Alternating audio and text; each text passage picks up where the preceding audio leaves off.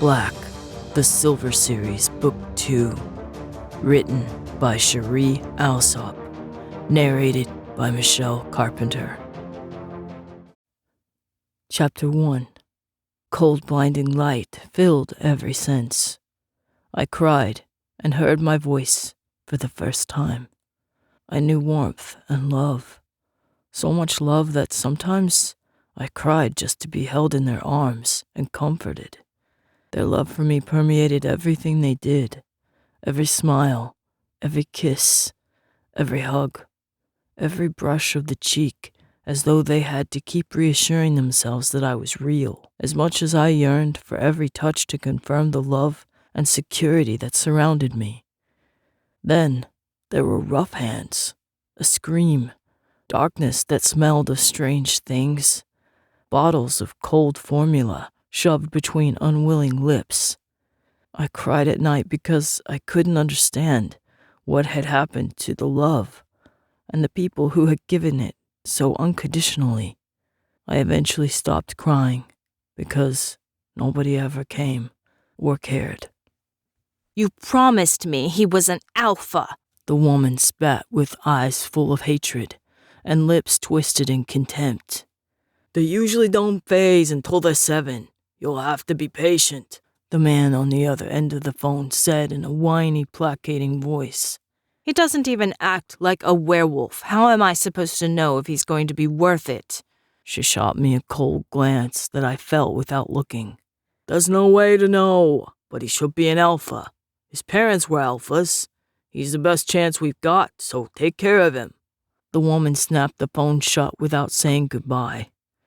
She glared at me, then turned and left the room. The same conversation had played out every month for as far back as I could remember.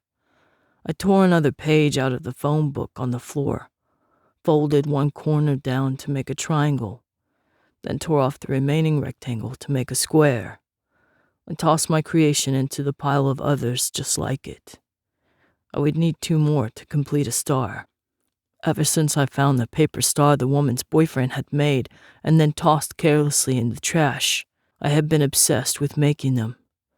Dozens of stars in every size littered the floor. I used the full pages from the phone book, then the rectangles, then the tiny rectangles left over. It was a strange pastime for a 5-year-old, but it was all I had. The woman walked back into the room and threw a wrapped hamburger on the floor. "Eat," she snapped, then stalked back out and shut the door behind her with a bang. I could tell by the smell that it was already cold, but my stomach growled and it was probably the only thing I would get to eat that day. I opened the paper carefully and, folding it in half, set it to one side for later. It wasn't strong, but at least it was a change from the phone book paper. I ignored the urge to devour the hamburger as fast as I could. Instead, I turned on the 9-inch television and adjusted the rabbit ears so I could make out the gray and white outline of a news reporter, then sat on the fake wood floor and ate with slow, steady bites. I found that if I ate that way, it lasted longer, and I felt full for at least a little while before the pains in my stomach returned. The gray and white fuzzy woman on the news spoke about a hotel shooting and a police chase that followed. I watched the footage of a small black car pursued by several black and white ones with little interest. The reporter spoke English, which was strange. Usually I got Spanish channels this time of the day, but I understood them both growing up with the television as my only companion, and I really didn't prefer one over the other. Sometimes when I got bored of hearing them talk, I put on the subtitles. With nothing else to do, I could read almost every word by the time I turned 5. But English or Spanish, they both said the same thing. Violence, hatred, and crimes were as numerous outside of the tiny house as they were inside. "When's his birthday?" the whiny man asked. He was even skinnier than the last time I saw him, and his shiny scalp showed through his black hair. "I don't know," the woman snapped. They never told me. I just know he should be turning 7 this year. The man regarded me with the same look I had seen him give the neglected, angry dogs the woman kept upstairs. The look was cold, calculating, and disappointed. "There's always one way to force the change," he said with a hint of anticipation. The woman cocked an eyebrow. "I'm listening." "A beating," the man replied. My heart slowed, but I refused to look up from the star I was making out of gum wrapper pieces someone had left on the floor. "Young werewolves phase to protect themselves. They can't help it." "And you think if we beat him, he'll just phase?" the woman asked. "He'll have to one of these months if he's really turning 7. The man's voice took on a cruel tone. "I say we beat him every full moon until he phases." The woman thought about it, and for one brief second, I dared to let myself believe that she would protect me. Then she sighed and walked to the door. "Do whatever you want," she said over her shoulder. "Just don't make a mess, and don't kill him." She shut the door behind her, and the man turned back to me with a vindictive smile. "Maybe you're not beating him hard enough," the woman said. I held my bruised sides and cowered in a corner, refusing to meet her cold, pitiless eyes. "There's no way he would be able to keep from phasing if he was a werewolf. Maybe they lied to us," the man replied, breathing hard and massaging his knuckles. "He's never said a word. Shouldn't he talk by now? Maybe there's something wrong with him." Disgust colored her voice. "Maybe you got ripped off," the man replied. "He should be an alpha, right? Maybe he's stronger than the others. Or maybe you're not strong enough," she said with a taunting edge to her tone. The man looked from her to me, and his eyes hardened. He picked up the only chair in the room that wasn't broken, smashed it against a wall, and ripped a leg from it. The first hit cracked against my arm, and a surge of adrenaline ran through my veins. I bared my teeth and felt strength flow through me, healing some of the damage from the beating as it did. A growl ripped from my throat, and I felt my bones begin to change shape. The man backed up quickly, and the sharp scent of fear pulsed from him in waves as my teeth lengthened. Fur pushed out of my skin and ran up my forearms and legs, covering my bruised chest and stomach. I fell on my hands and knees and vomited in pain, fighting as the phase shortened my legs and adjusted my elbows and knees. I stood on all fours with my head bowed, trembling and aching all over. A new strength ran through my body, fueled by the fury of my futile anger. I turned to the man, and a snarl tore from my throat. He screamed and ran to the door. The woman laughed with gloating triumph. "An alpha! He has the black alpha fur! We'll be rich!" Our gazes locked, and I felt all the fear and loathing of my 7 years of life combine into that one look. She stopped laughing and backed up to the door. "Shoot him!" "What?" the man asked in a shaky voice. "Shoot him!" the woman demanded. I advanced on them slowly, coming to terms with my new legs and the power of the muscles behind them as I gathered myself to leap. The man grabbed the strange handgun he always brought to our beating sessions, pointed it at me, and fired. A dart pierced my left shoulder, and I almost grinned at the futility of it, when a surge of paralyzing pain ran up my shoulder and across my back. I fell over and had to fight to keep my lungs working past the pressure and throbbing agony. I closed my eyes and heard 2 pairs of feet draw closer. "Liquid silver," the woman said with satisfaction. "That'll keep him under control until we get him in a cage." She leaned down and patted my side. I gathered strength and snapped at her. She barely got out of the way in time to avoid my teeth. I laid my head back down, unable to resist the silver any longer. "Get him in the cage," she snapped before she turned and stormed from the room. The man stood still for a minute longer, and I opened one eye to see him glaring down at me. "Think making me scream is funny?" He kicked me in the ribs and then the stomach. Satisfaction gleamed in his eyes when the breath left me in a rush, and I struggled to pull another one back in. "You'll learn to listen," he said with a sneer. I closed my eyes and concentrated on filling my lungs with air.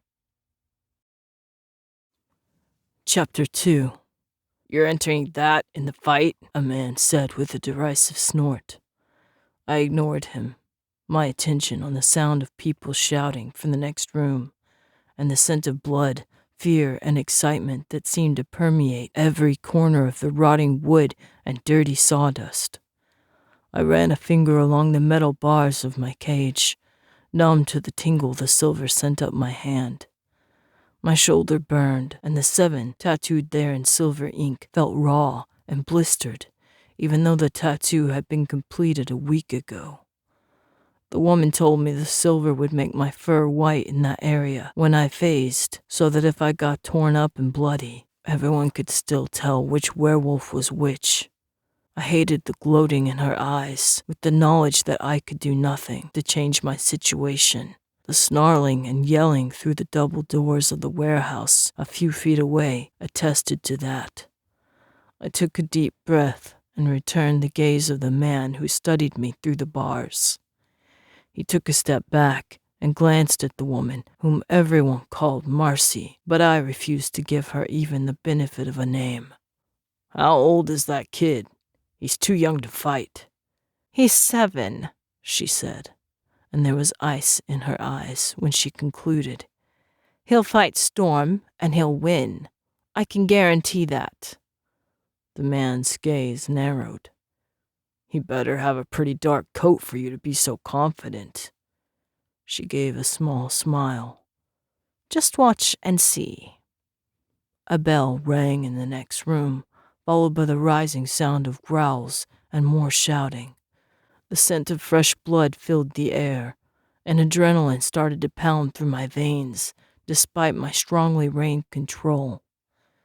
The woman glanced at me, then knelt and hissed through the bars. "Keep it together. Give it away now, and I'll kill you myself." I showed my teeth to her, and she looked like she wanted to hit me, but didn't dare stick her hand through the bars in case she didn't get it back. At least that was one good thing about a cage. I turned away from her, knowing my lack of respect would anger her even more. She rose and stalked away in a huff, and I listened carefully to the events in the next room. "Shadow's curse has defeated Grey Death," someone announced into a megaphone. I was puzzling over what he meant when the double doors in front of me opened. 2 heavily muscled men dragged out a large canvas bag that left a trail of blood in its wake. Through the doors, 2 more men with guns advanced on a dark gray wolf with blood on his muzzle and a paw held protectively against his chest. The wolf snarled, then lunged.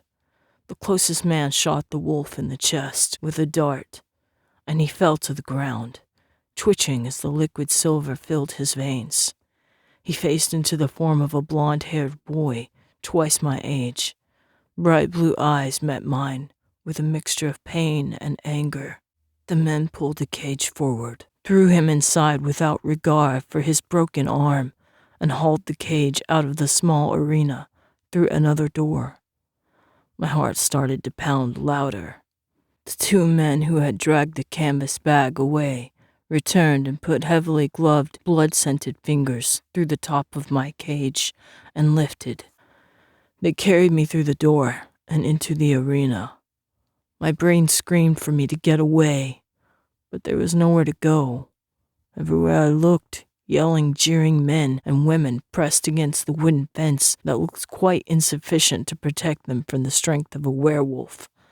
until I saw the silver wires that crisscrossed like a net along the inside of the wood. A slight hum caught my ears, and I realized the net was also electrified.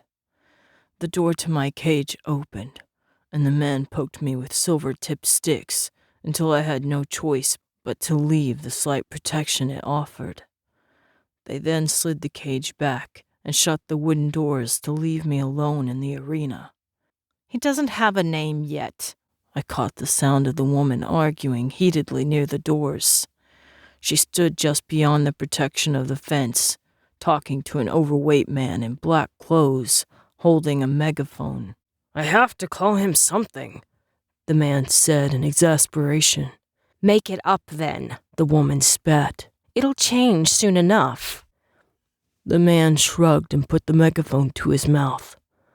"We have Marcy's Gray Death, challenging Tom Storm." I wondered if the man either lacked creativity or figured my lifespan was short enough that he could give me the name of a wolf that had just died. I crouched near the door, feeling defenseless in the empty arena. The eyes of the crowd pierced me like daggers. A door across the floor opened. A cage similar to mine was carried in, and a young man of about 16, with black hair and dark eyes, was forced out of the cage. He had a face that would have been handsome, if not for the jagged scars that ran from below his right eye to his jaw, marring his nose and twisting his lips into a forced ironic smile. He stood and glared at me, no hint of friendliness or mercy in his gaze. The hair stood up on the back of my neck, and I had to fight to keep from phasing and wiping the challenge from his face. I waited uncertainly for him to make the first move. The crowd around us yelled and threw cups and empty beer cans over the slats, while more heavily muscled men like those who had brought in the cages tried to stop them. "Kill! Kill!" the audience chanted with ugly, leering faces. Storm dropped to his knees and phased in seconds, when it usually took me a couple of minutes to change into my wolf form. He met my eyes, his now golden, and lowered his head with a growl. He stepped out of what remained of his tattered shorts and padded toward me. Dark gray fur rippled along his body, shining with health in the flickering light of the arena.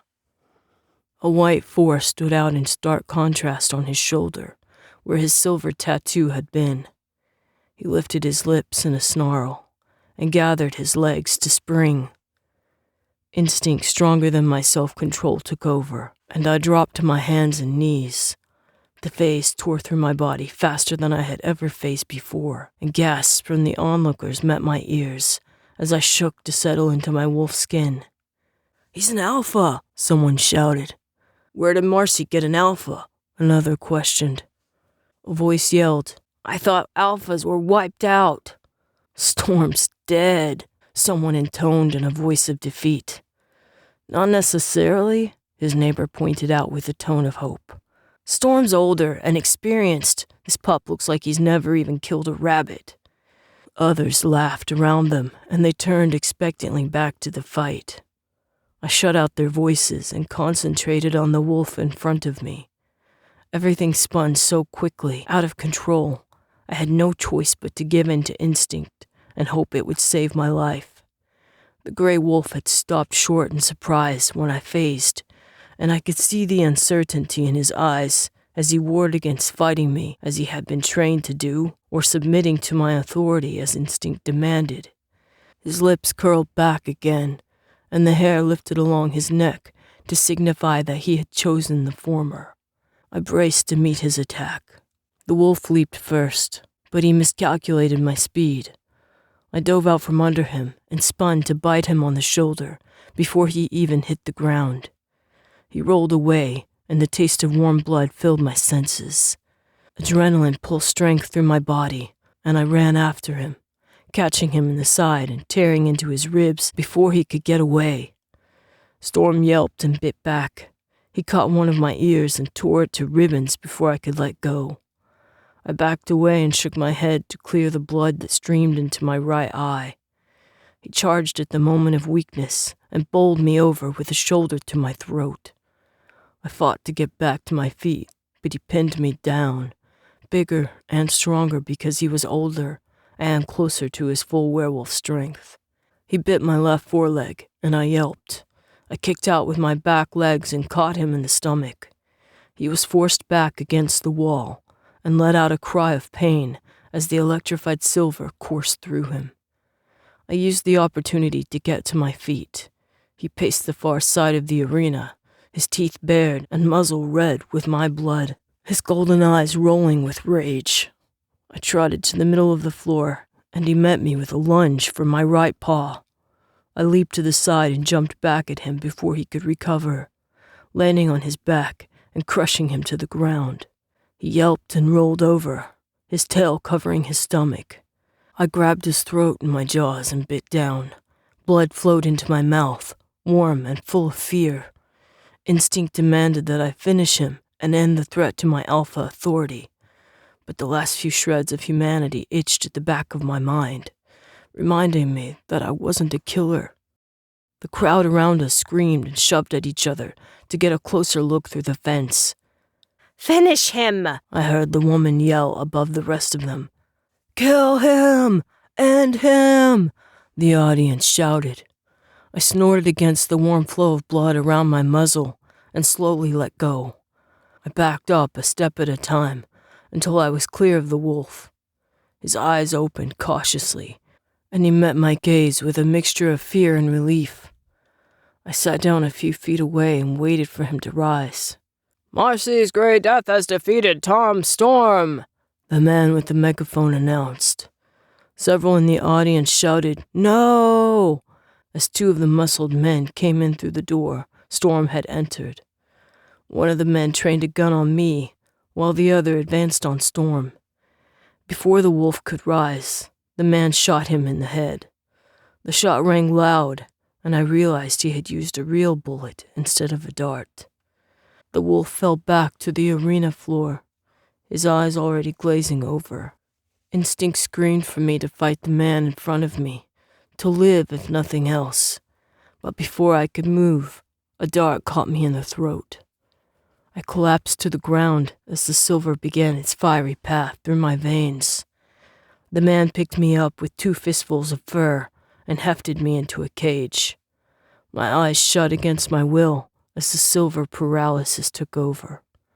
A muffled ringing began in my ears, but it couldn't block out the voice of the man with the megaphone. There's been a correction, he said in a satisfied tone. Tom Storm was defeated by Marcy's Jet Black. The crowd roared, and I gave up my fight with the darkness as the cage was carried away. Chapter 3.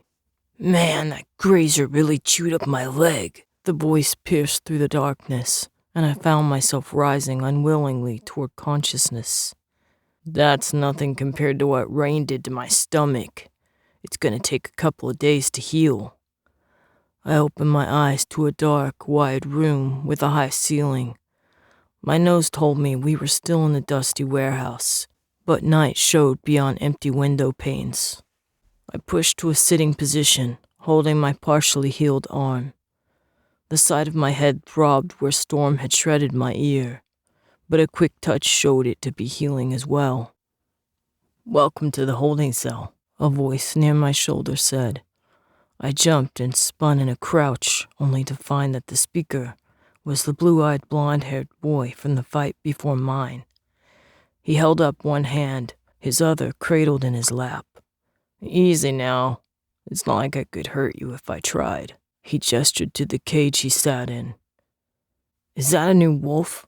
Someone demanded from several cages away. Everywhere I turned, faces peered at me from between bars. There was nowhere to hide. Take it easy, kid. You're safe for now, the first boy who had been announced as Shadow's curse said with a small smile. What's your name? A boy in a cage on my other side asked. He had spiky red hair with green eyes and scratches down his neck and chest from his fight. He stuck his hand through the cage. I'm Shade. I eyed his hand but didn't take it. After a few seconds, he withdrew it and studied me thoughtfully. You don't talk? At my continued silence, he said, Does anybody know his name? He fought just before me. A young man of about 18 replied. He was sprawled on his back in his cage and squinted at me over his shoulder with piercing blue eyes. They called him Jet Black. Whispers went around the room, and the stairs around me darkened. An alpha? Shade demanded. How could you be an alpha? It's easy, Shadow's Curse replied. An alpha male mates with an alpha female. Cut the crap, the young man on his back said with a growl. What he wants to know is how on earth are we looking at an alpha when that wolf Mason finished all of them off? Almost all of them, another werewolf piped in by the wall. I couldn't see him through the other cages. I heard the wolf that stopped him was an alpha. Doesn't matter, Shade said, his green eyes glittering grimly. What matters is if he's an alpha, the rest of us are dead. Weakness from my injuries and the adrenaline of the fight made my legs shake, and I sat down in the middle of the cage. Shadow's Curse glanced at me. Don't worry, you'll get used to it. At my continued silence, he gestured to my arm. The healing. After a dozen or so fights, you won't even feel it anymore. Those dozen fights will be against us, Shade reminded him. Shadow's Curse smiled at me. Don't mind him, he said, throwing the red-headed werewolf a cross glance. He's just mad because he knows you could kill him. He can kill all of us, a werewolf behind me replied. I didn't turn to see who spoke. Shadow's Curse shrugged. There's always a stronger wolf. What? The werewolf near the wall asked. Shadow's Curse sighed and settled with his back against the bars closest to me. I could have reached out a hand and touched him. It was a trusting gesture and calmed me a bit. There's always a stronger wolf. You have to remember that, or you'll get too cocky, and that'll be the end of you. Or he will, Shade growled. Lay off it, the young man still on his back said. He sat up and glanced at me, his piercing blue eyes running over my body like the whiny man at the house. The hair rose on the back of my neck, and I had to fight to keep from baring my teeth. You're young, probably just faced? I hesitated, then nodded. The question seemed innocent enough. He ran a hand through his wavy black hair. I'm Steel Dawn. It's a dorky name, I know. I think they're running out of names that mean gray. Shadow's Curse laughed. Next thing you know, they'll be naming us after rocks. Hey! A werewolf in the back shouted. Oops, that's Slate, Shadow's Curse said with another quiet laugh. Who knew he was here? I fought back a smile, something very uncharacteristic for me, but triggered by the werewolf's confidence. He turned and watched me. So, this was your first fight? At my nod, he asked, Who'd you kill? Storm, Steel Dawn supplied helpfully. Storm from Reno? Shade asked in dismay. Steel Dawn shook his head. Storm from down south. He was brought by that guy, Tom, the one who roughs them up before the fight because he figures it makes them fight harder. That explained Storm's already angry mood, but their words bothered me. I cleared my throat. I didn't kill him. The words came out rough and scratchy, and I wondered when I had talked last. I used to repeat words from the television when the woman wasn't around, but I had given that up after the beating started. You pinned him, and the muscles came and shot him? Shadow's Curse asked. I nodded, and he sighed. Then you killed him. The other werewolves around me shook their heads and refused to look at me. I glanced at Shadow's Curse, confused. He caught the look. We have a pact here. He gestured to the wolves around him. It's obvious that half of us will eventually kill the other half, And then that half will kill what's left. And on until they bring in new wolves, or we kill each other off completely. He waited to make sure I followed him, then continued.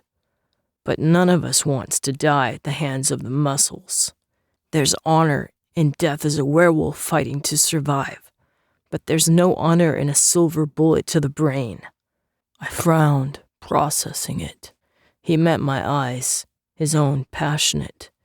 If we fight next time, I want you to promise that you'll kill me if it comes down to it, instead of letting a bullet do the dirty work. I shook my head in dismay. I won't kill, I forced out. He gave a sad smile. You already did, whether you want to take the blame or not. Without you, Storm would still be alive. I shut my eyes tight, trying to deny the truth of his words. I'll kill myself then, I whispered. Steel Dawn turned around and looked at me. Not possible. I glared at him, and he held up his hands. Look, kid, werewolves can't kill themselves, especially the darker grays and up. Instinct forces us to survive so we can produce offspring to protect our race. We can't kill ourselves because our will to survive and procreate is stronger than any desire to die. Well put, Shadow's Curse said with a raised eyebrow. I take it you've tried. Steel Dawn shrugged. Which of us hasn't?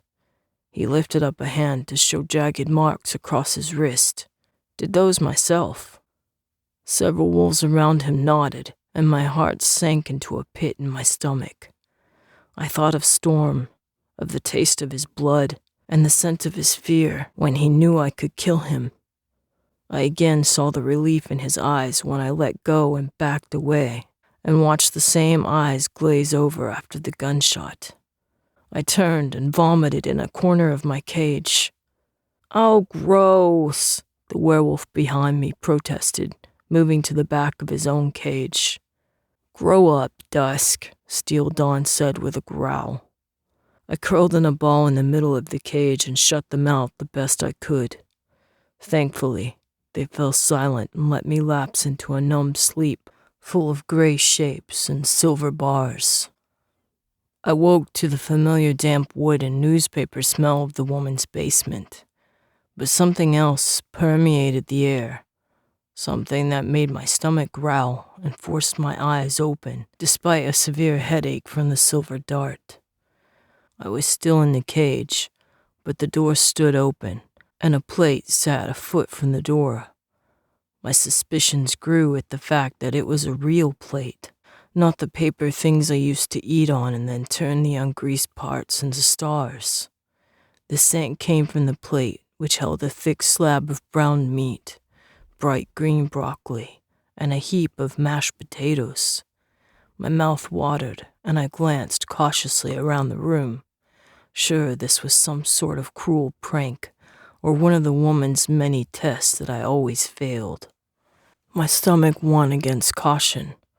I grabbed the plate and brought it back into the cage, leaving the fork on the ground and ignoring the tingle of silver from the bars against my skin. I closed my eyes and took a deep breath. My stomach rumbled louder at the scent of spices I had never tasted, and before I could stop myself, I had picked up the meat with both hands and taken a big bite. The door to the basement opened, and I jumped. The plate fell off my knee and cracked on the metal bars across the bottom of the cage. The woman looked down at me with a surprisingly cheerful smile, considering that I just broke her plate, and also considering that she never had a cheerful smile. Good? She asked. She didn't seem bothered when I didn't respond, because I never did. It's steak. She sounded pleased with herself. It's your reward for killing the other werewolf. I backed away from the steak and watched her with wary eyes. A sick feeling rose in my stomach. Of course you didn't actually kill him. Security did that. She seemed oblivious of the fact that I had stopped eating. I felt like I was going to throw up. She shrugged and grinned like a shark. But you won the fight, and I won a ton of money. Keep it up, and you'll have steak every week." She turned and left the room, shutting the door behind her with a resounding thud. I leaned my head against the back of the cage and felt the tingle of silver run through my tangled black hair. I couldn't even look at what was left of the steak now that I knew what it meant. I curled up in a corner of the cage and tried to go back to sleep. But the scent of the steak and the way my mouth watered for it haunted me. The woman eventually opened the door again and frowned upon seeing the steak still there. "Better eat it while it's warm," she warned. "It's the only thing you're going to get, and I know facing requires lots of food." My stomach growled in answer, and she smirked and shut the door again. I ignored the steak as long as I could, but my stomach hurt so badly from phasing and being empty that I eventually had to give in. I ate the broccoli and mashed potatoes first, using my fingers instead of the fork in a small act of rebellion. I then took small bites of the steak, dedicating it to Storm's memory, and feeling ashamed of the small gratitude I felt that he had died while I was still alive. My stomach hurt almost as much after the steak was gone, and I fell back to sleep in the cage, pulling the door shut behind me for a false sense of security. My forearm was pretty much healed, and my ear had only slight notches on the top to indicate that it had ever been shredded by a wolf's fangs. But the bruises to my soul from killing someone hurt worse than any physical pain. Sleep was a long time in coming. I thought about the werewolves in the other cages, and the way they accepted the fights as though there was no alternative. I vowed to never accept them as my only way of life. There had to be something better out there, and some way to get to it. Chapter 4. "Rise and shine, mutt," a deep, calm voice said with a hint of irony. I opened my eyes to find that I had been moved to a different facility. The ache in my head told me they had used silver to keep me under, and I resented them for it. I stood slowly and glanced around. I was in another basement of sorts, but this one held workout equipment, a makeshift boxing ring, and a rack of weapons on the far wall. The walls were cinder block and had long ago been painted red and blue to match the pads covering the floor. But the paint was peeling now and rubbed off entirely in places. One full wall was covered in dark tinted glass. I could see the woman behind it, watching us with her arms folded across her chest. I lifted my lips in a silent snarl and continued my survey of the room. A punching bag and knuckle bag hung in one corner, the opposite of which held chains and manacles, as well as a big metal collar. I could smell silver mingled with the scent of sweat and moldy rubber. The man who spoke stood a few feet away. He was tall and burly, and could have passed for one of the security men at the fighting arena, except that his buzzed black hair was peppered with gray, and he had a thick scar that ran from his cheekbone down to his jaw. He caught my eyes on it and gave a grim smile. "Take a good look. It's the only time a werewolf ever caught me off guard, and it'll never happen again." He drew the back of his thumb across his throat in a slashing motion. "He's up on the wall in my office in wolf form if you need proof." He shook his head. "Personally, I believe a werewolf should die human. Dying wolf isn't honorable." I wanted to point out that he was the one who had killed the werewolf in wolf form, but clenched my jaw instead. A gleam of humor showed in his eyes. "The silent type, huh? I think we'll get along just fine." He threw something at me and I caught it before it hit my shoulder. I stared at the knife in my hand and then back at the man, wondering if he was crazy. He laughed. "Glad to see a werewolf with reflexes. I can't tell you how many times I've had to let a wolf recover from that one before we could get to training." He snorted and crossed the distance between us, then took the knife from my hand and motioned for me to follow him. I glanced at the woman behind the glass, but she was gone. I hoped she was gone for good, but highly doubted it. I followed the man to the lifting equipment and watched him wordlessly as he ran through how to use it. "I'm Bull, and I'm going to put you on a weightlifting regimen. I want you to follow it perfectly. Any mistakes, or if you're caught slacking off, I'll have you in the ring against Dredge." He motioned back to the window, and when I followed his gaze, my heart slowed. Standing behind the glass where the woman had been was the strongest-looking man I had ever seen. He watched us through tiny bored eyes beneath thick eyebrows and shaggy blonde hair.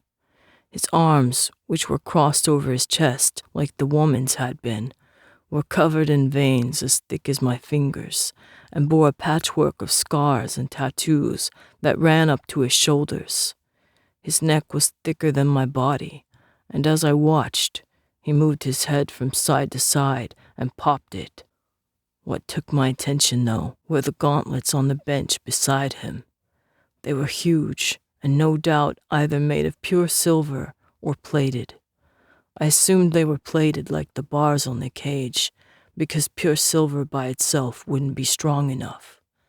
Either way, the spikes that stuck out everywhere on the gauntlets didn't look like fun, and I had no doubt that Dredge wouldn't hesitate to use them. I followed Bull back around the room to the chains in the corner. "This is where you'll sleep," he said unceremoniously. "I want you to live, breathe, and dream training, because you have a lot to learn before we can pit you against the big boys." I didn't dare ask who he was talking about. He motioned to the bag. "Punch it." I eyed the bag dubiously and threw a weak right. The bag rattled on its chain, but didn't move. Bull slapped me across the cheek hard enough to spin me halfway around. "Use your full strength or none at all. I won't stand for any of this half-baked crap." He punched the bag and it swung almost to the wall. He caught it on the way back and stopped it. "Now punch it again," he said. My eyes watered from the sting of the slap, and I fought down a surge of adrenaline to keep from phasing. I punched the bag with the anger that was building inside.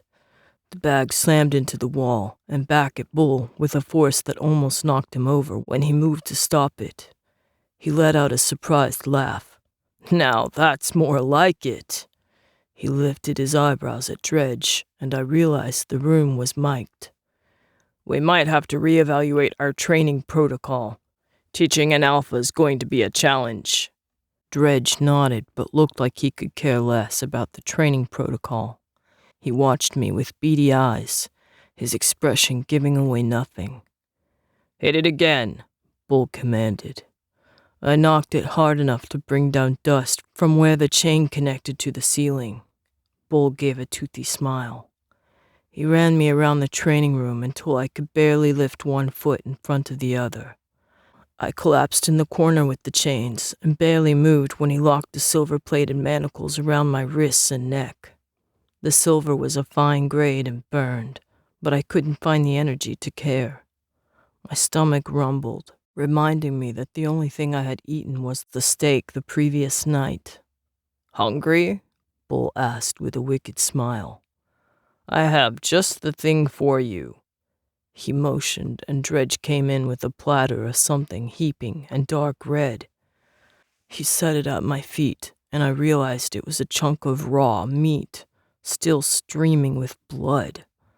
Whatever remained in my stomach rose to my throat, and I turned away. "You won't get away that easily," Bull said with a chuckle.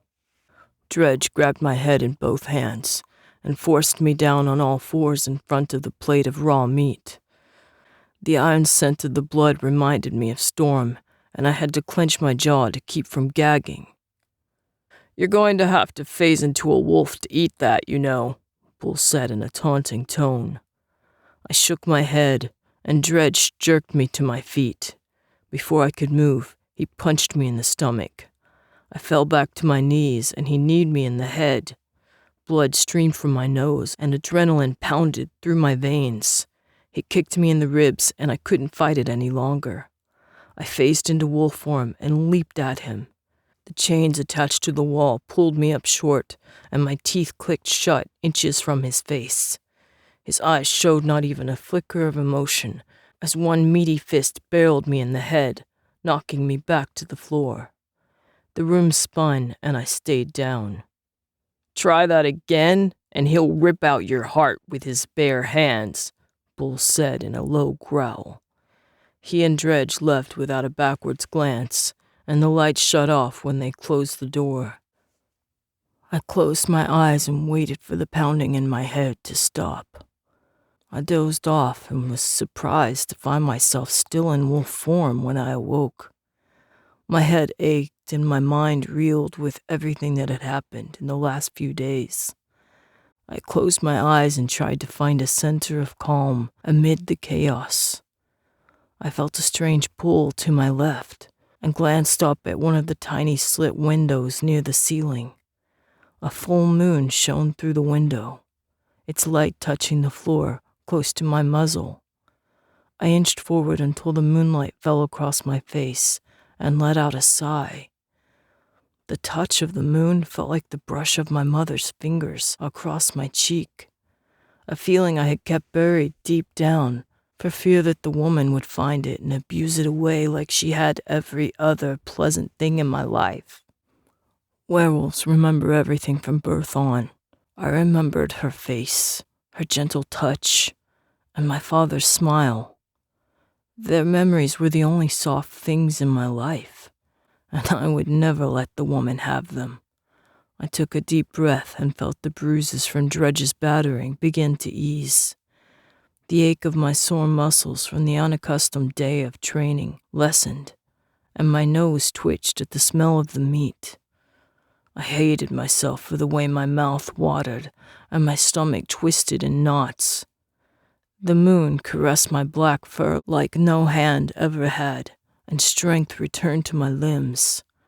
I rose and walked slowly to the plate, the chains rustling loudly behind me. It smelled almost as good to my wolf nose as the steak had the night before.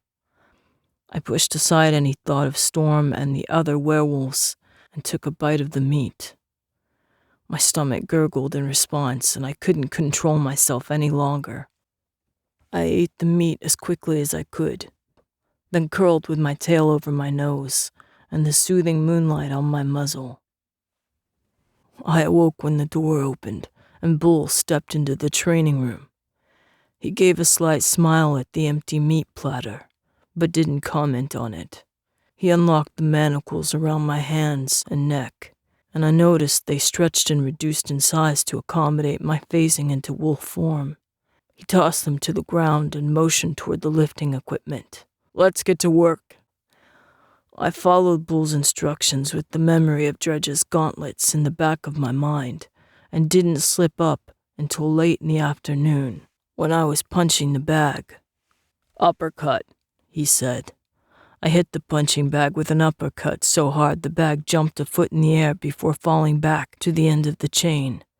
Roundhouse, backhand, jab. I performed the punches in quick succession. Sidekick, jab, uppercut. I did the sidekick, but was thrown off balance when the bag rebounded off the wall and returned quicker than I expected, and I stepped back, performing 2 quick jabs instead of the uppercut. Bull put a hand on the bag. I froze at the look in his eyes. He lifted a hand and Dredge ambled into the room, pulling on the silver gauntlets. I shook my head and stepped in to perform the moves again, but Bull kept a hand on the bag and gestured to Dredge as if I were to go have a friendly conversation. My heart sank to my stomach, and I followed the monster into the makeshift boxing ring. He held down the lower ropes with one foot and lifted the top one so I could climb in. I stepped between the ropes and started to think that maybe I was mistaken about what was going to happen. Then he clobbered me in the back before I could rise, smashing me to the ground. My spine and the back of my head throbbed where the short spikes of the gauntlets cut. I put a hand to the back of my neck, and it came away bloody. Dredge kicked me in the ribs. "Get up," he said, in a tone that suggested nothing was out of the ordinary. I rose shakily to my feet and tried to block his next punch with my right forearm, then felt the spikes tear through the flesh of my arm and into the bone. I fell to my knees, holding my arm against my chest. "Get up," Dredge said again. I met his impassive, beady eyes and shook my head. "Get up," he said in a bored tone. "Learn to fight back," Bull commanded. I glanced over my shoulder to find him leaning against one of the support beams spread throughout the room. I glared at him, and he smiled. "But if you phase into your wolf form, you're dead." At my widened eyes, he shrugged. "You've got to learn how to fight in both forms if you're going to be the success Marcy needs in the arena." I rose shakily to my feet and willed my pounding heart to slow. Dredge swung again, and I ducked under the gauntlet and dove at his chest, bowling him onto his back. The big man fell hard, but he knuckled me in the side before I could act further. I rolled over and continued rolling until I reached the ropes. I rose to my knees and held my side. The big man stood and stepped to the ropes. He pulled one up and held down the others, waiting for me to go through. I wondered if he thought I was stupid. I rolled underneath the ropes at my side, keeping the boxing ring between us. Dredge started to laugh. He gestured to the ring and then to the ropes and laughed even harder. He laughed until tears rolled from his beady eyes, down his considerable cheeks, and he walked away, shaking his head, his shoulders still jumping up and down. He shut the door and entered the windowed room, and I could still hear him chuckling. I glanced at Bull with burning cheeks. "No one has ever had the guts to turn down a nice gesture from Dredge," he explained, his own eyes bright with merriment. I glanced at the window and wondered if the other werewolves were truly the stupid ones. If holding the ropes down after pummeling me with silver gauntlets was a nice gesture, I shuddered to think of a cruel one. Bull motioned to the chains. "We'll call it a night." Blood streamed from my injured arm and neck as he locked the manacles, but he ignored it like nothing had happened. He rose and said, "You'll go to bed hungry today. It'll make you work harder tomorrow. I don't like to feed wolves every day until we get closer to a match anyway. It's good to keep hungry. Gives you an edge." I looked for the comfort of the moon after he left, but it was dark outside, and not even stars showed through the tiny window. I sighed and leaned back against the cold blue and red wall, holding my arm and side, and willing the pain to stop throbbing with each beat of my heart. Chapter 5. The training intensified until I could lift triple my body weight, and Bull had to buy a new punching bag because I kicked the last one so hard the seam ripped and the stuffing spilled out. My knuckles hardened from the bag, and my palms developed calluses from the variety of weapons Bull supplied. Mostly knives, a few swords, sais, and police batons. In the beginning, my beatings with Dredge were numerous. But as I developed the speed of an alpha werewolf, I got better at avoiding him and blocking his attacks. I barely felt the pain of the silver spikes and found myself healing faster in the evenings. 4 months after my training began, Bull fed me raw meat 4 days in a row, and I knew another fight was coming up. I phased and ate because I had no choice, and my body yearned for the meat to heal from the beatings of the day and to build muscle for the fight. Bull made me eat in the cage the 5th day, then brought out a dart gun. My heart slowed and I glared at him in my wolf form.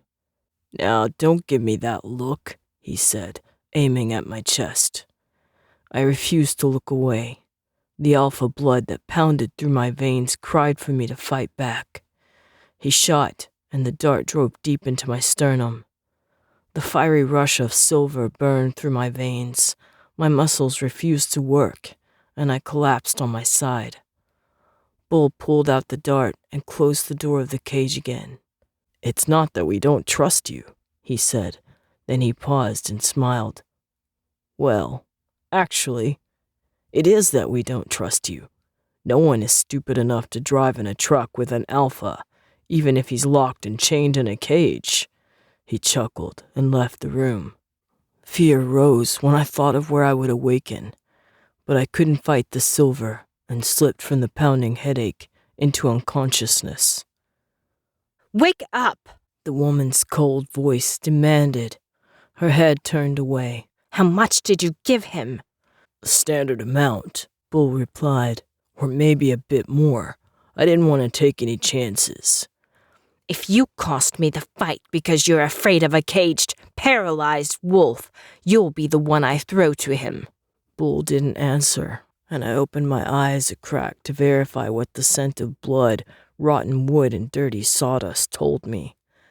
I was in the warehouse again, in my human form, waiting for the double doors to open and show me the werewolf arena.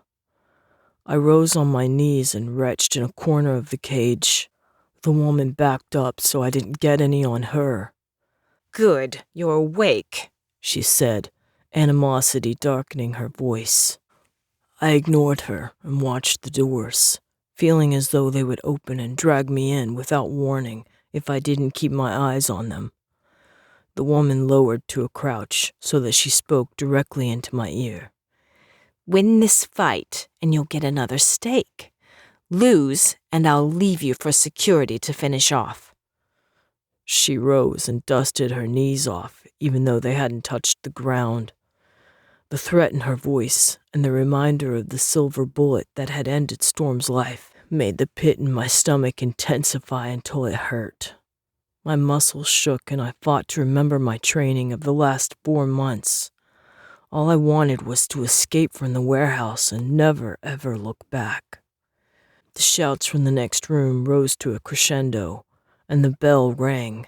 "Manny Steel Dawn conquers Austin Slate," the announcer called into his megaphone before the doors opened, and a canvas bag containing Slate's body was pulled past my cage and out another door to my left. I caught a glimpse of Steel Dawn in his wolf form in the arena, dark gray fur with lighter silver streaks through it, and deep golden eyes that glared at the muscled security men as they advanced on him with the dart gun. His throat bled from one side as though he had broken free of a potentially fatal grip, and dark red dripped down his left front leg, leaving red paw prints on the sawdust. The security guard shot him, and I looked away when his paralyzed body fell to the ground with a thud. Guards shoved my cage forward, while Steel Dawn was pulled into another one and carried away. The cage was set on the arena floor, and I took a deep breath to calm my nerves.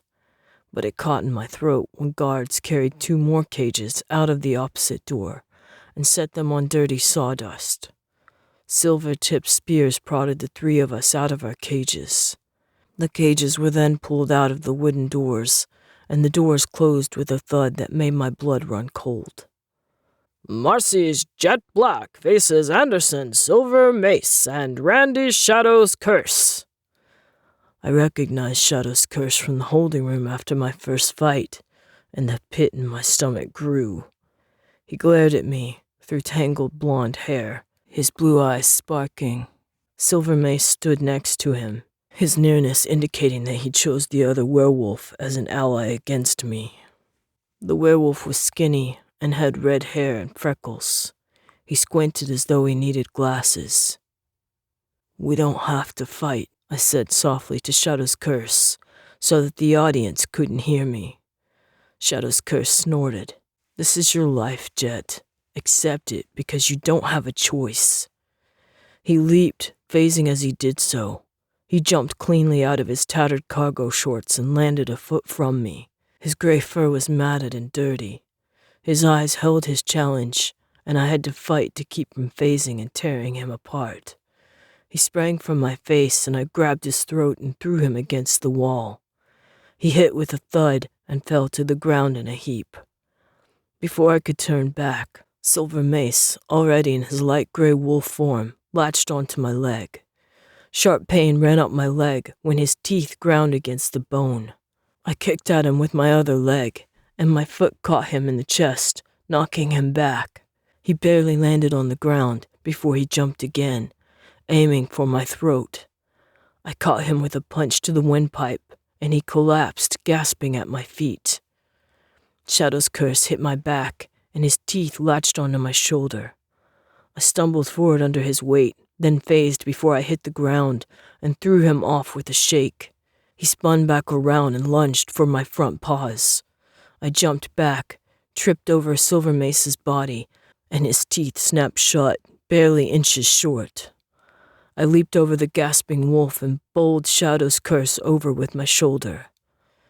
He rolled before I could get a secure hold on his throat and bit my chest as I backed away. I pinned his head down with my chest, ignoring the way my skin tore in his teeth, and bit down at the base of his skull. Shadow's curse froze when he realized I had him. He began to buck and whine, and I almost let go. But the pact in a dark warehouse room surrounded by shadowed cages haunted my mind, and I forced my jaws to close. A shudder ran through the wolf's body, and he collapsed to the sawdust, blood running from his nose. I stepped back, narrowly missing Silver Mace. He dragged himself to his feet, his head low, and a wheezing noise sounded every time he breathed. I wondered if I had crushed his windpipe, and felt horrible, but the feeling was washed away when he lifted his head and met my eyes, his own full of rage and hate. I growled a warning, but he charged, driving me against the wall. The sting of electrified silver melted into my skin, and I yelped and leaped over the crazed werewolf. He ran into the fence head first and froze at the shock of the electricity surging through his system. He shook and whined, but for some reason couldn't pull himself back. Painful echoes of the same current still coursed under my skin, and I couldn't bear to let him die like that. I flattened my ears, and against all instinct dove at him and butted him in the side. He fell to the ground, his eyes closed and breath wheezing slowly out of his bleeding nose and mouth. As I watched, his chest lifted one last time and lowered to fill no more. The security guards rushed in and backed me into a corner. I barely felt the stab of the dart in my shoulder and collapsed to the floor to watch them unceremoniously roll Silver Mace and Shadow's curse into canvas bags before dragging them out of the arena. I was thrown back into my cage, my shoulder, chest, and leg aching. The adrenaline left my body and I phased back against my will. I closed my eyes to avoid seeing the crowd exchange money at the deaths I had caused. I told you he'd be the death of us all. I recognized Shade's voice from a few cages down, but didn't move. He killed Silver Mace and Shadow's curse like it was nothing, another werewolf said, his voice touched with awe. My healing wounds ached as if to disprove his words, but I kept still. He's an alpha, Shade replied bitterly. What did you expect? Yeah, echoed Dusk, the dark-skinned werewolf whose cage had been behind mine at the last fight. He now sat on my other side. He's stronger than any one of us, so it makes sense that they would pit him against two. Yeah, but he killed them. He's an alpha, Steel Dawn's voice said out of the darkness. The other wolves fell quiet, and he continued. It's right that he can beat us and kill us. That's the way it's supposed to be. His tone was one of grim satisfaction, and I could feel the tension rise in the air.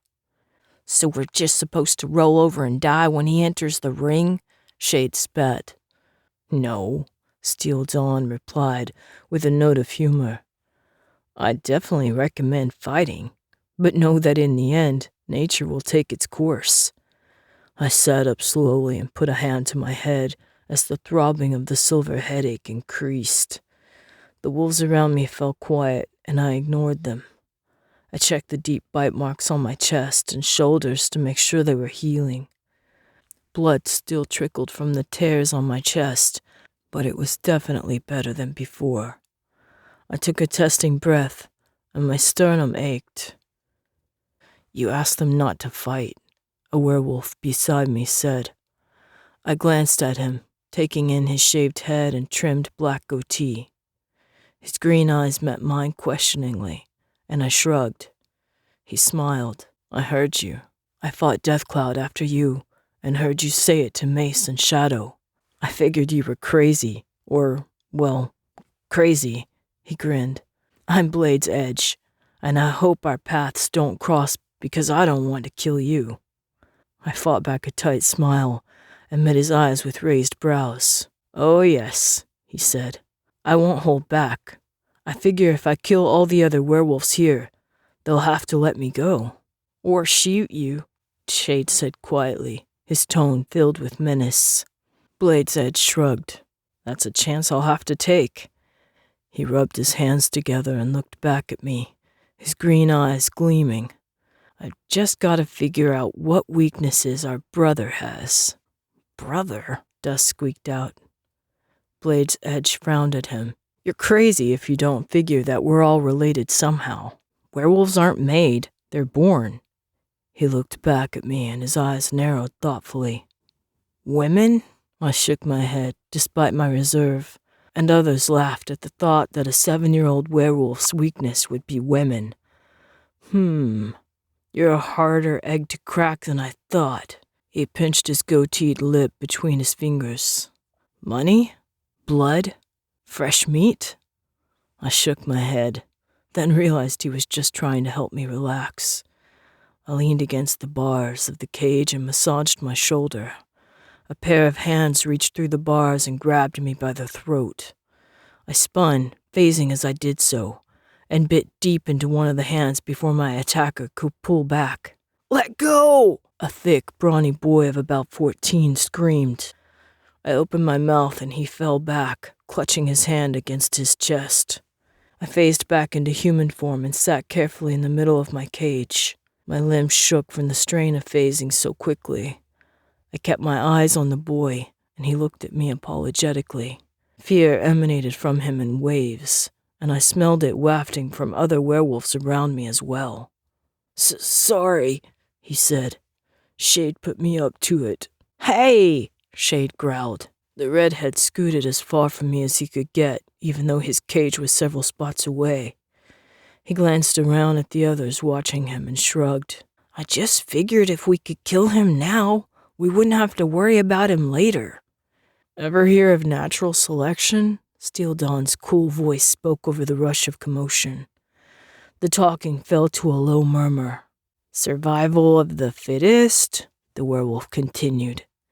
"It's the process by which the strongest survive, and whether you like it or not, werewolves fit it like a glove." I heard him turn, even though I couldn't see him, across the room. "By all rights, you, Shade, should be counting your breaths.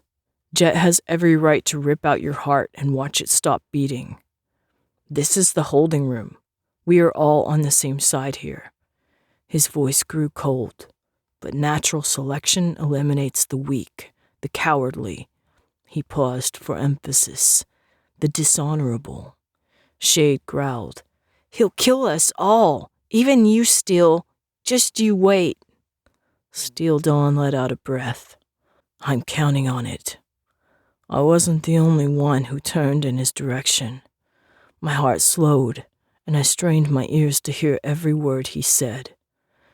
The werewolf's voice took on a new edge. "There's only one way to get out of these cages and this arena, and it's through teeth and muscles that are stronger than your own." His words fell to just above a whisper, but the strength of them didn't diminish. "I'm counting on you to get me out of here, Jet." I turned away and glared into the eyes of every wolf that looked in my direction until they dropped their gazes. My heartbeat slowed with the truth of the inevitable, and I hated myself. Bull, Dredge, the woman. the arena, and the werewolves around me with every cell of my body. I phased back into my wolf form so that I could pretend I wasn't human. I thought of the silent dance of the moonlight over the training room floor and played it over and over in my head until I fell into a dreamless sleep. Chapter 6. The smell of steak permeated my senses before I opened my eyes. I was human again, but couldn't recall when I had phased. I missed the feeling of paper between my fingers and ached for the simplicity of folding a star, something that didn't have to do with death, dying, or killing someone. I opened my eyes to the plate of steak, mashed potatoes, and broccoli, along with the burn of metal manacles and chains that rattled when I pushed myself to a sitting position. Well done. I stiffened at the woman's voice and kicked myself mentally for being so off guard that I didn't check to see if the room was empty before rising. I lifted my lips at her in a silent snarl. She laughed. Oh, you can be as angry as you want, but you have your steak, and I have my money, thanks to you. She regarded me thoughtfully for a moment. Keep killing them like you do, and we'll be transferred to the Rumble. The fights will get harder there, but the rewards will be higher. She pursed her lips. Is there anything you would like, Jet? Anything that would make fighting harder, more worth your while? I refused to look at her and pushed my silly longing for paper deep inside where she could never find it. She studied me silently for a few moments, then rose with a sigh and left the training room. I stared after her, wondering why she thought I would talk to her after how she had treated me, and after the way she bartered my life for money, showing me just how low in her regards I really stood.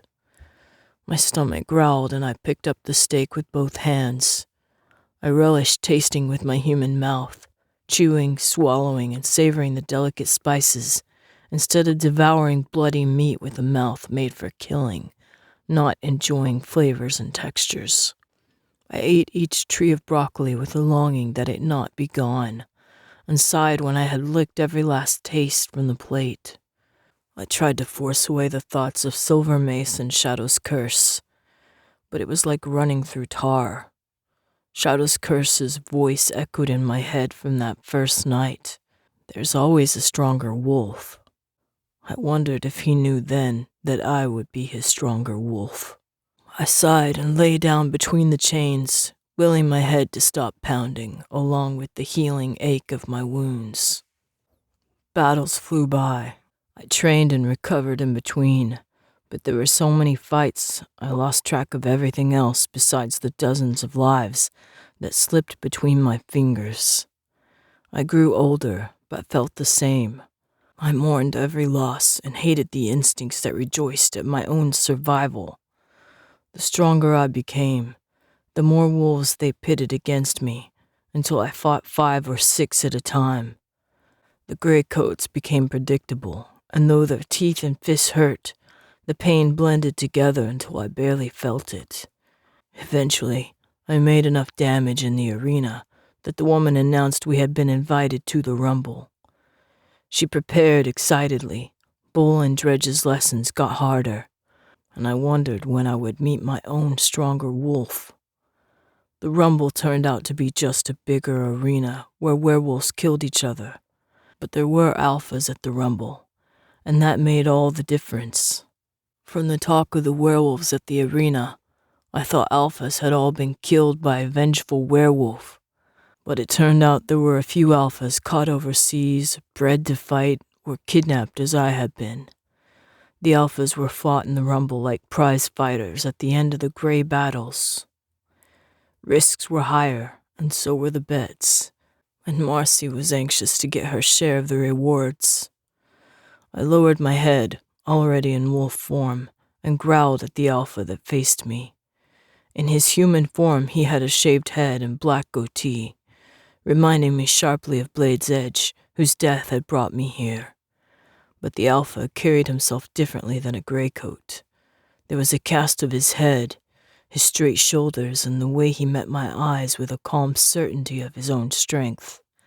The very air about him alluded to his power and confidence. Now, as a black wolf, he retained none of the charm of his human form. He was older than my 16 years, and it showed in his ease as he trotted around the padded arena floor, nosing the crowd and growling at the cameras for good effect. A scent caught my nose, and I turned to look at the crowd I usually ignored. Someone smelled of werewolf, and not someone whose scent was clouded by silver and the iron tang of blood. I met the eyes of a young man with dark blonde hair. I guessed he was only a year or two older than me, but he didn't bear the scarred, haggard look of a werewolf used for fighting. His brown eyes narrowed with something that looked like sympathy, and he mouthed something I couldn't make out. I turned my attention back to the arena and bared my teeth. The Alpha, announced by the name Midnight Hunter, turned without warning and leaped at me. His alpha strength carried him 3/4 of the way across the arena, and I met him head on. Our teeth clashed together, and we rose on our hind legs, reaching for each other's throats. I ducked at the last second and bit down hard on his right paw. The bones crunched between my teeth. He latched onto the back of my neck, but I was quick enough that he tore away only skin. Midnight Hunter limped back, a gleam of anger in his eyes. I followed him. I had learned long ago to not let an advantage pass, or I would feel Dredge's gauntlets the next day. Midnight Hunter's eyes widened as he feigned to the right, but I was ready when he darted back to the left. We met head on, and he bullied me back with his size and superior strength, the advantage of being older. I was faster than him, but I would have to use more than speed to survive. I pretended to trip over my feet as I backed up, and he lunged forward to grab my throat and end the fight. Instead, I dove under his belly and sliced through the soft skin with 3 sharp bites before rolling back to my feet on the other side. He yelped and turned in surprise, his belly dripping red. He growled, his teeth bared and ears flat, and I heard the onlookers behind me step back, even though there was a fence between us. Midnight Hunter walked slowly forward. He looked 3 times my size with his fur raised in anger. I trotted to the other side of the arena, forcing him to follow me and use up precious strength. I kept my back to him, and when he attacked, goaded by my disrespect, I turned at the last second and caught him by the throat. I wasn't strong enough to turn him over, but I held on as he dragged me back along the arena. He turned at the last second and flipped me against the electric fence.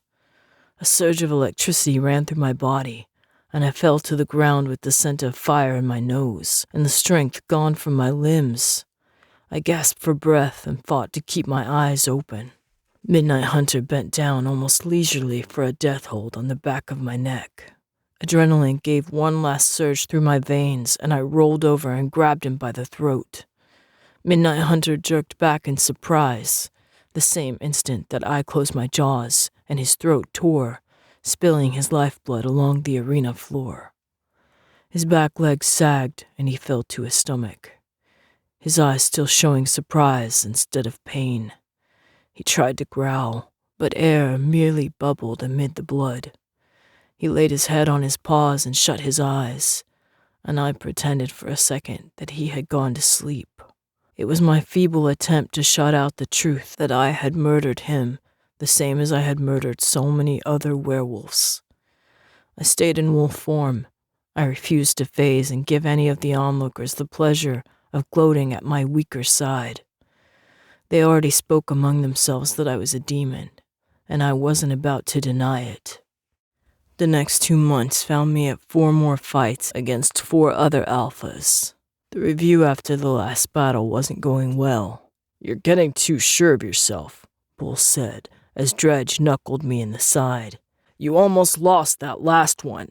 As usual, I didn't argue, but I knew it wasn't confidence that had almost killed me. It was a stronger wolf, like Shadow's curse had said. There was always a stronger wolf, and maybe someday we would find one that could tear out my throat and end my vile life. Dredge hit me with several punches to the stomach and ribs until I bent over to protect myself, and he slammed a fist down on the back of my neck where the partially healed wounds from the fight the day before still ached. Adrenaline surged with anger at Bull's words, at my own pent-up frustration, and at my battered body. It flowed through my muscles with overpowering strength, beckoning for me to defend myself. I gave in and dove at Dredge, bowling him onto his back. I forced one of his gauntlets against his neck. He stared up at me, his eyes wide as the spikes touched the exposed skin of his throat. "I could kill you," I growled into his face. It took all of the self-control I had not to phase into a wolf and tear out his jugular. I glanced at Bull across the ropes. He stood with wide eyes, his hands twitching helplessly at his sides. "He will never touch me again," I said in a voice so low and full of threat I barely recognized it. I waited until Bull nodded, then I let Dredge go and stepped back. The big man rose to his feet with a dazed look in his eyes. He glanced from me to Bull, then turned and left the boxing ring without a word. I knew I would pay for my actions, but it felt good to see the hulking giant shaken. I climbed out of the ring and went to the corner with the chains. Bull didn't look at my face as he locked the manacles, and I knew it wasn't my imagination that he fastened them tighter than usual. He left the room and shut off the light, leaving me to my own dark thoughts. Chapter 7. I was awoken by a pan of meat shoved at my nose later that night. "Eat," Bull commanded in a tone that left no room for argument. "You're fighting tonight." I stared at him, and he turned away, his eyes tight and fingers twitching. I had never been entered in a second fight without at least 2 weeks to recover and prepare, let alone 1 day. I realized with a slight twinge I couldn't place that the fight might be my last. Perhaps the woman, Dredge, and Bull had had enough of me, and this was how they were going to end it. I phased, and my lips twitched up in a wicked wolf grin. So be it. I ate the meat in quick bites and stayed in wolf form when they came to put me in the cage. Bull eyed me warily. "You know the rules. You'll have to enter the rumble in human form, or you'll be disqualified." I fought back a growl and phased. He shot me in the chest with the dart before my muscles had even stopped convulsing. "This is for Dredge," he said darkly. He then punched me across the jaw. My neck whiplashed back, and darkness stole my reality. "Maybe knocking out our alpha before he's had a chance to fight is a little extreme," the woman said with a cold sneer. I regained my senses to the sounds of the rumble. The smell of the upper-class werewolf arena was similar to the warehouse, except the dirty sawdust and old wood had changed to dirty mats and cold cement. Spilled blood seemed to be the tie to the underground fighting arenas. I opened my eyes and met Bull's triumphant grin. "See, he's awake. No harm done," he said to the woman. She frowned and glared at me. "Good thing. Almost cost us a fortune." I rolled my eyes and pushed to my knees while she stormed off to the owner's ring. I listened to the fight end with the predictable cheering and booing, depending on who bet on whom, but no canvas bag was dragged out the door. The rumble had a separate exit used for the sole purpose of disposing werewolf bodies. I suppose it was more sophisticated that way. My cage was pushed on a cart to a square cut in the wall, and when a bell rang signifying that the arena was empty, a metal sheet slid up, my door was pulled aside, and I was prodded forward with the usual silver spears. I stepped into the arena and rose, stretching my sore muscles as I did. My neck still ached mildly from midnight hunter's bites, but the spike wounds in my ribs and stomach from the gauntlets were slower to heal than usual. I wondered if Dredge had done something to the spikes to make them more painful. Perhaps he had treated them with liquid silver, or something that would stain the wounds. Of course, it was too late now to do anything about it, and the wounds just worsened my mood. My disposition dropped considerably further when 2 more metal windows slid open across the circle. 2 werewolves, both alphas by the way they held themselves, stepped out and glared at the spectators. Both looked well-fed and were older than me by at least 2 years. I frowned and glanced at the well-muscled security guards behind the metal fence, certain something was wrong. But the men just waited impassively, silver bullet-loaded guns and holsters at their sides. One of the alphas met my eyes and lifted his lips in a twisted smile, showing his teeth. I crossed my arms in an effort to appear nonchalant. The alpha took it as a challenge and lowered his eyebrows. "Tonight we have a special treat for you," the announcer blared through the speakers overhead. "We have a trio battle. Magnuson's Pitch, survivor of 32 matches against Greycoats, and 4 matches against Alphas, against Freddy's Black Fever, survivor of 48 matches against Greycoats, and 3 matches against Alphas, and Marcy's Jet Black, survivor of 92 matches against Greycoats, and 5 matches against Alphas. It's going to be quite the night, ladies and gentlemen, and I recommend placing your bets early. Things are going to get messy." A murmur had arisen at my body count, and betting took off like wildfire after the announcer stopped talking. A scent touched my nose, and I turned, surprised to smell the same werewolf that had come to my last 4 matches at the Rumble. Sure enough, a quick survey of the onlookers showed him to be in front, close to the fence. 2 other young men were with him, and both gave off the werewolf smell as well. The first man with the blonde hair and brown eyes met my gaze and held it for just a second. "I'll get you out of here," he mouthed. I frowned and looked away, wondering if it was a threat. But the werewolf's expression seemed more concerned than threatening. I turned my attention back to the arena. Pitch and Fever met eyes, sizing each other up and looking for weaknesses. Then they both turned to me. A dark smile passed between them, and I realized they had decided to do what I would have done. Take out the youngest, and therefore weakest member, so he wouldn't interfere with the real fight. My heart slowed, and time took on the deliberate, measured cadence that came with fighting. Both phased into wolf form and advanced side by side with about 3 feet between them. I couldn't beat them in wolf form. A voice in the back of my mind reminded me that I also couldn't beat them in human form, but I had to use whatever advantage I could. I backed as close to the fence as I dared and crouched. The werewolf on the right, Pitch, sprang. I ducked out of the way and grabbed his coat as he passed, threw him against the fence. But for some reason, the electrification didn't even slow him down. My heart fell, and I touched the fence closest to me. The current had been shut off.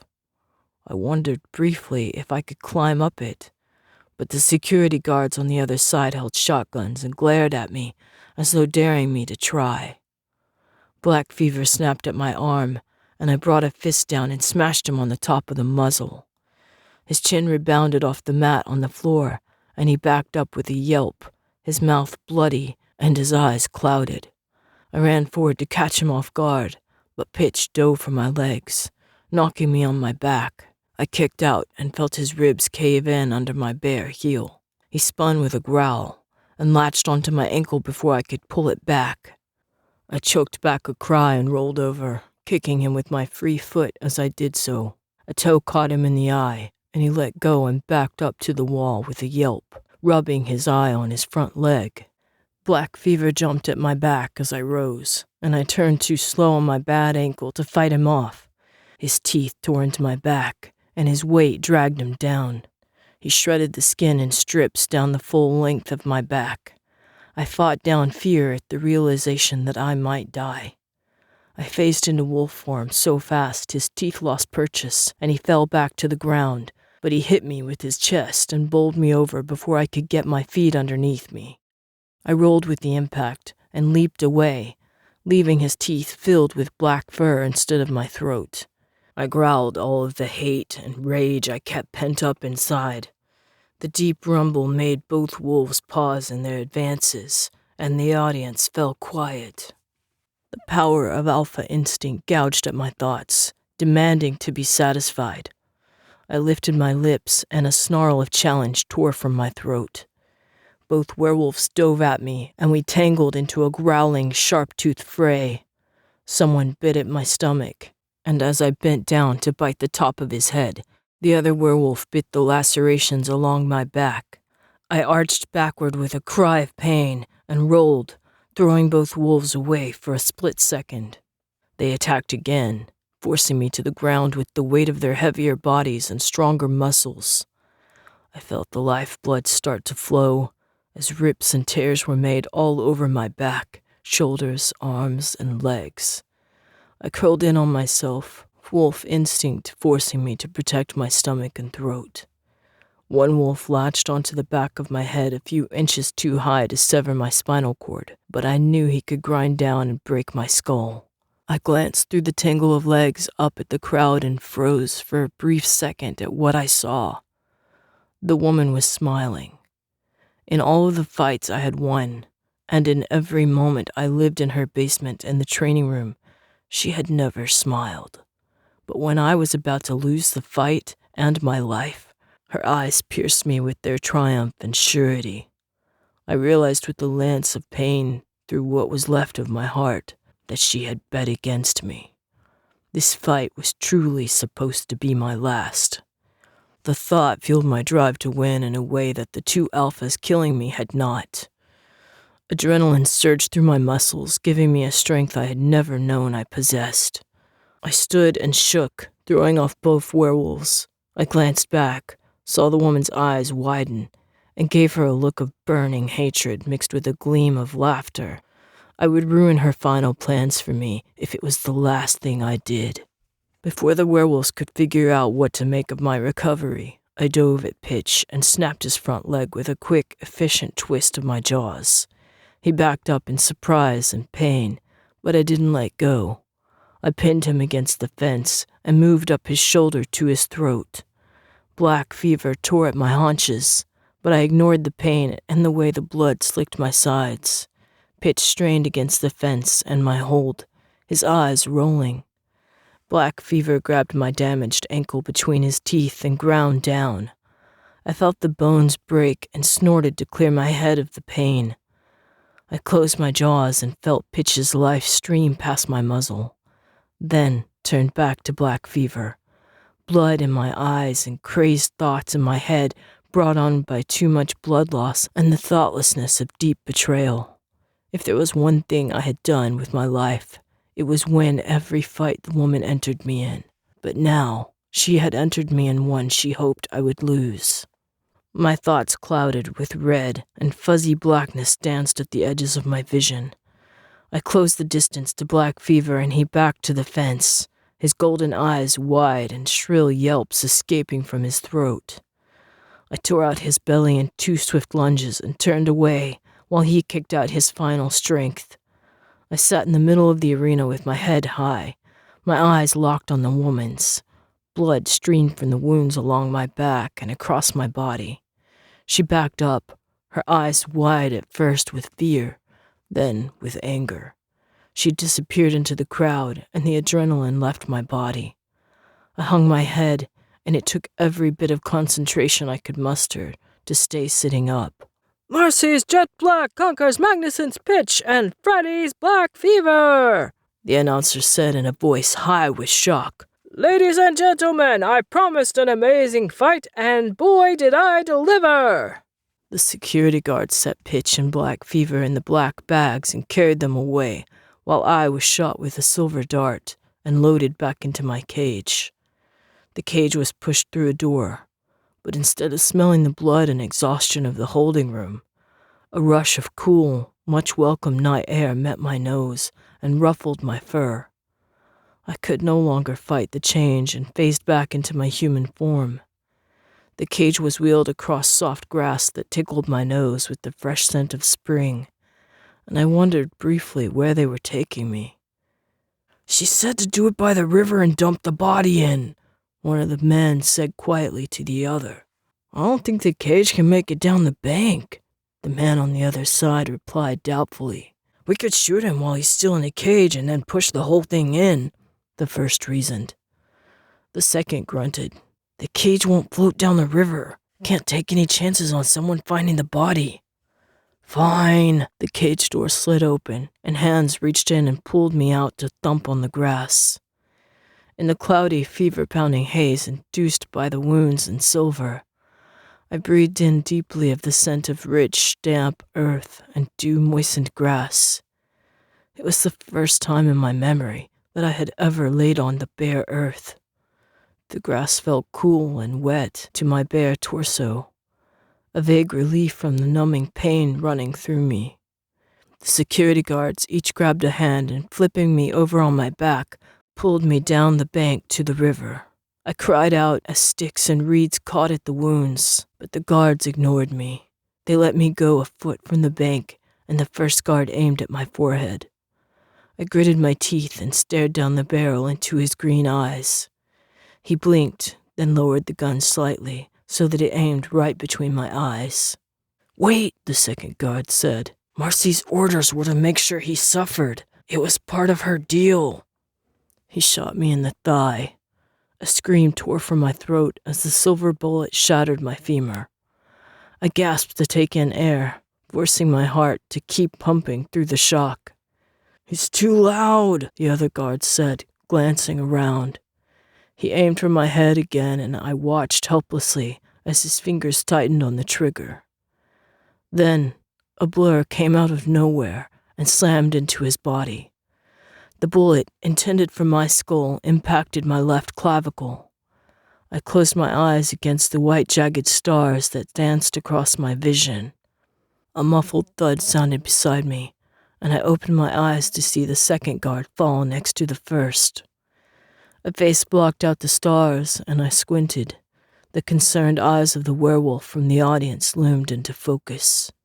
"He needs a hospital," a gruff voice beside him said. "He's not going to heal with all that silver in his system." "He'll bleed to death if we don't do something," another agreed, his tone touched with panic. The werewolf closest to me knelt and held my eyes. "Hang in there. We're here to help."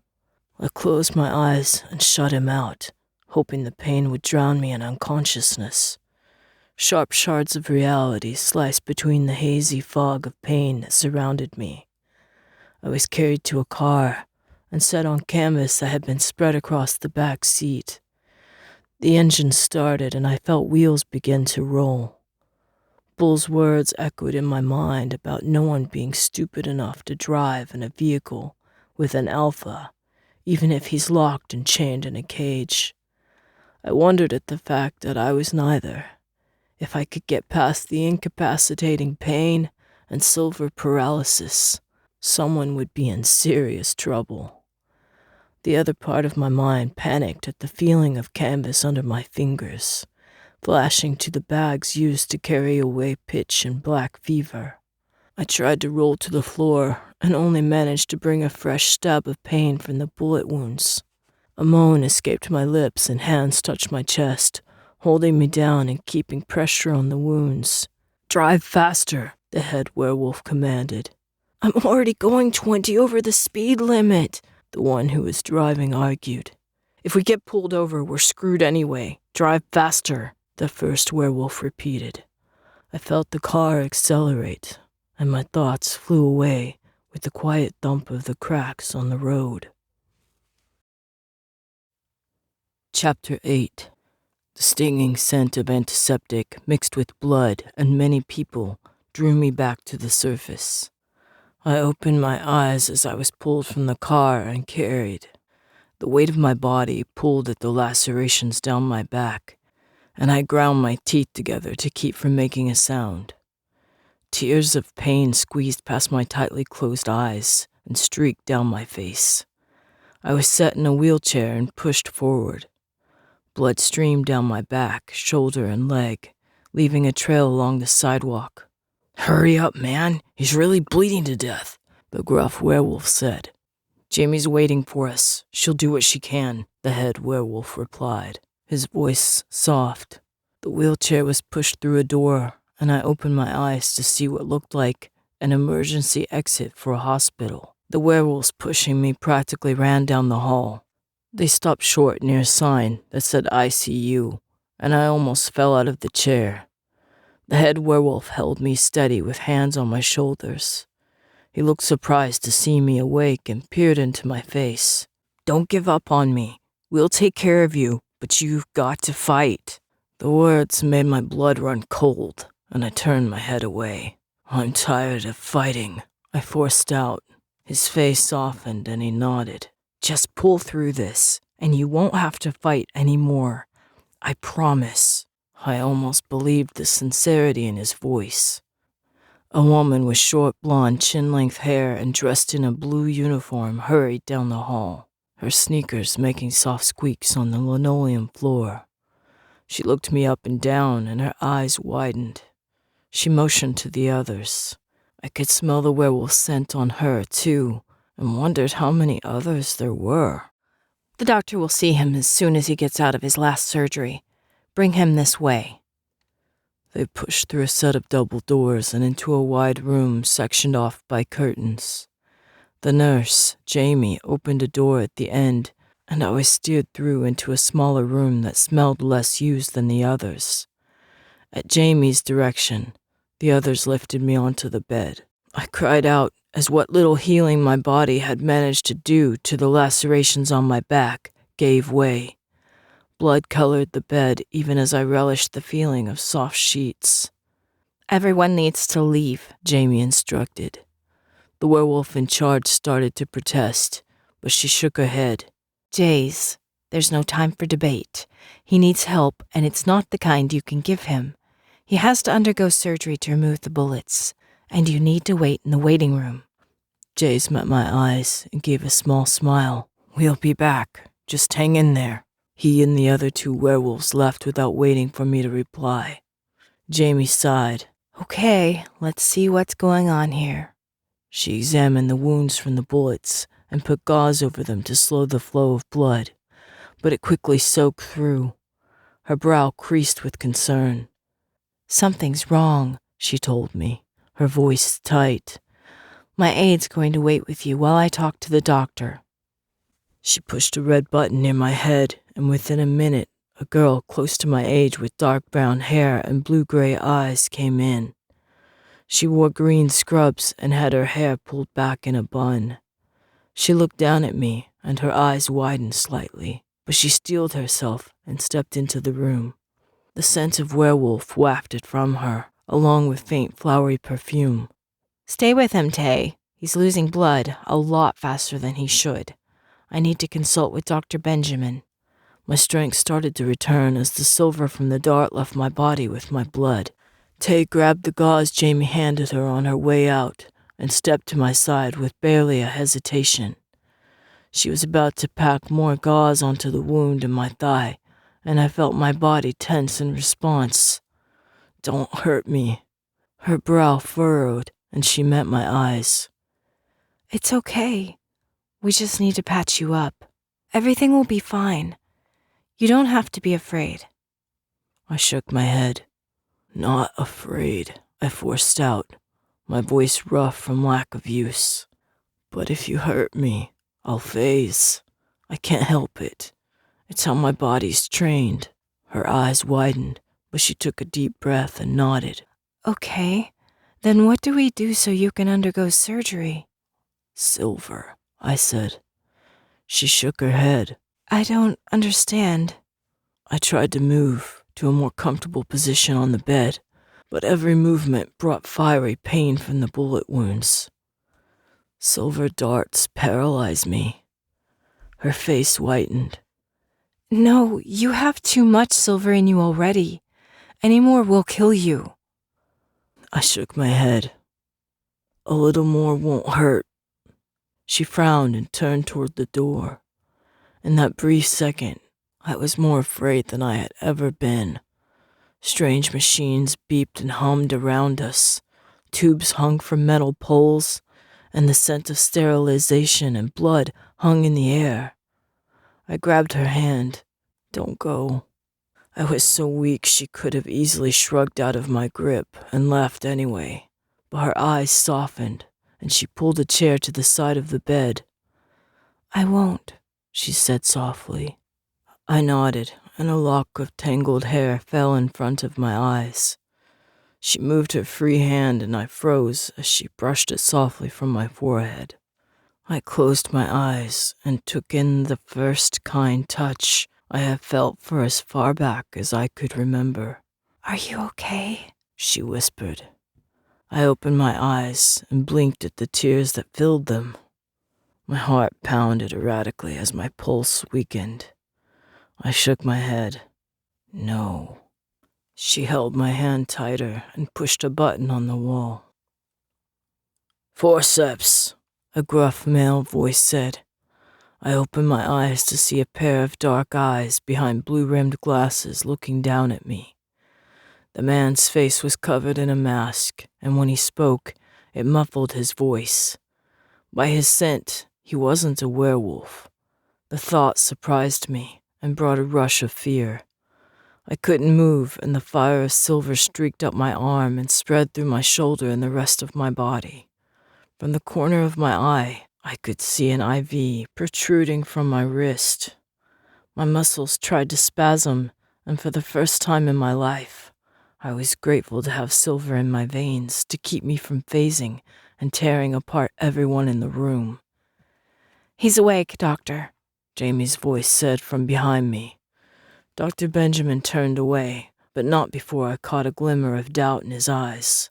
"The silver's paralyzed him, but I can't give morphine or anesthesia because I don't know how it will react with his system. We'll just have to make do for now. After the bullets are removed, we can flush the silver from his veins. Then it'll be up to his body to heal if he has any strength left." "So he can feel everything you're doing?" Tay said from my other side, her voice soft. The doctor's voice deepened. "We'll use a local, but it's the best we can do." Something pulled at the bullet wound in my thigh, and I fought to keep down a scream. I closed my eyes tight and clenched my hands into weak fists. Fingers closed over mine, and I glanced over to see tears running down Tay's cheeks. I wondered why she cried, and when she met my gaze, the realization hit me like one of Dredge's gauntleted punches. Her tears were for me. Pressure drove into my thigh, and my fists tightened until my fingernails cut into my palms. Tay held my eyes, her own soft and pleading. She opened my fingers gently and slid her hand into mine. With the next surge of pain, I concentrated on not tightening my grip. It kept my mind occupied until they finished fishing out the bullets, and the doctor told them to roll me over. Tay let go of my hand and helped them ease me on my side. I heard 3 swift intakes of breath. "Start the flush," Dr. Benjamin said, his voice tight. "But he'll phase without the silver," Tay protested. "His blood isn't clotting, and if he doesn't start healing soon, it's not going to matter," the doctor replied. Something was pressed to the lacerations, and my back arched as I fought the pain of whatever he was doing. Warmth began to flow up my arm, and I felt the bite of the silver ease. My muscles contracted. I closed my eyes and brought a fist to my mouth, biting down hard in an effort to keep the instinctive phase in check. Needles poked at my back, and I felt threads slide through my skin. My muscles tightened, and a growl ripped from my throat. "Talk to him, Tay. Keep him from phasing. If he changes before we're through, we're all dead, including him." Tay's scent of werewolf sunlight and faint flowers washed over me. I recognized the touch of her fingers on my hand without opening my eyes. She pulled my fist down and blood ran down my wrist from the teeth marks. "Hey," she said quietly. When I opened my eyes, I looked straight into hers. She knelt at the side of the table, and her brows drew together. I don't even know your name, she said. I took a shallow breath against the pain and forced out, Jet. I'm Tay. She smiled self-consciously. But I guess you already knew that. Why? I sucked in a breath as the muscles around my thigh and broken femur spasmed. My body shook with the effort to keep in control. Why do you care? I forced out. She gestured vaguely toward the door. They told me where you came from. Shouldn't trust me, I gasped. Another roll of pain surged through my body as the silver left. I tried to curl inward, but strong hands held me still. Keep talking to him, Dr. Benjamin said. We're almost through with the worst of it. I thought of the barrels of the guns from the security guards, the woman's cold eyes when she realized she had lost, and the numerous lives I had taken with my hands and teeth. I pulled my hand from Tay's. Kill me, I said between clenched teeth. Her eyes widened and she shook her head. You're going to be okay. You can pull through this. I turned with the speed of an alpha, and they lost their grip on me. I fell off the table onto my hands and knees and ripped out the IV. Tay stepped forward, her eyes wide, but I held out a hand and she stopped. Let me die, I growled. It's what I deserve. Dr. Benjamin stepped around the table on my other side. I backed up to the wall, my blood leaving streaks on the tile floor. Stay back, I said, my mind clouded with pain, exhaustion, and the remnants of the silver leaving my body. I've killed too many people. I don't want any more on my head. It's okay, Tay replied. The doctor motioned for her to back away, but she stayed in her spot near the table. They made you do it. It's not your fault. I met her blue-gray eyes and she took a step back at the fury in mine. They didn't make me tear out throats, break spines, or crush windpipes. I tried to catch my breath. Yes, they did, Tay replied, her voice certain. I turned away from her trusting eyes and stared at the streaks of my blood along the floor. My vision blurred, and I saw similar streaks across dirty sawdust and grime-covered mats. Some of the blood had been my own, but most belonged to other werewolves. Werewolves who had been carried off in canvas bags. I put my head on the floor with my hands across the back of it. The lacerations along my back pulled sharply, but I ignored them. I could feel the punctures from Black Fever's teeth along the back of my skull, and wished he had succeeded in crushing it. Tears from the countless times I had refused to cry pooled on the tiles with my blood, touching my sweat-soaked forehead. Blood dripped down my sides from my back, and my thigh and shoulders throbbed with every heartbeat. Just let me die, I pleaded as the last of the strength left my body. I breathed short and shallow, willing the blackness to take me and never let me return. Tay, no, the doctor said. A hand touched my shoulder, but I no longer had the energy to respond. I drifted into the blackness with the taste of blood in my mouth and the salty scent of tears in my nose. Chapter 9. I came to with a steady beep near my left ear and a gentle hum in the background. Regret, pain, and longing returned.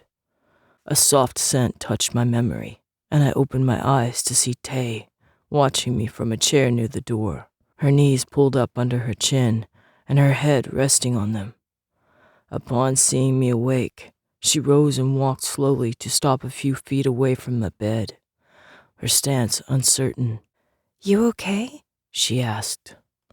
I took a testing breath and pushed up slowly to a sitting position. She rushed to my side. You should stay down. You'll pull your stitches. I lifted my left arm carefully in its sling, though a twinge of pain ran through my shoulder, It appeared the bones had knit for the most part. I fingered my chest through the hospital gown someone had put on me and felt the spiky strands of stitches that were no longer needed. "You're healing quickly," Tay continued in a guarded voice. "Dr. Benjamin said that with the silver gone and the transfusion, your body should take over if you had enough strength left." I noticed the purple bandage around her arm. Her cheeks colored and she looked away. "The other werewolf's blood didn't match. I asked Dr. Benjamin to check mine, and it worked." She rushed on as though trying to change the subject. "Did you know werewolves have 13 different blood types? Dr. Benjamin said we were lucky to find the right one. He said your body was so sensitive from the silver that he was worried about an immune response if we didn't find a match. He said you would have died without it." Her voice quieted. "But you wanted to die." I waited for her to look at me. When her blue-gray eyes met mine, they were stormy with uncertainty. "Thank you," I said for the first time in my life. She hesitated, then brought her chair to the side of the bed. It was strange to have someone choose to be so close to me. I caught her staring, and she dropped her eyes. "Sorry, I just can't believe you're alive. You'd lost so much blood, and after everything you went through, I wouldn't have blamed you if—" "Tay!" We both jumped, and she stood so quickly her chair fell over. Dr. Benjamin stood in the doorway, stern disapproval, an expression I knew too well, on his face. He motioned for Tay to go into the hall and then turned silently back to me. He looked like he wanted to say something, then set a chart on the small table and left, shutting the door behind him. "What do you think you're doing?" I heard him demand through the door. "I don't know," Tay said, her voice quivering. "He looked like he needed a friend." "He's dangerous, and we don't even know if he's stable." The doctor's voice deepened. "Tay, be careful of someone who has nothing to lose. You never know what they're capable of." "I'm sorry, Dr. Benjamin. I'll be more careful," Tay replied. Her voice was muffled as though she spoke toward the floor. "I expect that you will," he said. "Nurse Callahan has work for you to do." "Yes, sir." Tay's footsteps faded down the hall, and I found myself strangely missing her scent. Dr. Benjamin opened the door again and met my eyes with a professional, distant expression. "I'm glad to see you're feeling better. He consulted the chart on the table. "Jet." He glanced at me. "Any last name?" I shook my head. He flipped through the chart, his lips pursed, then shut it and adjusted his glasses. "I'm glad to see you handled the transfusion well. Nurse Callahan will be in to remove your stitches later this afternoon, after we verify that everything is healing properly." I merely watched him, and it seemed to unnerve the doctor, because he straightened his glasses again, cleared his throat, then left without saying anything else. He pulled the door shut firmly behind him, and I knew he intended it to be a message. I studied the teeth-marked scars along the sides of my left ankle, then rose slowly. I balanced my weight on it gingerly and found it only slightly wobbly. I lowered my right foot to the ground and tested my weight on the broken femur. The bullet wound throbbed, but the bone, which was previously shattered, seemed to hold. My back pulled with the movement, and I wondered how it looked with new scars down its length. I didn't really care. It would match the 1,000 other scars that covered my body from head to toe. I hobbled to the door, even though I knew it was foolish to press my healing bones too much on the first day, having rebroken a few in the training room. I peeked out the door, feeling like a convict trying to escape from prison. Jamie spoke to another nurse at the end of the hall and glanced up to meet my eyes before I could duck back inside. I limped back to the bed, taking my chart with me. I flipped through the pages with only mild interest. It gave a detailed description of my injuries: broken left ankle, back lacerations, multiple animal bites to stomach, skull, left thigh, and shoulders, broken right femur resulting from bullet wound, broken left clavicle resulting from bullet wound, and bruising of stomach, ribs, and neck with punctures and inflammation from unknown cause. The description was complete with rough drawings on an outlined unisex body. I thumbed through the surgical procedure and a blood transfusion authorization with Jaze's signature on it, along with a paper stating that I had a silver allergy. I was about to toss the chart back on the table when the last page caught my eye. Red flags and orange highlights announce subject potentially unstable, abusive situation, consider psychotropic treatment and or institutionalization. Jamie pushed the door open with her shoulder, and I shut the chart and hid it under my pillow. She carried in a tray and set it on a small rising table near my elbow. The scent of foods I had never tasted before drifted toward me from under a brown plastic cover. "Enjoy your reading?" Jamie asked with a raised eyebrow. I pulled the chart out from under my pillow and handed it to her. She fought back a smile. "You don't talk much, do you?" The question reminded me of Bull, and I turned my attention to the food tray. She caught my gaze.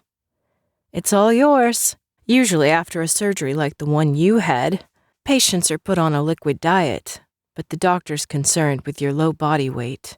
He says you're practically starving." She looked at me as if waiting for me to comment. When I didn't, she sighed and lifted the cover. A roll sat next to stewed meat, potatoes, and carrots. A scoop of corn-touched peeled apple slices covered in a sweet-smelling sauce. A covered cup with orange juice in it sat beside another one of water.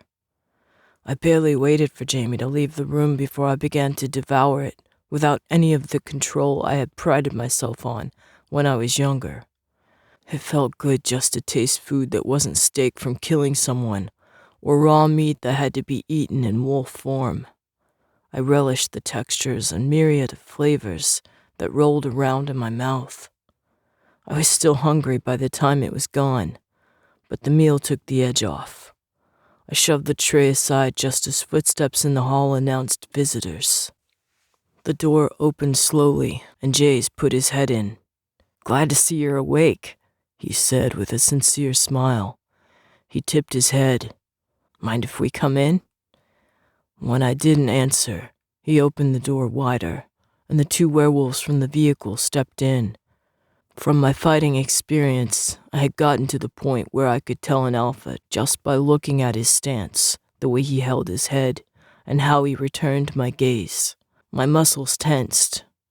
"This is Chet and Mouse," Jaze said, indicating the black-haired alpha who met my gaze with a scowl, and the mousy-haired young man who looked away before our eyes met.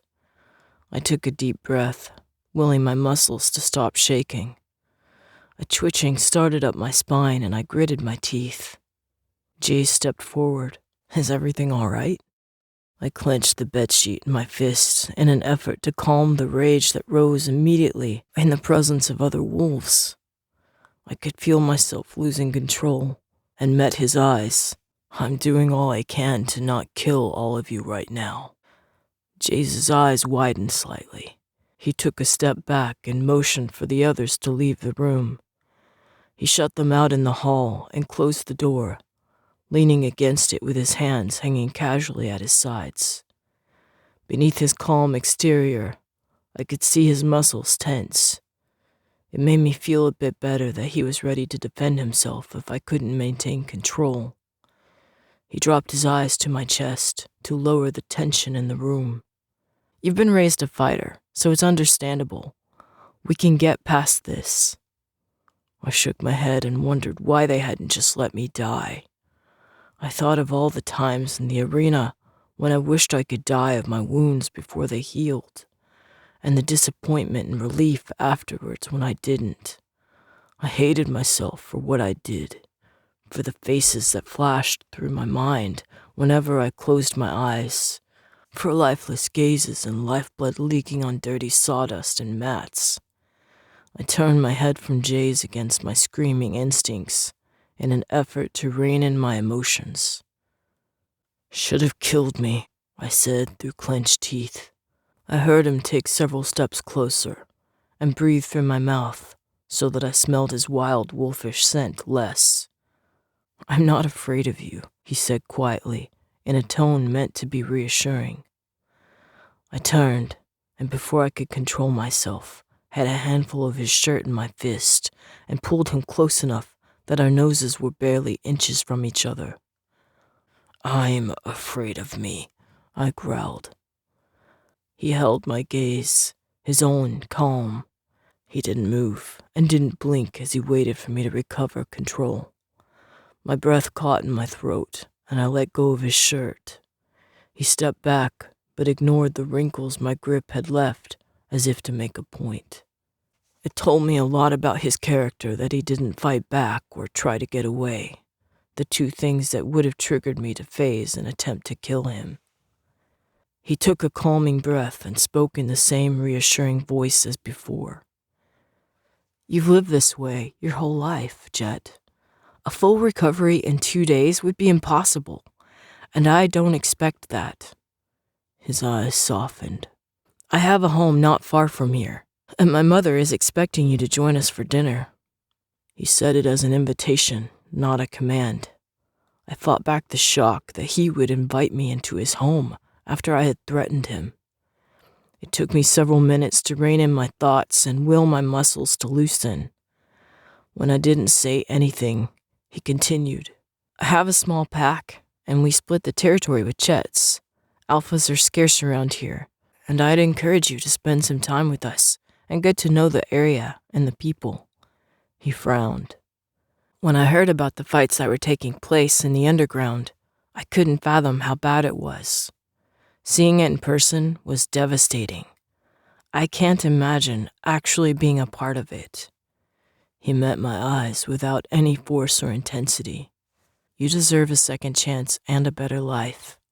You can do with it what you will, but with us, you'll be able to integrate into society with help instead of alone." His last words sent a jolt of mixed emotions through my heart.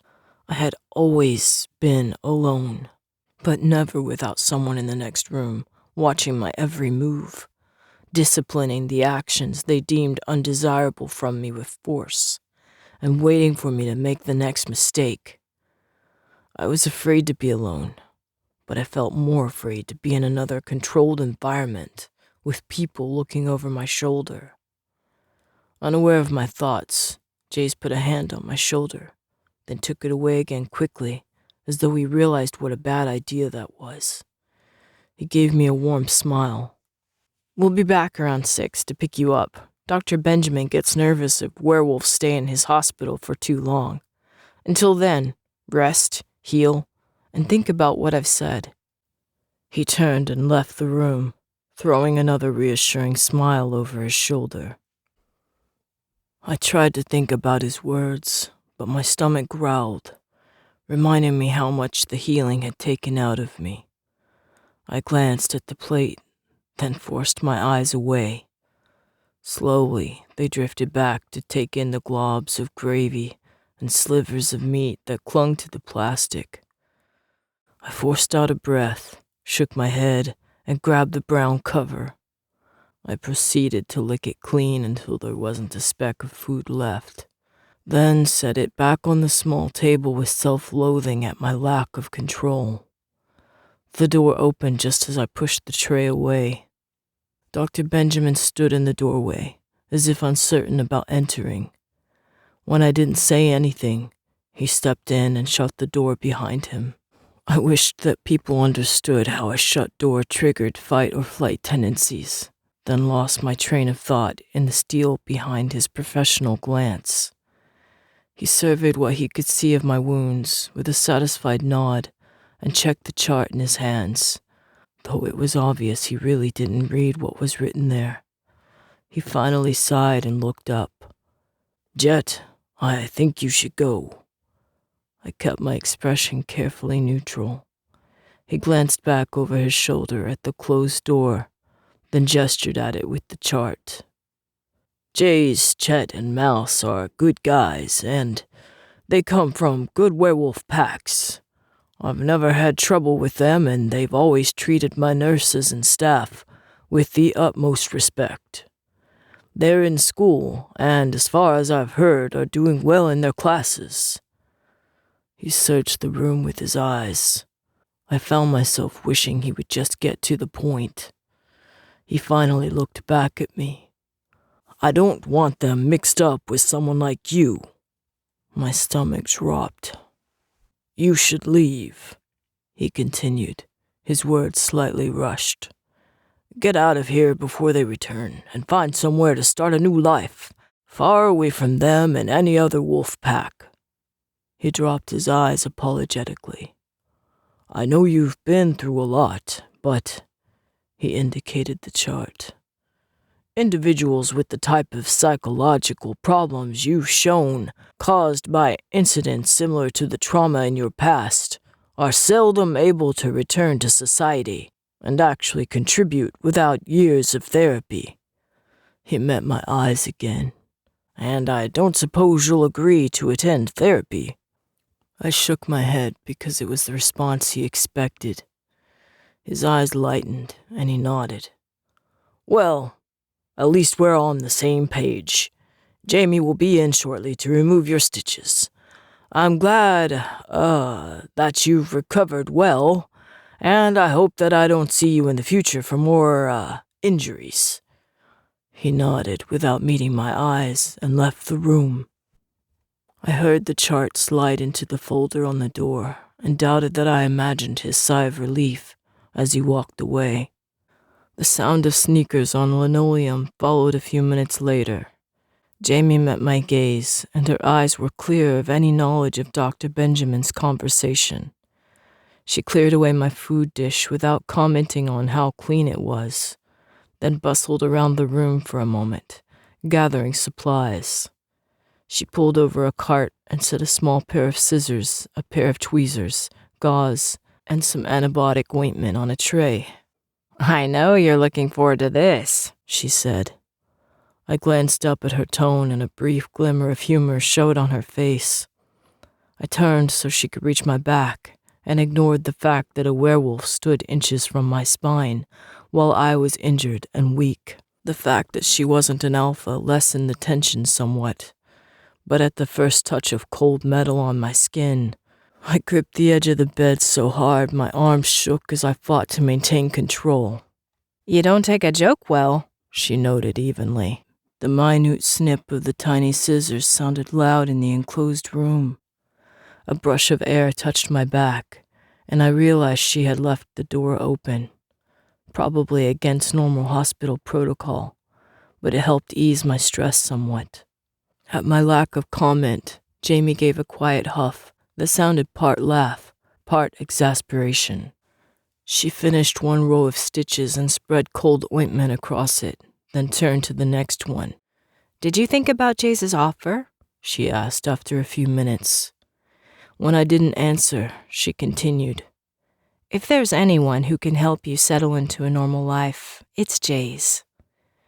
She paused as though she didn't know whether to keep talking, then she pressed on. "I don't know if you know anything about him, but he saved werewolves from being wiped out by his crazy uncle. He also united the hunters and werewolves so we can work together to keep our secret and to keep our races safe. He never rests." The awe in her voice kept my attention. Being around the woman and bull, I had never heard of anyone talk about another person with such respect. She continued, and I could hear the smile in her tone. "Nikki, his girlfriend, is a good friend of Tay's. She says their relationship and the way he works to free other werewolves from horrible situations like yours is what helped her decide to finish high school and to assist here." I didn't know what to say, so I didn't say anything. She finished with my back, then asked me to lie down so she could take the stitches out of my shoulder and leg. I settled back slowly and kept my eyes on the open door.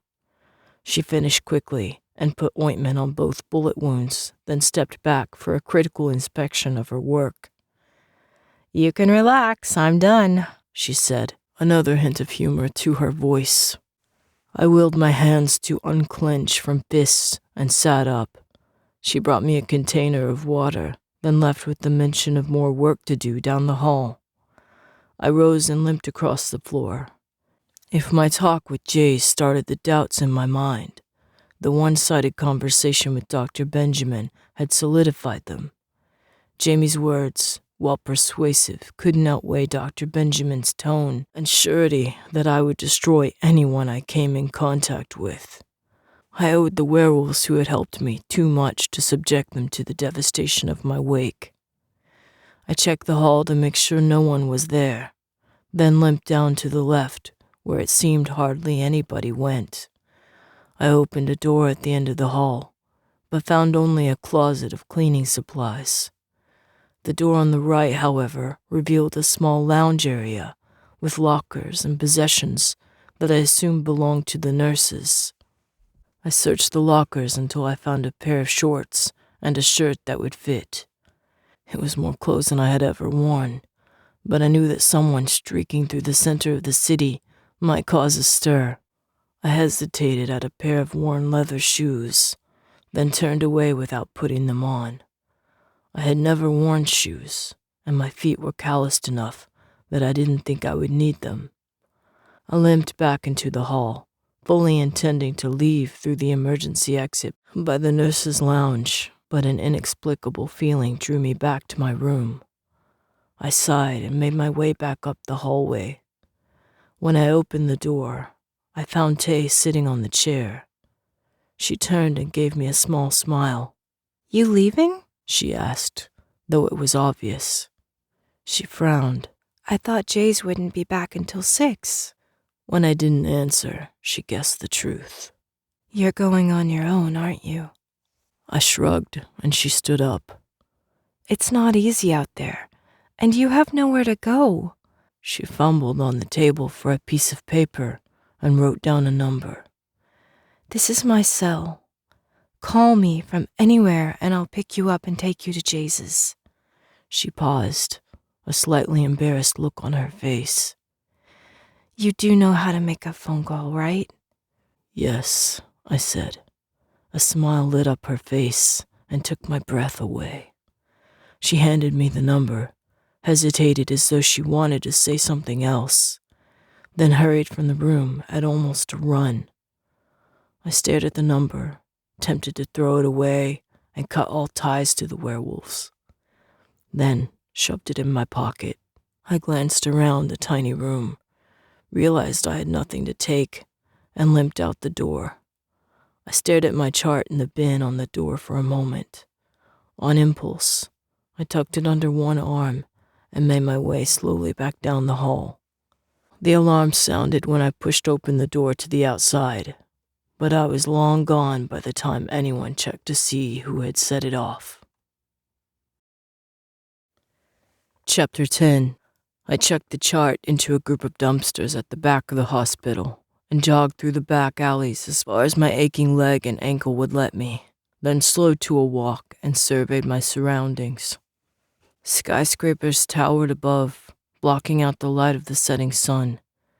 People hurried along the sidewalk with barely a glance in my direction.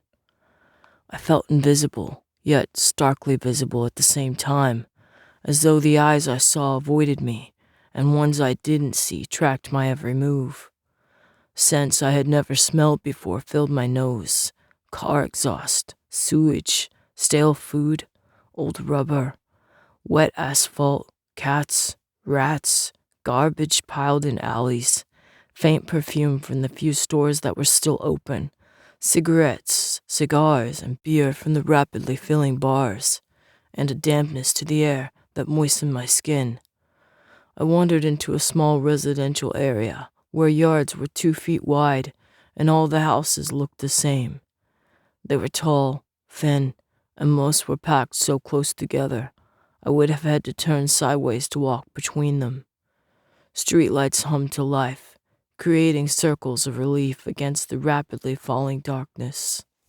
Something dripped on my head and I looked up to see drops of water falling from the sky. I had sat through hundreds of storms in the woman's basement and in the training room, and though I had smelled the faint moist earth scent that drifted through the tiny cracks around the windows, I had never felt rain before. I stopped and tipped my face upward. Drops fell sparingly, but the ones that hit my face were cold and tasted like the wind.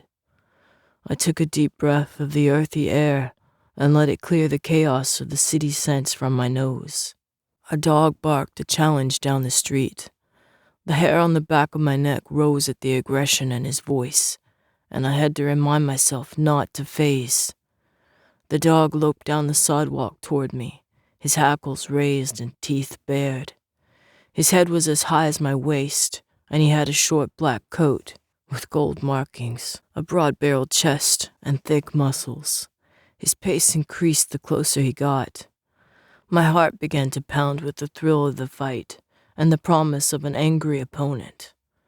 I knew I shouldn't faze, but a growl ripped from my throat full of all the anger, frustration, and pent-up hostility I felt at my situation, at the rumble, at the arena, at the woman, at Bull and Dredge, at Dr. Benjamin, and at my life in general. The dog skidded to a stop a few feet away, regarded me for a moment with wide brown eyes, then turned and ran back up the street faster than he had run down. I took a calming breath and couldn't decide if I was relieved that he had left, or relieved that I hadn't killed him. I turned to continue down the road when a chair creaked on a porch to my right. I spun, my heart racing. "That's not right," an old man with glasses said as he rose from his rocking chair with the assistance of a cane. I glanced at the vanishing dog, then back at the man again. He motioned at me with the cane. "You shouldn't scare a dog like that. What kind of person are you?" I backed up, surprised at the irritation in his voice.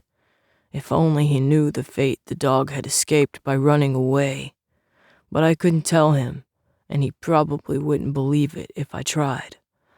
My muscles twitched and I shoved my hands in the pockets of the shorts and walked down the sidewalk in the opposite direction of the dog and man. "Hey, come back here!" the old man yelled, his voice wavering. I walked faster until I lost myself in dark alleys far from the residential streets. I kicked a crumpled can on the sidewalk and wondered what kind of person had to fight down the urge to faze and fight an old man and a dog. I had no assumptions about what would have happened. If I hadn't walked away, there would be a dead old man and dog back there to add to my list of unnecessary murders. I clenched my fists and unclenched them, then picked up the can and threw it at the building across the street. It rebounded off the chipped bricks and hit a pile of garbage. The pile moved. "Hey, watch it," a voice growled. I hurried along my path as the man in the pile repositioned a garbage bag over his head to keep off the rain. The rain began to drop harder, and I stepped into another alley with awnings on one side. I stopped to get my bearings and leaned against the cold brick wall. My chest heaved, and I wondered how much strength I could count on. I rubbed my chest and felt the lingering pain of the bullet wound in my clavicle. A shout caught my attention. I pushed off the wall and walked around the next corner. A man in a brown suit and red tie held his briefcase over his head to ward off the rain. 5 men surrounded him in a rough circle.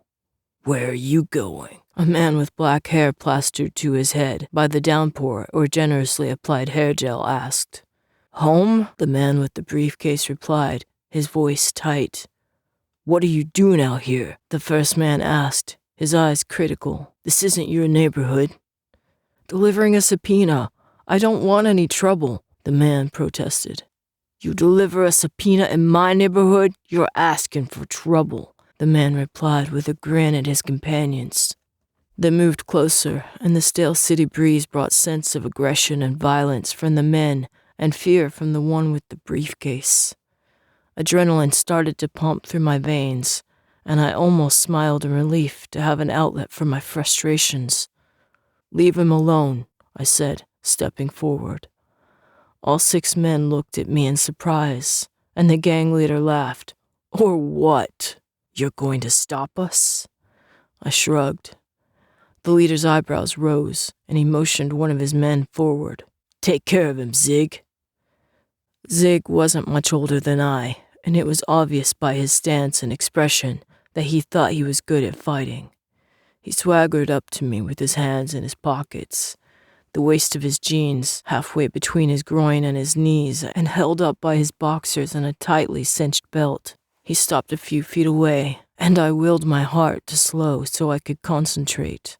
Fighting isn't necessary, he began with a smirk. Then he threw a quick right I expected.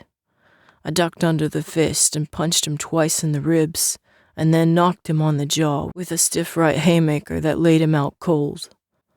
The gang leader stared at me, and a vein twitched in his neck. He motioned to 2 more of his men. They advanced. The one on the right cracked his knuckles, and the one on the left traced a hand on the grimy brick wall, as though he couldn't have cared less about what was going on. Unlike their predecessor, though, neither spoke, and they got right down to business. I blocked a right, then crouched and spun, knocking the first man's legs out from under him.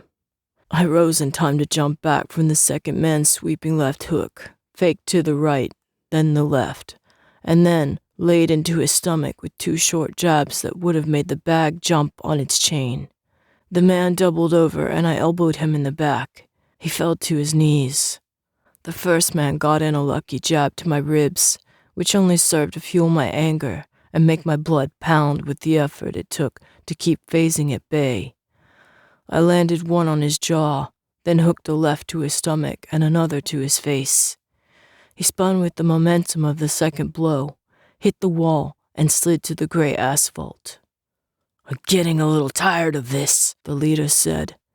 He came at me with his remaining 2 men, hot anger showing in his eyes. No more messing around. He reached into his pocket and, withdrawing a butterfly knife, spun it open. I almost laughed at the paltry weapon, but he kept his distance while his 2 men tried to get on either side of me. Luckily, the alley was narrow, and they were already wary of my fists. The first man kicked at my groin. I blocked it with a sweeping fist as the second man hit my stomach. I turned back, grabbing the second man's arm as I did so, and pulled his elbow in and down over my arm. The joint snapped, and the man fell backward with a sharp cry. The first attacker ducked into my stomach and bowled me backward, but as I hit the ground, I kicked out, launching him over my head to land on his back on the hard pavement. He gasped and grabbed at his back. I rolled to the side to avoid the angry slash of the leader's knife, then jumped up from the ground and pushed his neck swipe aside with my forearm. I slid my hand up his arm hard enough to chop him in the throat with an open hand and knocked him back a few steps. He held his throat and glared at me. The knife dangled unused from his other hand. He glanced at his men, who were in various positions of pain, and swore softly under his breath. He met my eyes again. You'll be sorry the next time we run into each other, he forced out, his voice raspy. Why wait until next time? I taunted, feeling more than a little foolhardy. The leader walked past me, and I gave him a wide margin. His men stumbled after him. The one whose elbow I had broken looked back at me with wide eyes.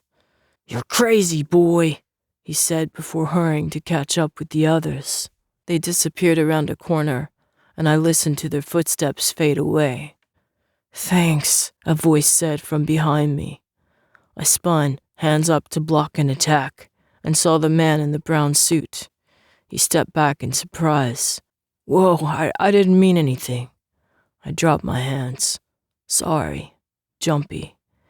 He glanced the way the others had gone. For a good reason. He took a calming breath. You saved my life. I shrugged and took a few steps down the alley, but he hurried after me. Wait! I turned back before he could touch me, so I wouldn't be inclined to hurt him. He stopped a few feet away. How can I repay you? I shook my head to indicate nothing was needed. He reached in his pocket and pulled out a small rectangular object, then thumbed through it and withdrew several large bills. Take it. It's the least I can do. I realized wearing shorts, a too-short t-shirt, and no shoes during a rainstorm probably made me look like a homeless person.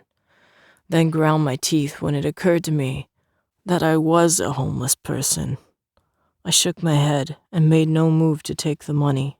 It's not necessary. I turned to leave, but the look on the man's face stopped me. He stared back down the alley where I assumed he had come from, and there was a mixture of fear and anxiety on his face. I could still smell the remnants of the fear that tainted his clothes from the attack. I stifled a sigh. "You okay?" He nodded. "Yeah, definitely." He took a few steps down the alley, then glanced back at me. "But if you want to, make sure I make it back to my car with my life still intact, I wouldn't complain." I nodded and fell in step a few feet away from him. He walked in silence, for which I was grateful, and I felt a twinge of something stir in my chest. Something as simple as walking in step with someone who wasn't trying to kill me or make a profit from my life felt like such a relief it almost hurt. I glanced at the man out of the corner of my eye and almost smiled when his eyes lit up at the appearance of his little black car around the next corner. His pace quickened, and I slowed to let him reach his vehicle. He fumbled with a set of keys he pulled from his pocket, opened the door, and climbed inside with a big sigh of relief. He then glanced back at me with a sheepish smile, as if he had just remembered I was there. He lifted his hand in a wave, and I did the same, then shoved my hands in my pockets and turned back down the alley.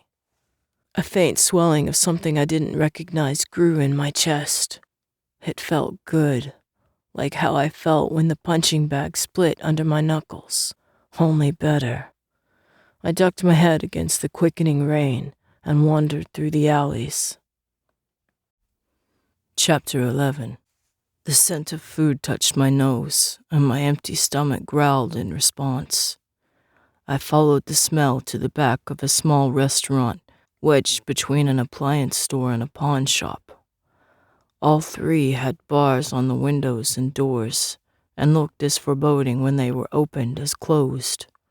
I watched while a man a few years older than me, in a white apron and wearing a hairnet, opened the back door and tossed a tray into the dumpster. I waited until he shut the door, then hurried over to the garbage bin.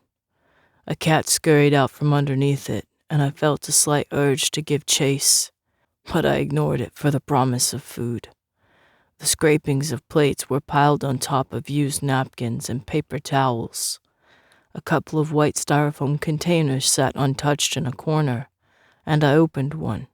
Spaghetti, something I had only seen on television, curled next to a piece of toast with garlic butter. My mouth watered, and I debated whether I was desperate enough to eat somebody else's leftovers when a laugh sounded behind me.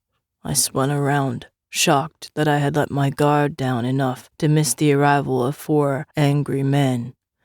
The rain poured down in sheets, and I told myself that it had muffled their footsteps, but there was no excuse. "Who would have thought the Good Samaritan stuck around?" the man who cracked his knuckles asked with a dark chuckle. "Good thing we came prepared," his companion, a light-haired, blue-eyed man, said, twirling a table leg in his hands. The leader glanced at the dumpster behind me. "Getting a little snack?" he asked, his eyebrows lifted mockingly. "Just another stray eating out of the garbage?" A surge of adrenaline rushed through my body with such force that I had to turn away to keep from phasing and killing them all. I jammed my hands in my pockets and walked past the dumpster toward the opening at the other end of the alley. "Hey, where you going?" the leader called. I ignored him and walked faster. The rain dripped in rivulets through my hair. "Where you going, punk? Get back here," he shouted, his voice ugly with the threat. I was almost to the corner when an echoing crack rang out, and something slammed into the back of my shoulder. I stumbled forward and put a hand against the wall to keep from falling. The heat of my blood flowed down to mix with the cool rain. I turned slowly and saw the gang leader shove a gun back into the waist of his pants with a satisfied smile. "Got your attention?" he asked. They walked closer, and he indicated his men. "We just felt we deserved a second shot at beating in your psychotic skull." "Second shot. Good one, Cheree," Zig said with a laugh. Cheree glared at him, and Zig fell silent. The pain helped me stay centered as they backed me between the wall and another set of dumpsters. I kept my back to the wall, careful to keep all 4 of them in front of me. I realized the one whose elbow I had broken and one of the other men hadn't shown up with them. "Missing some people?" I asked in a tight, taunting voice. Tree's eyes narrowed. "Shouldn't you be bleeding or something?" I shrugged. "Maybe you should shoot him again," the knuckle cracker suggested helpfully. Cheree lifted the gun. The sound of the bullet thundered loud in my ears, and fire blossomed across my chest. Rage turned my vision red, and a roar of thunder tore out of my chest with such anger and hatred at the needless violence that all 4 men stopped in their tracks. My teeth had lengthened into the canines of a wolf, and I felt the shadow of my wolf form in my features. The men stared at me just as a burst of lightning streaked across the sky. Cheree turned and ran back up the aisle, fear of a beast on his face, and the gun discarded and forgotten at my feet. Zig and the other 2 stared after him. Zig glanced back once at me, then the 3 of them took off after their fearless leader. I picked up the gun and threw it as hard as I could against the far wall. It broke into pieces and fell into the dumpster below. Pain laced through my shoulder and chest at the motion. I pressed a hand to my chest. Blood soaked through the blue shirt I had taken from the hospital. The bullet wasn't silver, and my body would start healing around it if I didn't get it out soon. I wasn't as worried about the one in my chest as I was about the bullet in the back of my right shoulder. The shoulder already throbbed with a healing ache that stole my breath. I couldn't reach the bullet by myself, but I couldn't go back to the hospital. Every fiber in my body screamed for me to stay away from that place, and I vowed never to be under Dr. Benjamin's care again. He despised me and didn't trust me, poor qualities that didn't exactly warm me to the thought of having my life in his hands again. My thoughts turned to Tay, and the idea of calling her brought a strange, tight feeling to my chest, a mixture of anticipation and a hint of fear. I laughed, surprising myself with the action almost as much as the stab of pain that followed. I exited the alley wary for any sign of Trey's gang, but the streets were empty amid the torrential rain. I ducked my head and hurried down the sidewalk, thinking back through the fight as I did after every battle in the arena. It dawned on me that I hadn't phased. Even with the beating, the gunshots, and being outnumbered, I had kept from phasing. What confused me was that it had been such a challenge of my self-control to keep from phasing and attacking the man and the dog. I had also been so close to phasing at the hospital when the 2 alphas and the other werewolf came in the room. It had been all I could do to maintain control. But fighting Trey's gang and not phasing had required barely any effort. There was one key to the gang situation. I was in control. I was in my element, and I knew I could handle my attackers, even without phasing. At the hospital, and against the man and dog, I didn't know how to react, or what was an acceptable way to defend myself without killing them. But if I was in control of a situation, I could also control my wolf side. I pushed on through the rain, lost in thought. I could be trusted, be trustworthy, if I was in control of a situation. It wasn't much, but it gave me a glimmer of hope for life outside the training room. Hello? Warmth flowed through me at the sound of Tay's voice, and I froze, unable to speak. Hello? I glanced out of the phone booth at the elderly couple who had been nice enough to give me 2 quarters for the phone call. They waited under the awning of the gas station with looks of concern. The man hadn't hesitated when I forced myself to ask for the money, and he said he would wait with his wife in case I needed a ride to the hospital. I tried to tell them that I was fine, but even the rain didn't hide the spreading stain of blood across the soaked shirt. Jet? Is that you? My breath caught. Yeah. She gave a small laugh. I don't give out my number to just anyone, you know. I waited in silence, unsure of what to say. I had never had a conversation with a person over a telephone, and I didn't know if I should just blurt out what had happened, or if there was some sort of protocol to follow. Tay's voice grew concerned. Are you all right? Is everything okay? I took a stealing breath, then winced at the pain of the ribs one of the bullets had broken. I need help removing a bullet, and I'm not going back to the hospital. She fell silent for a moment, then said, Okay, where are you? I gave her the address to the gas station listed above the phone, and she hung up with the promise that she would be there soon. I was grateful she didn't bother with questions. I waved to the couple under the awning. I signaled that my ride was on its way, and the man waved back and led his wife to their car. She glanced back at me, her kind eyes filled with concern. I forced myself to give her a reassuring smile, and she gave another small wave before ducking into the car door her husband held open for her. He hurried around to the other side, and I watched their brake lights down the road until they turned behind a squat brown building. I leaned against the open glass door of the phone booth and held out a hand. Rain trickled down my palm to drip from the ends of my fingers. I lifted it to my face, hesitated, then gave it a tentative lick. The mineral taste of wet earth, exhaust, and the midnight air filled my mouth.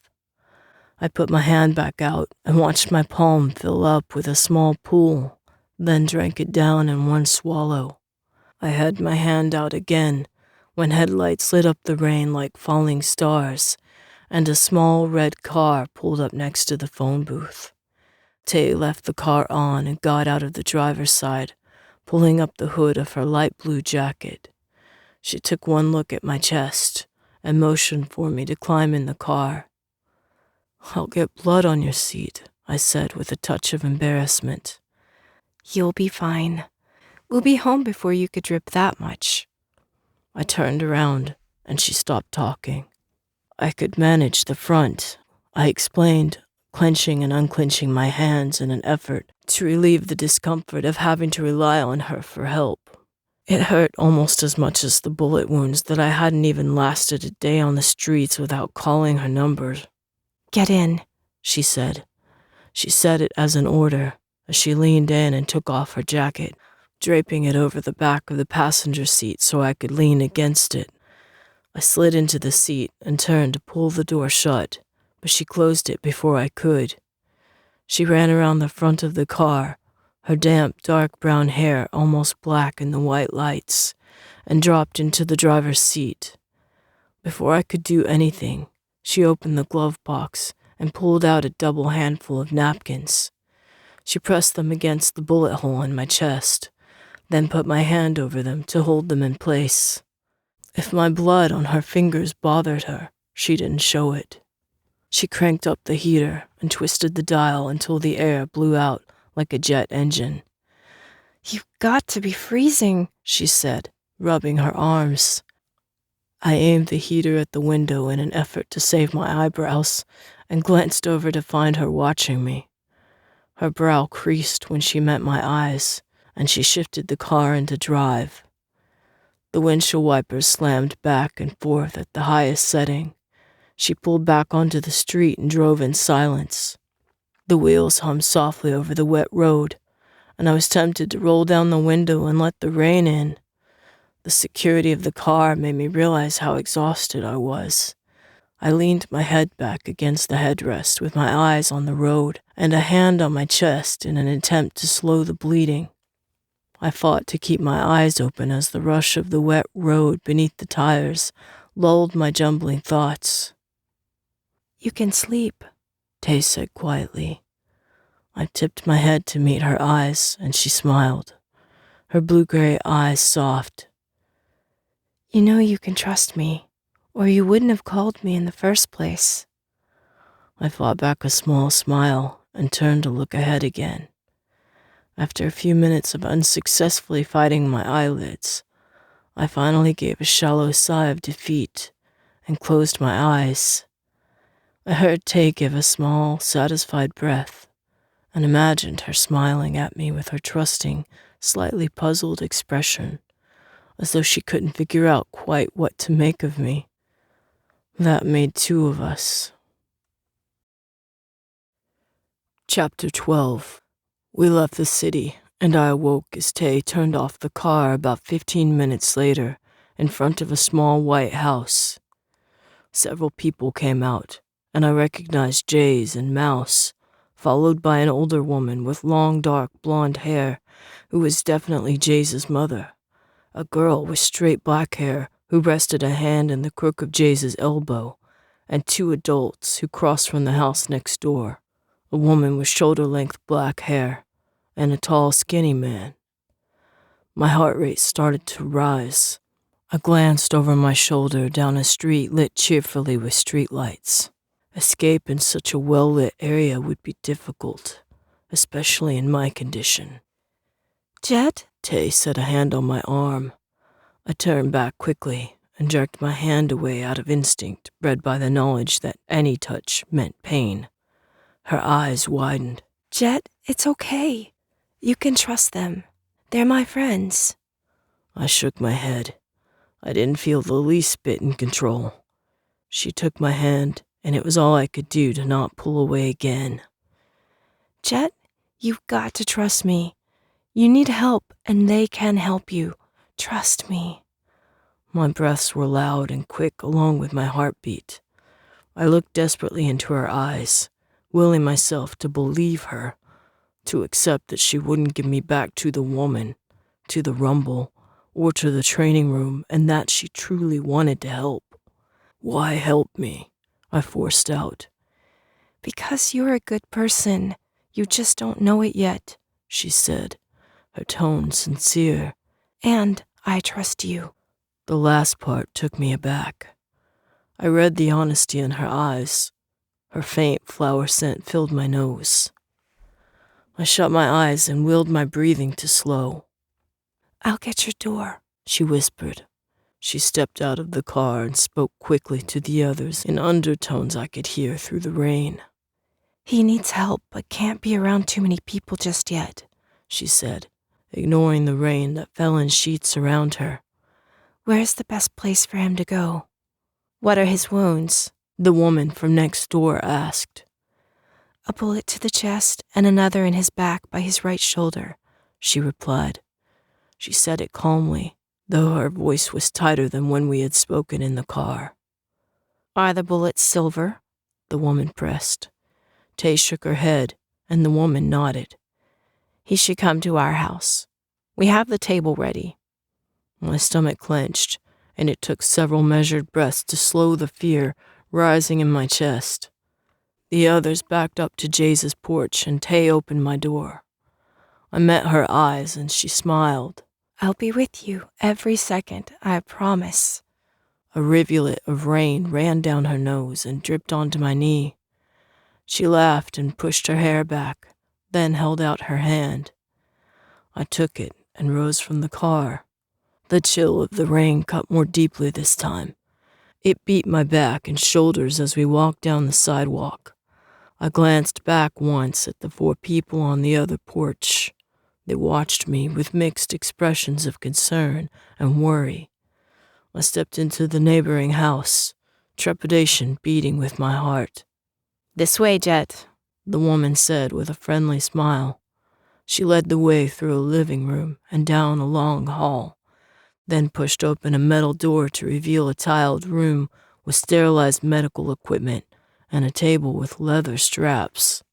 Tay helped me remove my soaked shirt and frowned slightly, but didn't say anything at the bullet hole that still bled down the front of my chest. I could feel the other one dripping down the side of my back. At least they're still open, the woman said in a satisfied tone. Her husband, the tall, skinny man, held out his hand with a frank smile. I'm Roger, and this is Meg. He didn't seem at all disconcerted when I ignored his hand. His smile and sincere eyes beckoned for me to trust him. But there was something about both of them I couldn't place, something out of sync with the situation. The scent of rubbing alcohol, iodine, and clove filled my nose, along with Tay's feminine werewolf smell. I frowned when it struck me. You're not werewolves, I said in surprise. Meg shook her head, her eyes flicking briefly to mine as she gathered instruments onto a silver cooking tray. We're hunters. At my silence, she explained. We hunt werewolves. She glanced at her husband, and they shared a smile that was humorous and sad at the same time. We hunt rogue werewolves that cause trouble and make it hard for the packs to live in peace. She set the tray on a stand near the table and glanced at me. If you had gone on a killing rampage tonight, we would probably be out hunting you right now. Her husband and Tay both stared at her with shocked expressions, but I appreciated the honesty. At least it explained why Jaze would leave me alone with 2 unarmed humans and a female werewolf. Apparently the hunters could fend for themselves. Meg motioned toward the table. The sooner we get the bullets out, the better. I looked at the shiny metal table and leather straps, and a cold chill ran down my spine. I couldn't bear the thought of laying face down, bound to a table, while someone worked on my back. My alpha instincts wouldn't let me put that much trust in people I didn't know. I hesitated, uncertain of what to do. My muscles twitched and I took a deep breath to calm my rising heartbeat. Tay must have seen the look on my face because she motioned toward a metal folding chair in the corner. Could he sit on that instead? You'd still have clear access to the bullet holes. Meg glanced at the chair and nodded. Roger unfolded it and set it close to the tray. I gave Tay a quick glance of gratitude. She smiled and knelt on the floor by the chair. Meg handed me a cloth to press to my chest, and I sat down on the chair the wrong way so that I leaned forward with my back exposed. I put my chin on the backrest and locked my arms around it in an effort to keep my shaking muscles in check. I closed my eyes and gritted my teeth. Antiseptic was sprayed on the wound, and someone began to clean it. Tay touched my hand, and I opened my eyes. She pried my fingers gently from the chair and wrapped both her hands around mine. I closed my eyes again and let myself relax in the strength of her touch, relishing contact with another person that didn't end in pain or violence, while a small voice in the back of my mind told me that it wouldn't last. The local anesthetic did little to numb the feeling of cold instruments prodding around for a bullet, but I was used to pain and found a calmness in the familiarity that allowed me to keep still. Meg's breath was short and steady as she angled the metal slug to grip it better. Then she pulled it out with a sigh of relief. Roger's firm hand swabbed the wound clean and covered it with gauze. "One down, one to go," Meg said, as though removing bullets from werewolves was a common occurrence. I turned in the chair and stared up at the ceiling to avoid looking at the wound just under my heart. My ribs ached on both sides of my chest, and it was harder to breathe as 2 strangers loomed over me. Tay squeezed my hand reassuringly, and I focused on her fingers, soft and gentle and trusting. It took longer for Meg to remove the bullet from my chest because it was wedged between broken ribs. The longer it took, the harder it was to hold still. I fought down the urge to jump from the chair and run away from the house full of strangers. Meg bit her lip between her teeth, her eyes intent. I listened for her breath, but she held it as she worked a pointed instrument in the bullet wound. She hissed in slightly and worked a bit further, producing sharp stabbing pains through my chest. Her head leaned close to mine as she struggled to get a better view of the slug. I realized then what trust all three of them had in me. Even though they were hunters, I hadn't seen any weapons, and as an alpha, I would be strong enough to kill at least the two humans before they even had a chance to retaliate. With that thought dawned the understanding that I really was in control of the situation, and that they had to trust me as much as I trusted them. I took a shallow, calming breath, and my muscles relaxed. Tay squeezed my hand in response, and I could almost feel her smile.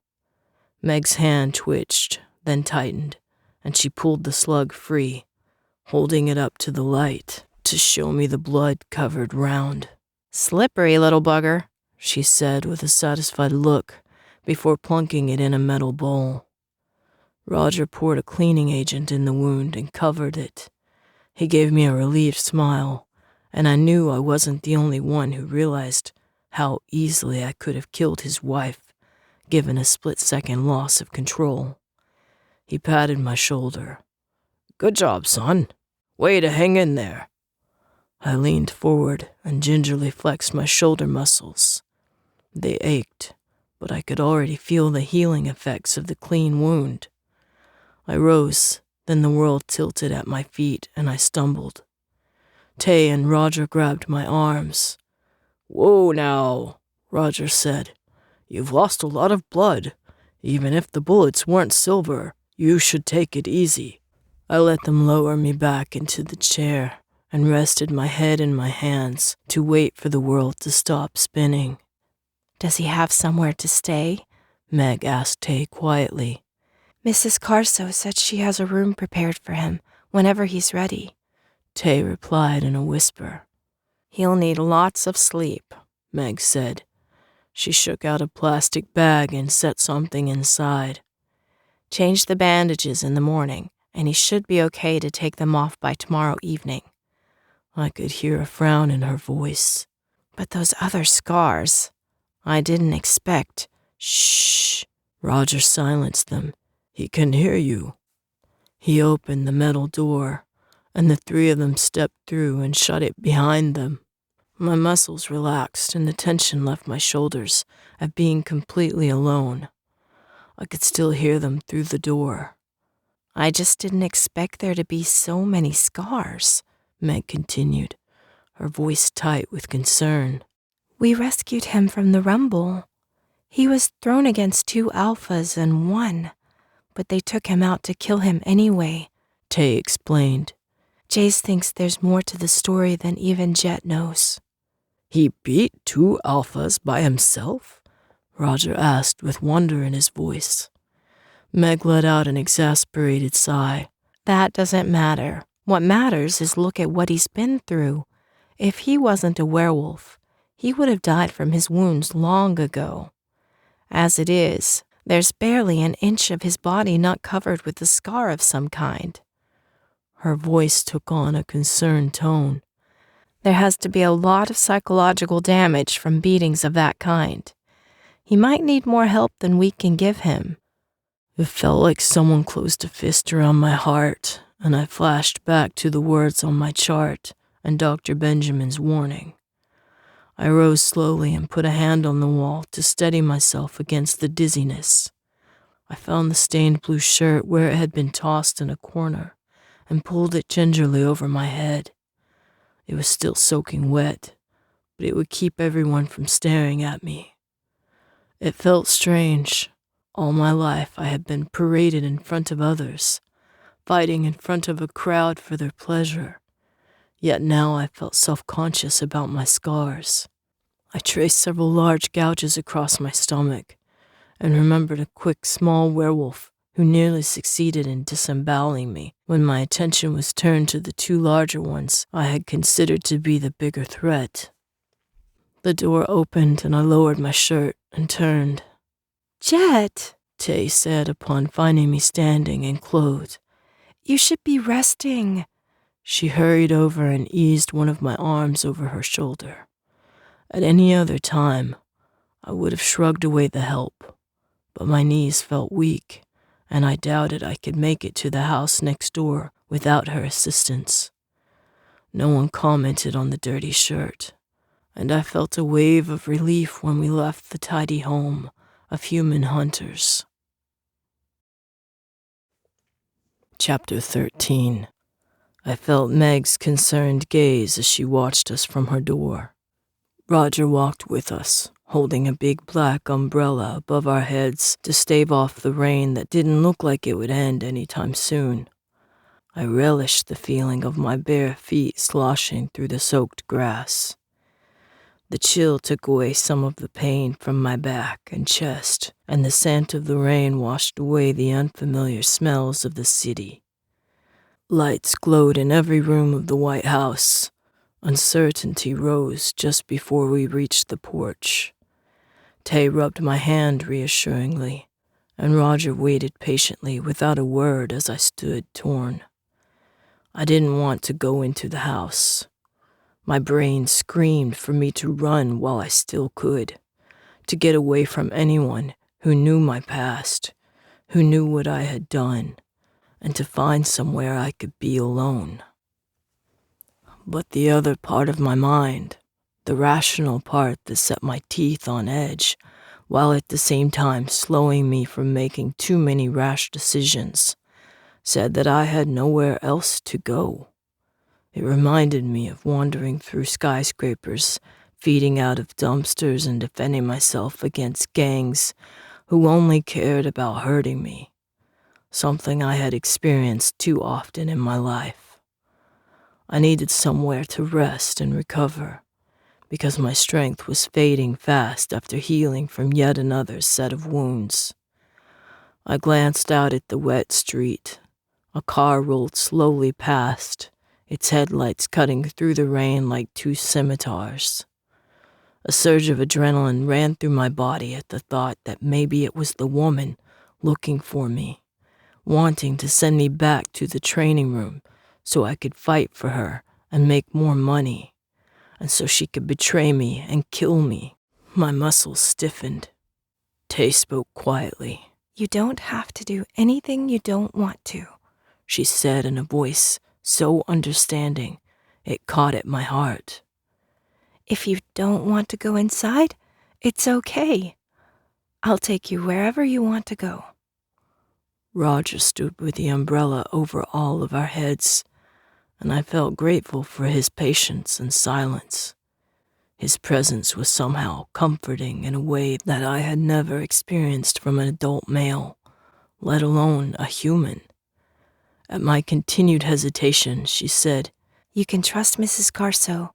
She's Jaze's mom, and she lost her husband a year ago to hunters before they were reformed." I glanced at Roger in surprise, and he shrugged with an apologetic smile. "Hunters and werewolves didn't used to get along. My son was killed by a werewolf, and it took me years to understand that not all werewolves are bad.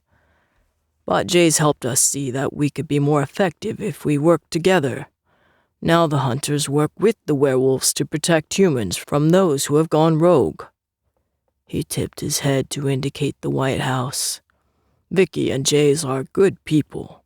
You can trust them." Tay smiled, but her voice was touched with sadness. "They've opened their house as a werewolf sanctuary." She turned her face away from me. "When my parents realized what I was, they didn't want anything to do with me. I ran away from home. Jaze found me about 6 months ago and they took me in. I've been staying here and going to school until I can figure out what to do with my life." I studied the house and shook as chills from the cold and weakness from my injuries ran through my body. I glanced at Roger and Tay's feet. They both wore shoes, but they were soaked in the puddle where we stood. A flush of shame rose in my cheeks from making them stand out in the rain and cold. "I'll go in," I said quietly. Roger escorted us to the overhanging porch. Before he could leave, I held out a hand. "Thank you." A smile touched his lips, and he took my hand in a firm grip and shook it. "You're welcome at our place any time." He glanced at Tay. "Will you send my daughter home sometime before dawn?" he asked with a hint of humor. She promised she would, and we watched him cross the dark lawn to his house. His daughter? She nodded. Jaze is dating his daughter, Nikki. She's one of my best friends. I'm sure you'll like her. I wondered why anyone would let their daughter date a werewolf, but before I got too deep in the thought, Tay pushed the door open and stepped inside. I took a deep breath of the rain-washed air, wincing slightly at the healing throb of my ribs, and followed her. Jaze and Mouse sat on the couch while Nikki sat on the floor, leaning back against Jaze's knees as they played a game with dice and a colorful board. All three looked up when we entered, and Jaze rose to his feet. I fought to keep still, judging by habit the size of the room and the number of objects that could be used as weapons. My hand rested on the doorknob, and my fingers twitched with the urge to leave before I lost control. Jaze must have seen something in my stance, because he stayed where he had risen and smiled amiably. "It's good to see you again, Jet." There was no hint of sarcasm or animosity in his voice. He gestured to the hallway. "Your bedroom is up the stairs to the right. Tay can show you where it is. There are clean clothes, and you can use the shower if you'd like. But I think Meg would recommend waiting another day to make sure your wounds are healed first." Tay started across the room, and because she had a hand on my arm, I had no choice but to shut the door and follow her. It took all of my willpower to turn my back on the alpha, even though there was a room and a couch in between us. I breathed out a small sigh of relief when we turned into the hallway and started up the stairs. Tay walked slowly, but my knees trembled and threatened to give out before we reached the top. I willed them to hold. I tried not to show how hard I was breathing, but Tay must have noticed, because she pushed open the door to the first room on the right and led me straight to the bed. I sat down without argument and watched her go back to the door to turn on the light. Then she stood in the doorway, her stance uncertain. She toyed with a woven thread bracelet at her wrist and glanced around the room. "Is there anything else you need?" she asked, her voice suddenly tentative and soft.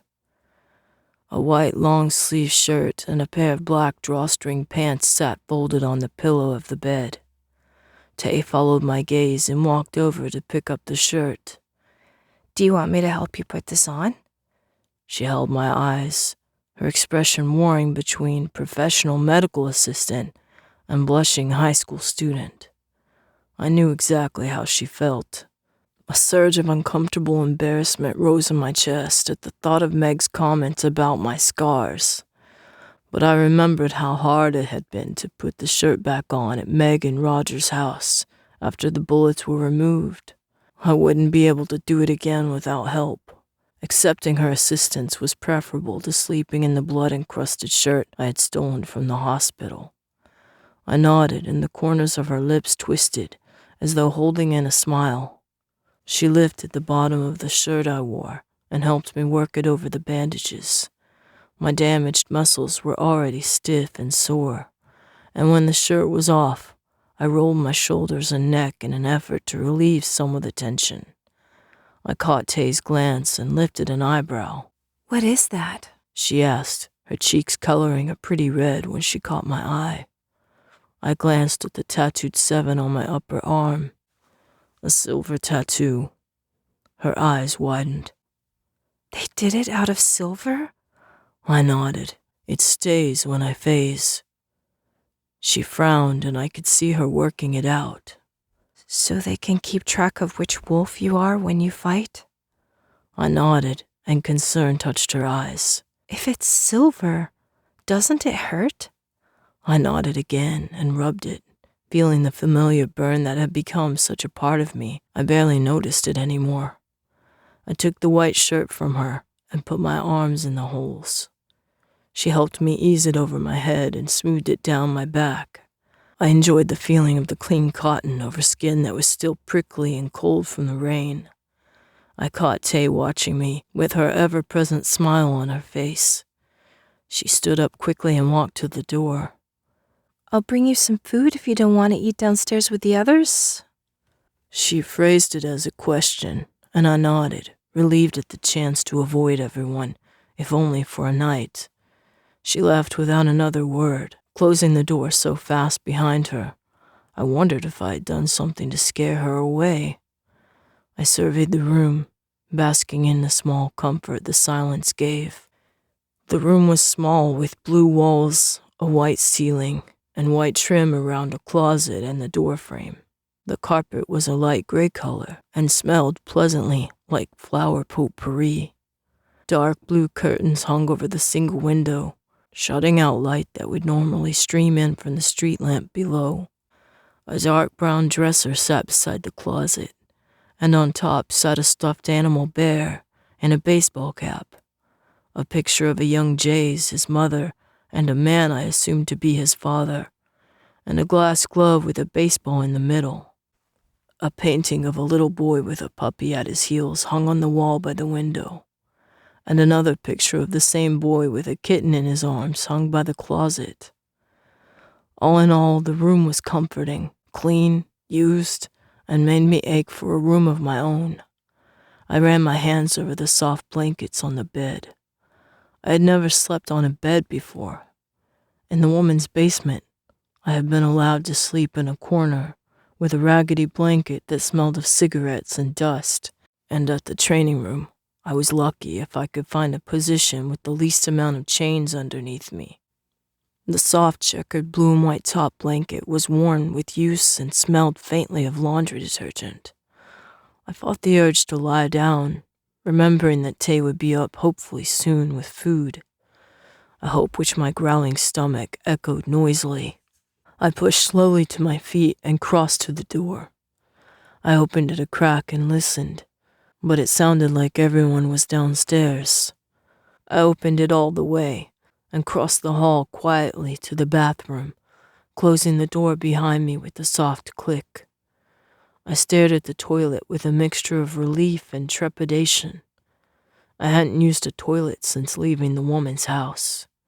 She had a small, dingy bathroom in the basement that was barely big enough to turn around in, and she had removed the door after I kept locking myself in to get away from her. At the training room, Bull had given me a bucket and a rag. It was my job to use it and then clean it out in the deep sink in the corner that he also used for washing bleeding wounds or rinsing out sweat rags.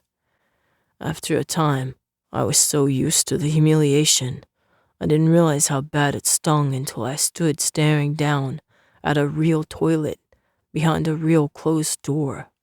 A bathtub and shower combination sat across from the toilet, with a green shower curtain and a green fuzzy floor mat that felt incredibly soft to my tired feet.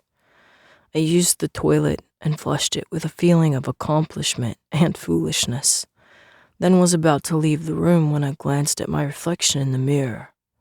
The bathroom in the woman's basement once had a mirror, but her whiny boyfriend had broken it over my head during one of his drunken rages, and she had never seen a reason to replace it. I stared at the stranger in the mirror and tried to convince myself that I was him. Tangled long black hair fell over dark blue eyes that stared into my own with a mixture of defiance and frustration. Scars showed in several places, including one that ran through the center of my right eyebrow, leaving a small white gap. A jagged line traced along the edge of my jaw from a knife wound, and another thin line stood out beneath my left eye.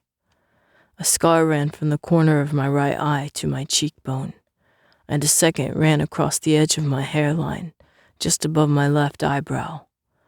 I remembered with a grimace how much that one bled, and how it kept ripping open every time I went into the ring with Dredge. There was a jagged scar down the side of my throat where Shade had grabbed it just before I rolled, pinned him against the electric fence, and tore out his throat despite the electricity that jolted through both of us. That wound had healed slowly, and I had wondered then if the electricity had messed up my ability to heal. But I didn't seem to have much trouble after it healed. I clenched my jaw and lifted up my shirt. Countless scars traced their way across my chest and stomach. It looked like a patchwork quilt with odd areas of smooth skin between the healed scars. Some of the wounds that had been deep enough to require bull stitching to hold them together so they could heal had rough edges where the skin had been lined up without care. There were several thin slices down my ribs from the weapons battles. I could still feel the glide of silver scimitar blades through my skin, and remembered how easily they had also cut through my opponents. More scars ran across my back and down my legs, but I gave up. I lowered my shirt and glared into the mirror. Meg was right. No one should have wounds like mine and live to bear the scars. There were too many memories associated with each one, and too many glazed eyes and gaping mouths to match each memory, reminding me that I had escaped through luck as many times as I did through skill. If I hadn't been a werewolf, I would have died many times over.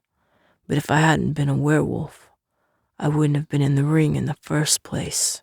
I shut off the light and walked across the hall to the bedroom. The door was open, and the scent of grilled meat and vegetables touched my nose. My stomach dropped with dread, and I stepped into the room to find a tray with a plate of steak and mashed potatoes, a side of broccoli, and a cup of milk sitting on the bed. I clenched my fists against the nausea that rose in my stomach and shut the bedroom door. I crossed slowly back to the bathroom, sank to the floor next to the toilet, and put my forehead on my knees. Chapter 14. Jet, are you okay? Tay's whisper broke through the gray haze that filled my mind. I sat up and pushed myself back to lean in the corner where the bathtub met the wall. The position made my shoulder ache, but it also reminded me that I was alive and safe for the most part, not lying on the mats of the rumble floor with my stomach torn open and my lifeblood flowing over the dirty rubber, like the dream she woke me from. I rubbed my eyes with one hand and looked at her. She sat back on her heels and studied my face. She rose without a word, took something out from underneath the sink, ran some water, and came back with a cold, wet rag. Here, she said. I stared at her guardedly, unsure what she wanted me to do with it. She sighed with a half smile and knelt beside me. She lifted the rag toward my face, and when I put up a hand to stop her, she gently pushed it back down and wiped the sides of my face, and then my forehead with the cool rag. You're sweating like you have a fever, she said softly. What are you doing in here? I felt like I owed her some sort of explanation after all she had done for me. I sat up straighter, but couldn't meet her eyes. The steak. I can't eat steak. The words felt strange in my mouth, like my tongue was made of wood. She glanced back toward my room. The steak made you sick? I rubbed my eyes again. All steak. I met her gaze and saw her want to understand. I ran a finger along the hem of my pants where it wrinkled with my knees bent in front of me. Steak was my reward for each wolf I killed, even if I didn't want it. They wouldn't feed me anything else until it was gone. I gritted my teeth, amazed at how painful it was to talk about my past, as if not talking about it made it a dream that I would wake up and forget someday. I just couldn't get myself to wake up. I'll take care of it, Tay said. An emotion I couldn't place colored her voice. I looked up as she rose and turned away, but was too late to see her expression. I tangled my hands in my hair and sat with my eyes closed and my elbows on my knees until she returned. With her came a scent that I didn't recognize, but it made my mouth water. She knelt in front of me again with a plate and a cup. The plate held 2 pieces of bread with something orange oozing out from between them, and the milk in the cup was cold enough to form condensation on the outside. "A grilled cheese sandwich," Tay said with a sparkle in her eyes. "It's my favorite rainy day food." "It is raining outside," I said slowly. She laughed and set the cup on the side of the sink, then helped me stand while she balanced the plate in her other hand. "Not exactly what I meant, but you're right. Would you?" I took the cup she indicated and followed her back to my room, which was thankfully empty of the steak and had even been sprayed with a cinnamon scent to drive away the smell. I sat on the bed, and my heart slowed when she sat down as well.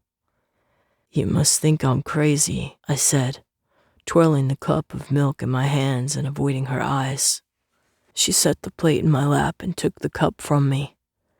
"I think you came from a psychotic place, but you're not crazy." I looked at her intently. "How do you know?"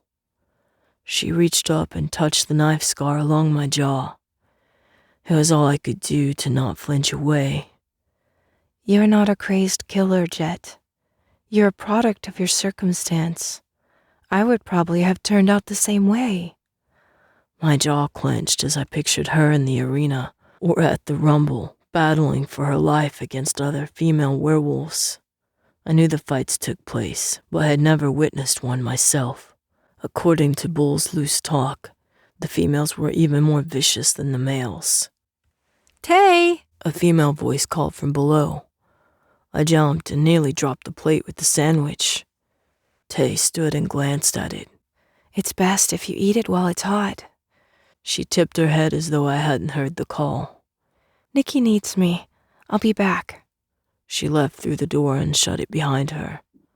The room felt safer with the door shut, because no one could sneak up on me without me hearing the creak of the hinges, no matter how tired I was. I wondered if that was the reason she shut it. I took a deep breath and turned to the grilled cheese sandwich. With the first bite, I knew Tay was right. A grilled cheese sandwich was definitely the best rainy day food, no matter what kind of rainy day she was talking about. I finished it faster than I would have liked, then drank the milk in 2 gulps. The food barely made a dent in my growling stomach, but it calmed the pains to where they were manageable.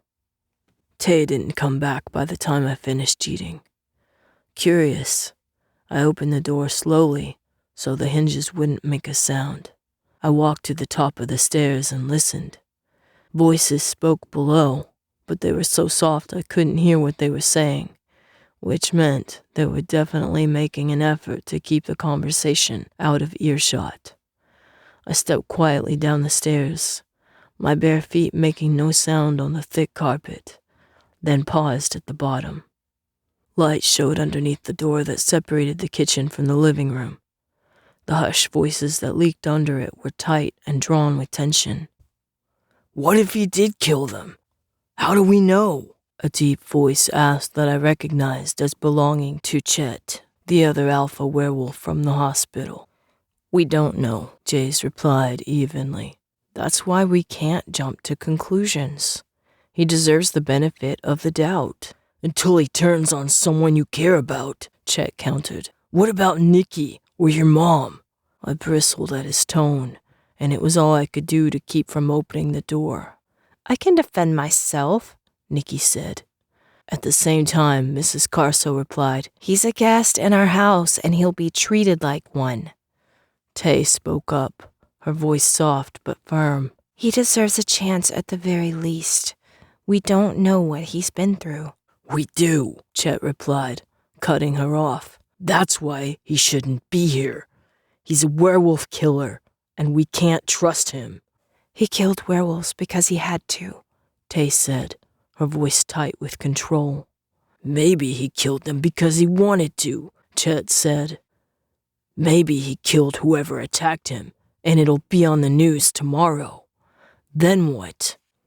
My stomach nodded, and I fought to keep my anger in check. "I didn't kill them," I said, pushing open the door. 6 pairs of eyes turned to me. Jaze stood by the window behind Nikki, who sat at the table. Mrs. Carso leaned on the kitchen counter with a rag in her hands. Chet sat in a chair across from Nikki, with his back to the wall, and Mouse leaned against the wall a few feet from Jaze.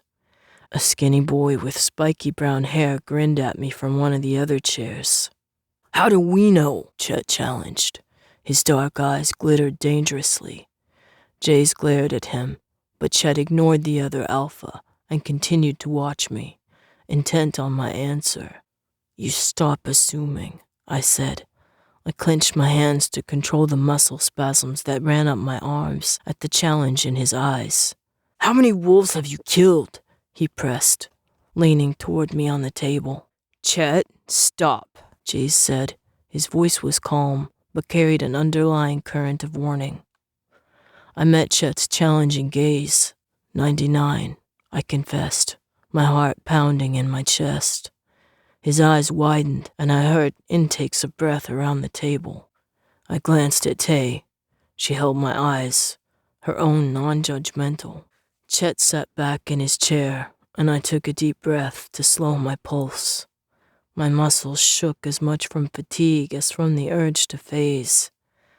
I glanced at Jaze.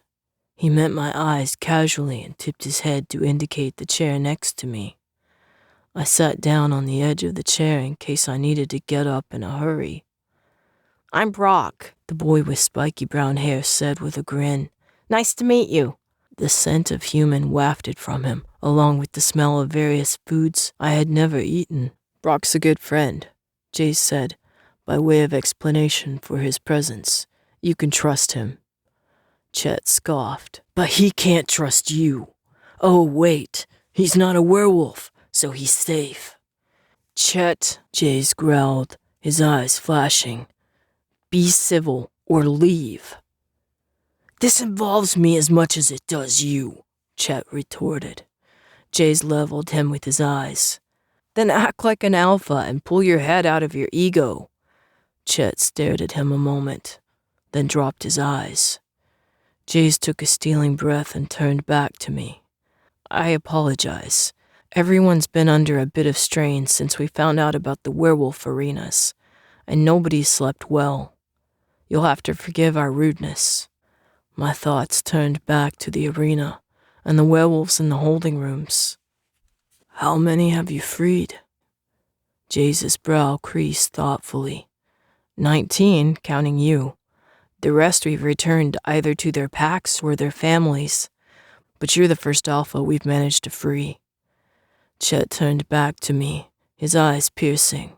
"How many of those 99 wolves you've killed happen to be alphas?" 7, I replied. His eyebrows lifted, and he looked back at Jaze. "You hear that? 7 alphas, as if we weren't short enough on them already." I bit back a remark about how I could make that number 1 more, and leaned on my elbows on the table. Fatigue from the last couple of days swept through me, and it was hard just to keep my eyes open. My hands shook, and I curled them back into fists. "That's enough," Mrs. Carso snapped. We all turned at the tone of her voice.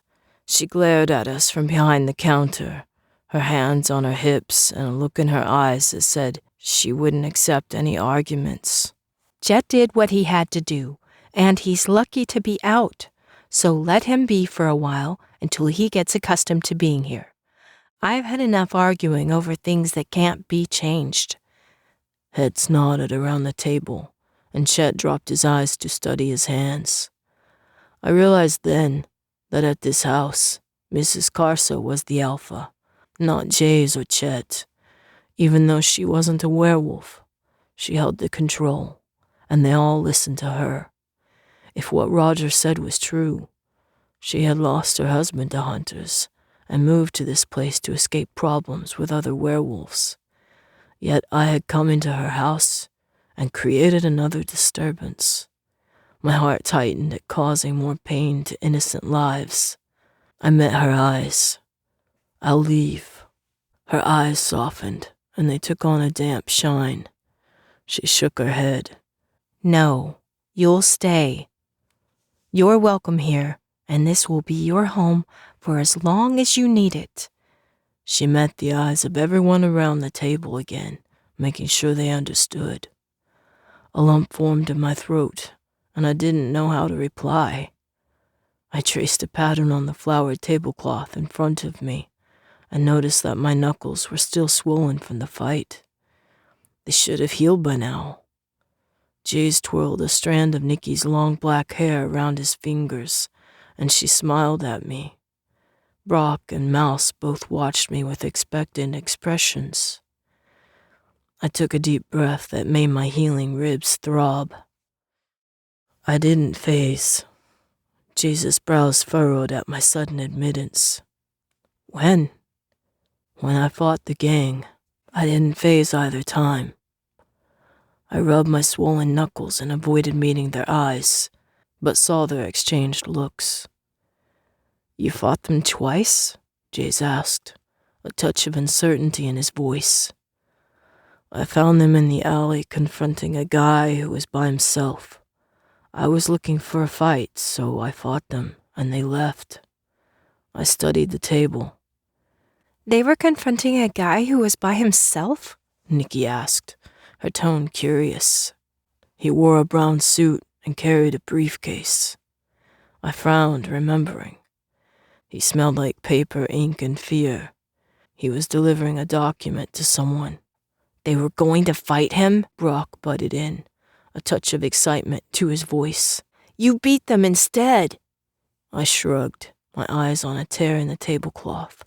What happened to the man? Chet asked begrudgingly, as though he didn't want to hear the answer. I walked him to his car, I replied.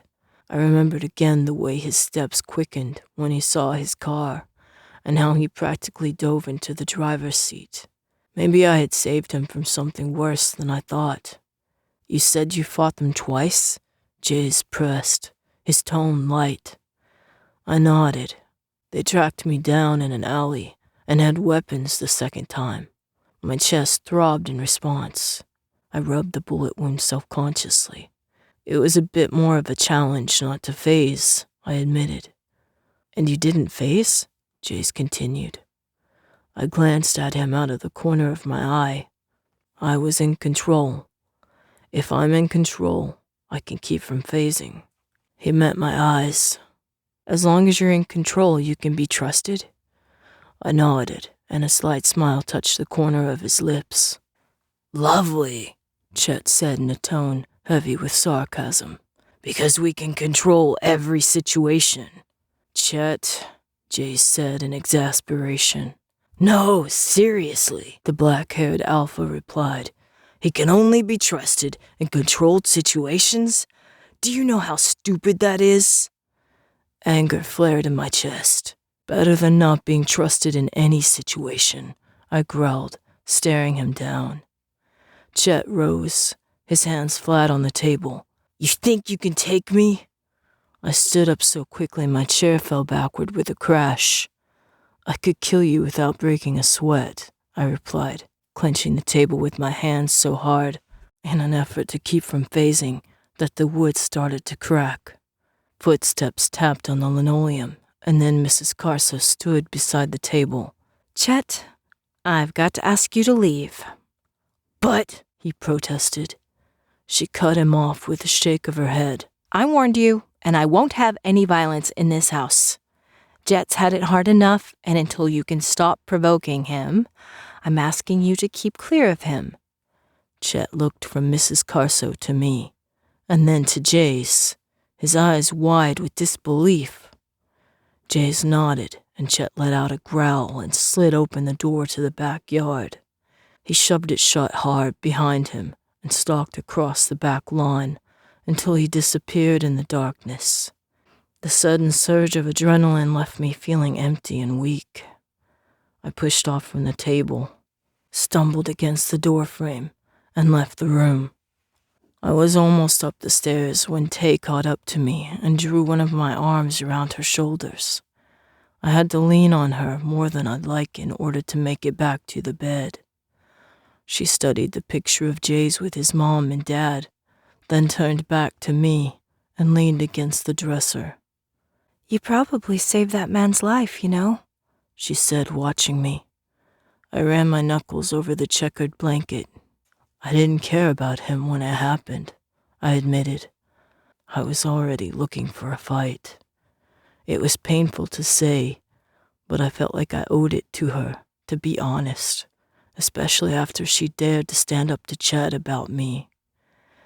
"The end result was the same," she said after a minute of silence. "He probably had a family waiting at home for him, and because of you, he was able to return to them." I glanced at her after a moment of silence. How do you do that? Do what? Take everything I say and twist it so it sounds better than it is, I said with a touch of exasperation. She smiled, and it lit up her eyes. "Maybe I see things how they actually are." I shook my head and laid back on the bed. It was emotion that lowered my guard and felt so unlike me. I almost sat up again. But Tay sat down on the floor next to the dresser so I could still see her. "It's not so bad here, is it?" she asked after a few minutes of silence. I turned my head to face her, but didn't reply. She studied me, and a smile showed in her eyes. "What?" I finally asked. "You don't seem so tough right now," she said, her voice softly teasing. I fought back a small smile at her tone and turned to stare up at the white ceiling. After a few more minutes, she rose. "You better get some sleep. Meg'll be mad if you don't get enough rest because you won't heal." She glanced at my hands. "Looks like you could sleep for a week." She gave me another warm smile and shut the door behind her.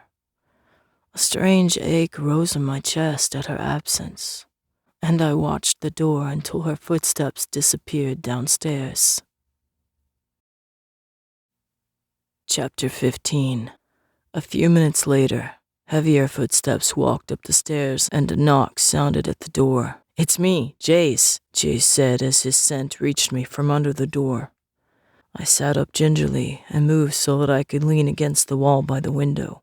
"Come in," I said quietly. He opened the door and gave me a questioning look. I tipped my head. "This is your house. Make yourself at home." He sat down on the carpet by the door, then studied his hands for a minute. I wanted to apologize for Chet. I shook my head. He's right. I'm too dangerous to be trusted. His eyes narrowed thoughtfully, and he glanced at me. "Do you really believe that?" I opened my mouth to answer, then closed it again, not sure what I wanted to say. Jaze glanced at the picture of his family on the dresser, and a brief second of pain swept across his face. He sighed. "I don't know what you know about me or what we do here, but I'm sure someone told you about my dad." When I didn't answer, he continued, "My goal is to make sure no other werewolf feels the pain I did the day he was killed." He closed his eyes and tipped his head back against the wall. "The same hunters who killed him now work with werewolves to keep humans safe." The admission seemed to take a lot out of him. I studied him for a minute in silence, then asked, "Would you rather they be dead too?" He opened his eyes and tipped his head to look at me. A small smile touched his lips, but he shook his head. "No, I'd be lying if I didn't say I thought it a time or two when I heard my mom cry in her room, or thought I saw Dad out of the corner of my eye." He took a breath and let it out slowly. "But they were under orders and thought they were doing the right thing. They're trying hard to make up for it, and I try not to hold their past against them. But sometimes I struggle with it."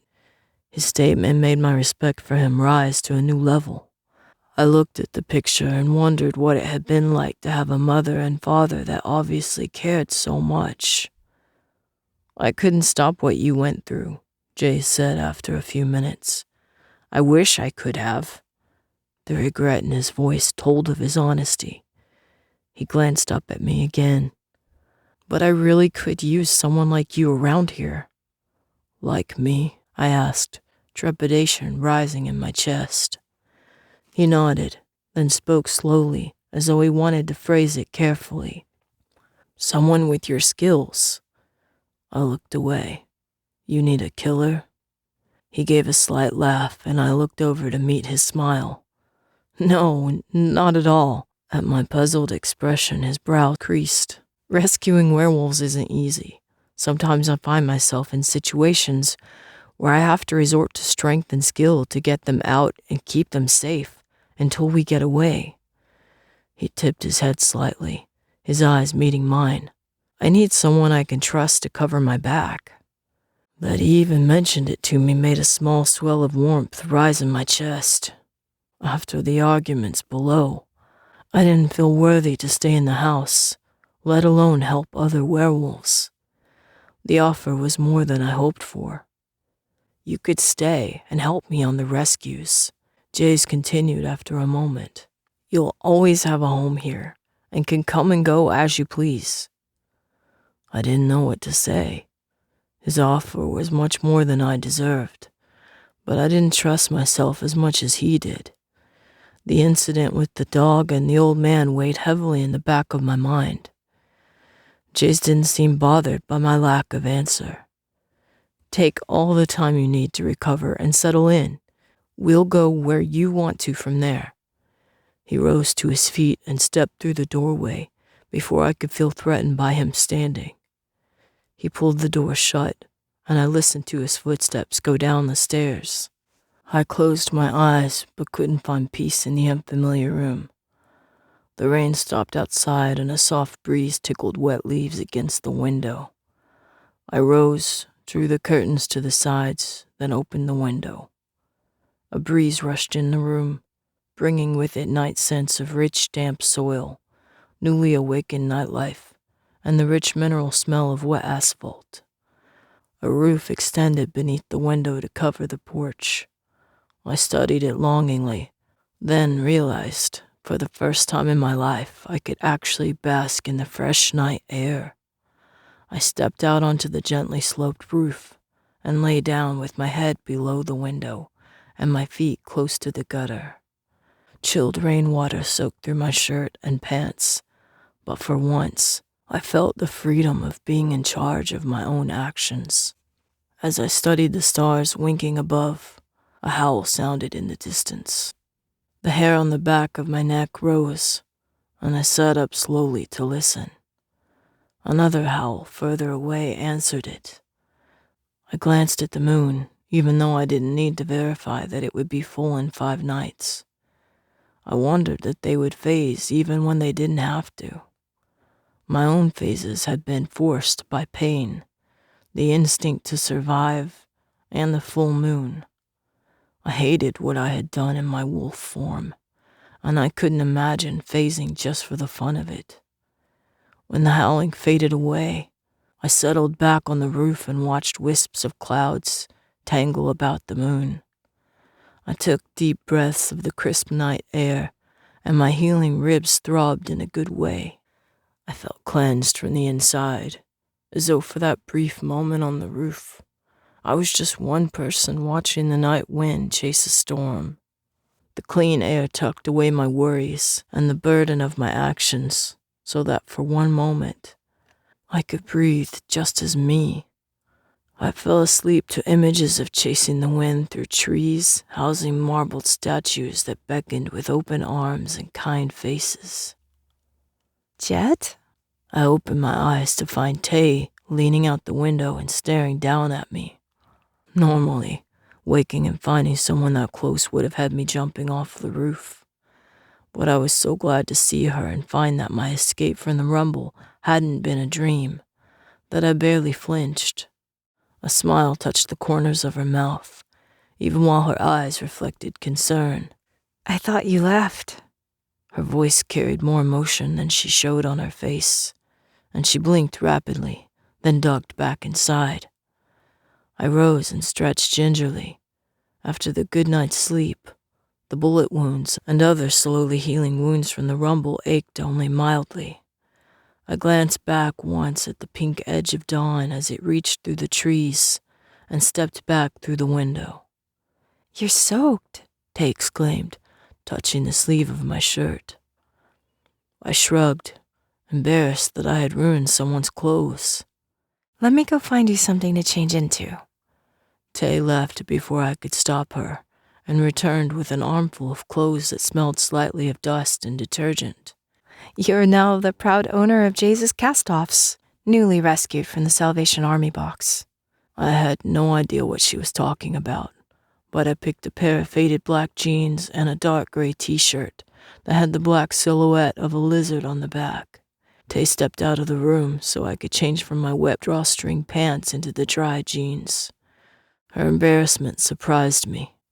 I was so used to being naked or nearly naked in front of hundreds of people, betting on my death, that something like modesty had never seemed that important. I made a mental note to be more careful about what I wore in public. Tay came back in after I had the pants on, and color touched her cheeks when she found me sitting on the bed without a shirt. She gave an apologetic smile as she set a plastic bag on the bed next to me. Sorry, it should be the same as in the hospital, right? She glanced around the room. But it feels different, more personal. She waved a hand, flustered. I don't know if it's the lack of medical equipment or overseeing nurses. It's okay, I said, to save her from further explanation. Her lips pushed together and she studied me, the shadow of a smile peeking out from her eyes. I've never met anyone like you, she confessed. I nodded and looked down at my hands. When I flexed my fingers, the knuckles were a lot less swollen than the night before. The scars that traced along them stood out white against the skin. I wanted to hide them from her, to protect her from the terrible things I had done with them. I clenched my fingers into fists. That's not a bad thing, she said quickly. I glanced up and met her eyes again, and another blush stole across her cheeks. She dropped her eyes and fumbled in the bag, pulling out gauze, antiseptic spray, and bandages.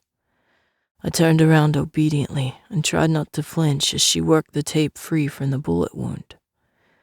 When the gauze was gone, the air felt colder where it had been. Tay was quiet for a moment, then sprayed the icy antiseptic and covered it again. She stepped around to face me and started to pull the tape on my chest away. I noticed that her hands were shaking, and my heart slowed. I reached up and caught them, holding them gently, as though they were fragile birds that would flutter away. My heart skipped a beat at the contact, and something deep inside me yearned for the way she brushed the hair from my forehead at the hospital. My body ached for contact that wasn't laced with pain.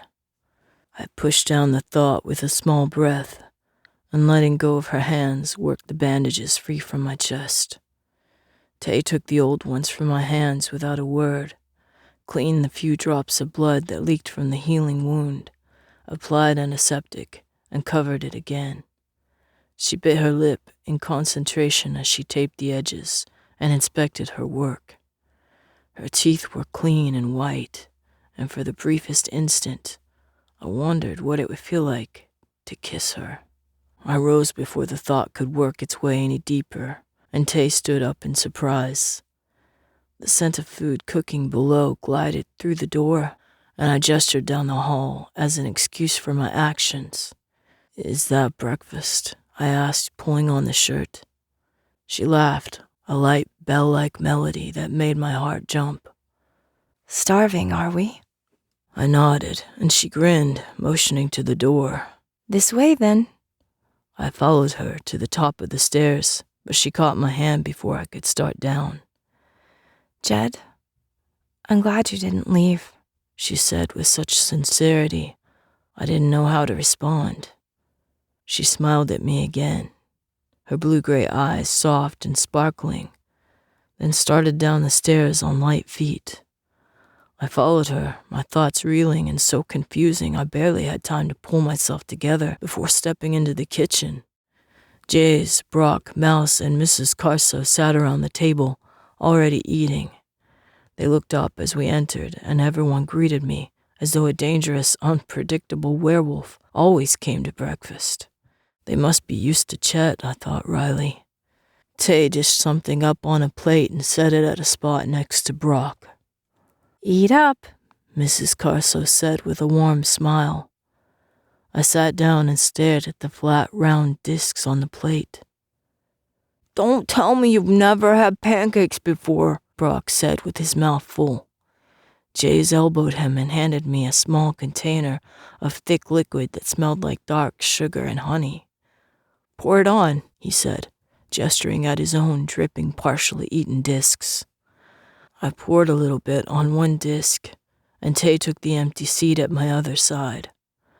I watched her cut her own stack of pancakes with a dull-looking knife and stab it with her fork. I tried to do the same, but the knife felt flimsy in my hands, and I couldn't get it to cut straight. "What good's a dull knife?" I asked. The others started to laugh, but Mrs. Carso silenced them with a look and held out a hand. When I didn't respond, she said, "Let me have your plate, dear. I'll cut it up for you."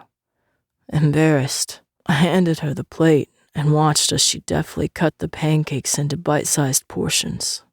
She handed the plate back with a motherly smile that made my heart ache. I put it down and concentrated on not dripping the warm liquid on my shirt. "Are you guys going out tonight?" Mrs. Carso asked. She dabbed at her lips with a yellow paper napkin and set it on her plate before rising. Brock grinned. "Most definitely. There's a rematch on because we missed a few games." Jaze and Mouse both stared at him, and when he noticed, Jaze tipped his head toward me. "Oh," Brock said. Then he turned to me. "Want to go with us?" Jaze shook his head. "I don't think Jed's quite ready for that yet." "Because he's still healing," Tay finished quickly. I glanced at her, wondering what she was protecting me from. "Oh, he could just watch," Brock continued, oblivious of her pointed stare.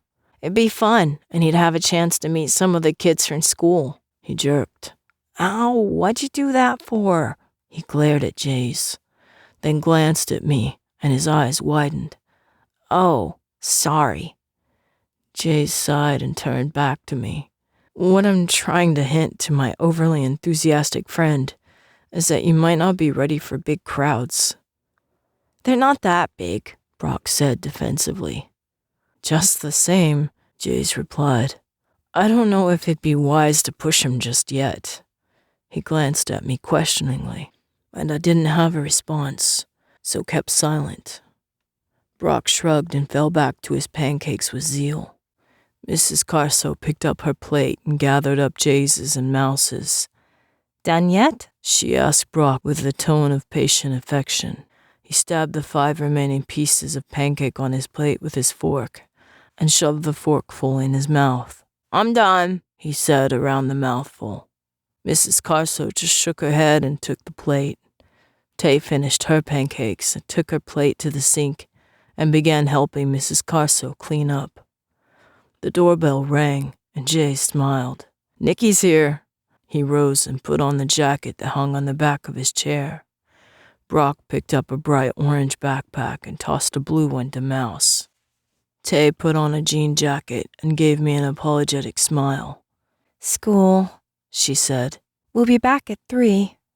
I nodded with feigned indifference, but I felt an almost physical pain as they crossed to the living room and out the front door.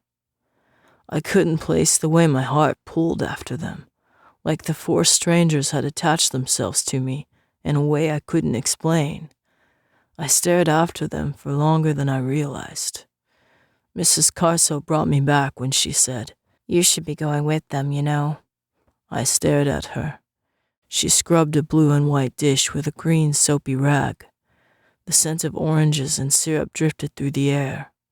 She met my look with a smile. "You still have time to be young."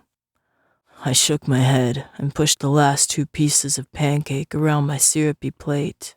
My appetite suddenly gone. "You get to choose now," she said, her voice softer. When I looked up, I found her watching me. "It's your life. You get to do with it what you want instead of how others tell you." She gestured toward the door, and soap bubbles dropped to the counter. If you hadn't gotten caught up in the arena, you'd be at school right now with friends, a pack, perhaps someone you love. A dimple showed in her left cheek when I shook my head again. It's not too late, she concluded. I frowned at the swirl design my pancakes had made and ran my fork through the syrup. I didn't look up as Mrs. Carso rinsed out the rag, draped it over the faucet to dry, and took a seat across the table from me. I was grateful she kept her distance, as if she understood my need to have my own space, to get used to just being me. I looked down at my hands, studying the scars that traced across the knuckles. She breathed quietly and ran her fingers over the table in a loving caress, as though she knew every grain of wood and the memory that went with each scratch and gouge in the finish. I saw her glance up out of the corner of my eye. What happened to your parents? I shrugged. Not sure. I barely remember them. I was taken away soon after I was born. My throat tightened at the flashes of memory, of a cold refrigerator box with the top cut off for a crib, of a tattered blanket I clung to until the woman threw it away, of learning how to walk so I could get away from her faster, of silence being my only companion. Her breath caught. You were kidnapped? Something like that. She frowned thoughtfully. You know, there are websites and centers where people search for family members who've been taken away. She met my gaze. We could look for your family. My heart gave a strange thump at the thought. I remembered the gentle caresses, the tender kisses, the warm baths and laughter and smiles. I ached for it so much that it was hard to breathe. But before I could say yes, I also remembered who I was. The werewolves I had killed, and the families and packs I had destroyed in the process. I didn't deserve my family, and they didn't deserve to have to deal with me. I shook my head and rose from the table. You don't want to find them? She pressed. I shook my head again and turned to leave. Jet. I paused by the doorway. I really do think you should try school. Brock works in the office and could help us make some records for you. If you decide to take up Jaze's offer to stay and help him out, it would be a good way to settle in. Think about it? The bullet wound in my chest throbbed, and I walked through the door without answering her. Chapter 16. Did you find anything interesting to do while we were at school? Tay asked. She glanced around the room with a doubtful expression.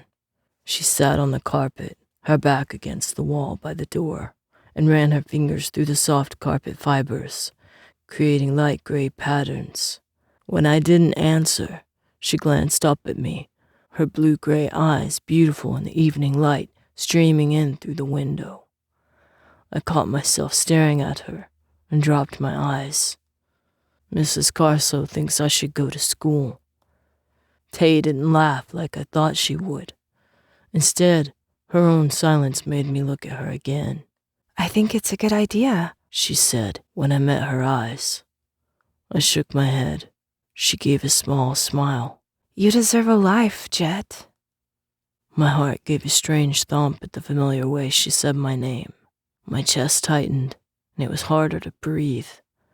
I forced a nonchalant tone. That's what she said. She's right, Tay persisted. School would be good for you.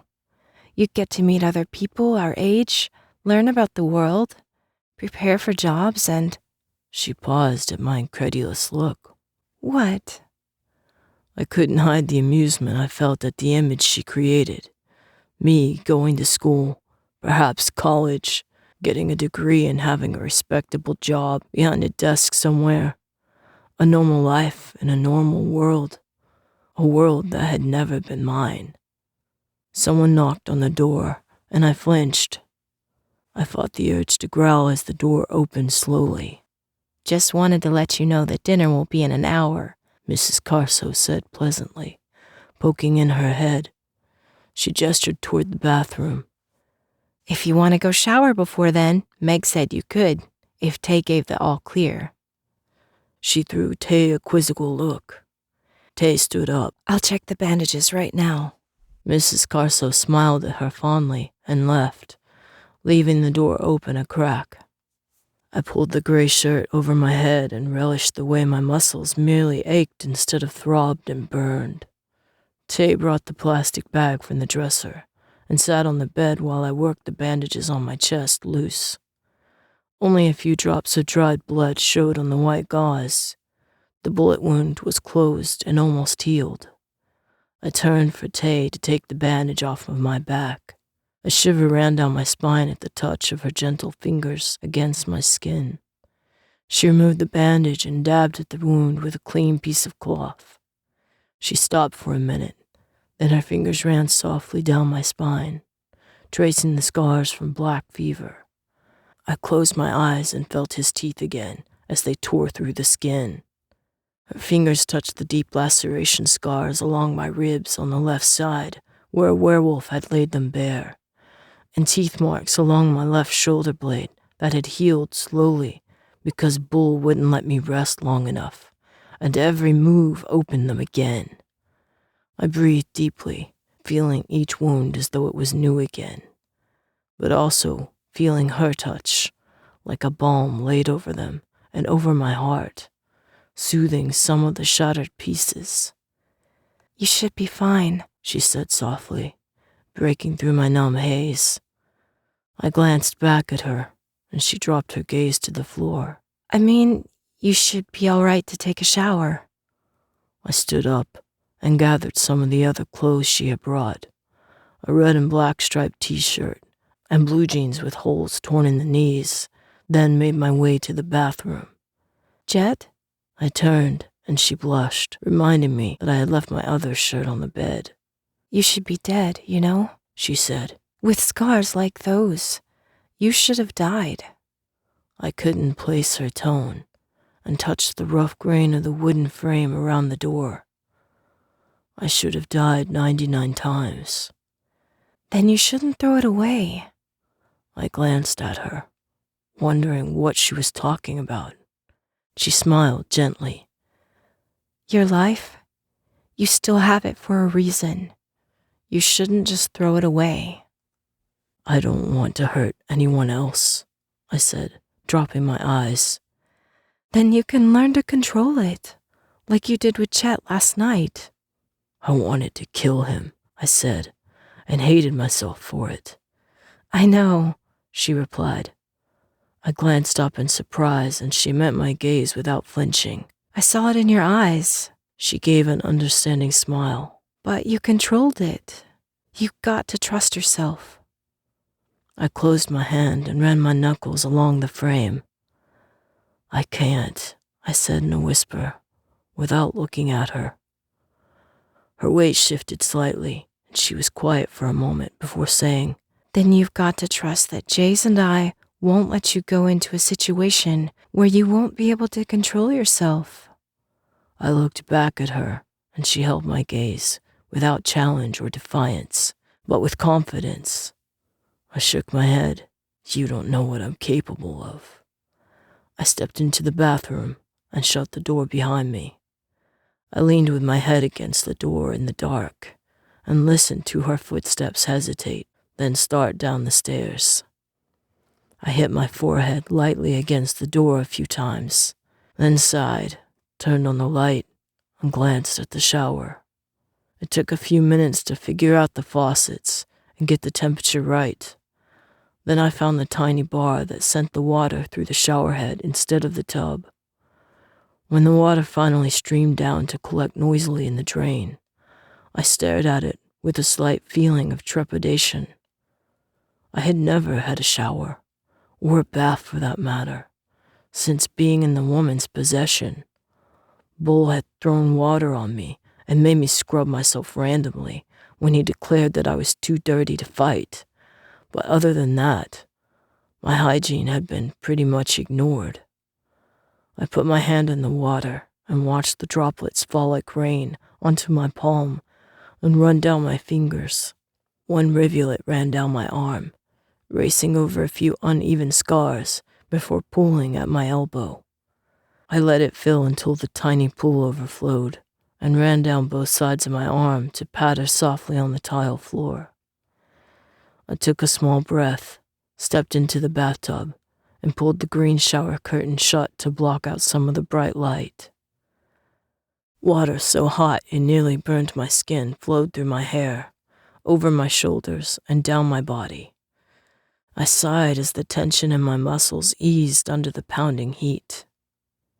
I rolled my shoulders to loosen the joints. The scent of werewolf, blood, sweat, pain, fear, and failure rose into the air, then washed down the drain with the water until I could only smell the soaps on the edge of the tub.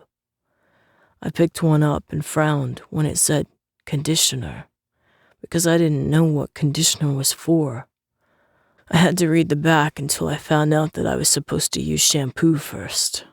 I poked through several bottles entitled body wash, facial scrub, and bubble bath, then located a bottle of shampoo with a picture of apples on the front. I verified that it did indeed smell like apples, with a heavy underlay of chemicals, poured a good-sized amount in my hand, and scrubbed it through my tangled hair until white bubbles covered my hands. I rinsed it out, used the conditioner as directed, then ran my fingers through my hair until I had worked out the worst of the tangles.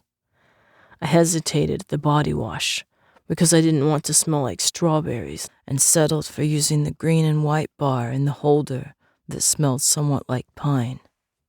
I thought of the tiny television in the woman's basement, turning the volume low so she wouldn't come down and yell at me, then learning a letter at a time how to read from the captions at the bottom. Lip reading came easier, and I didn't get in trouble if the volume was off. So I still had to sound out the words when I read.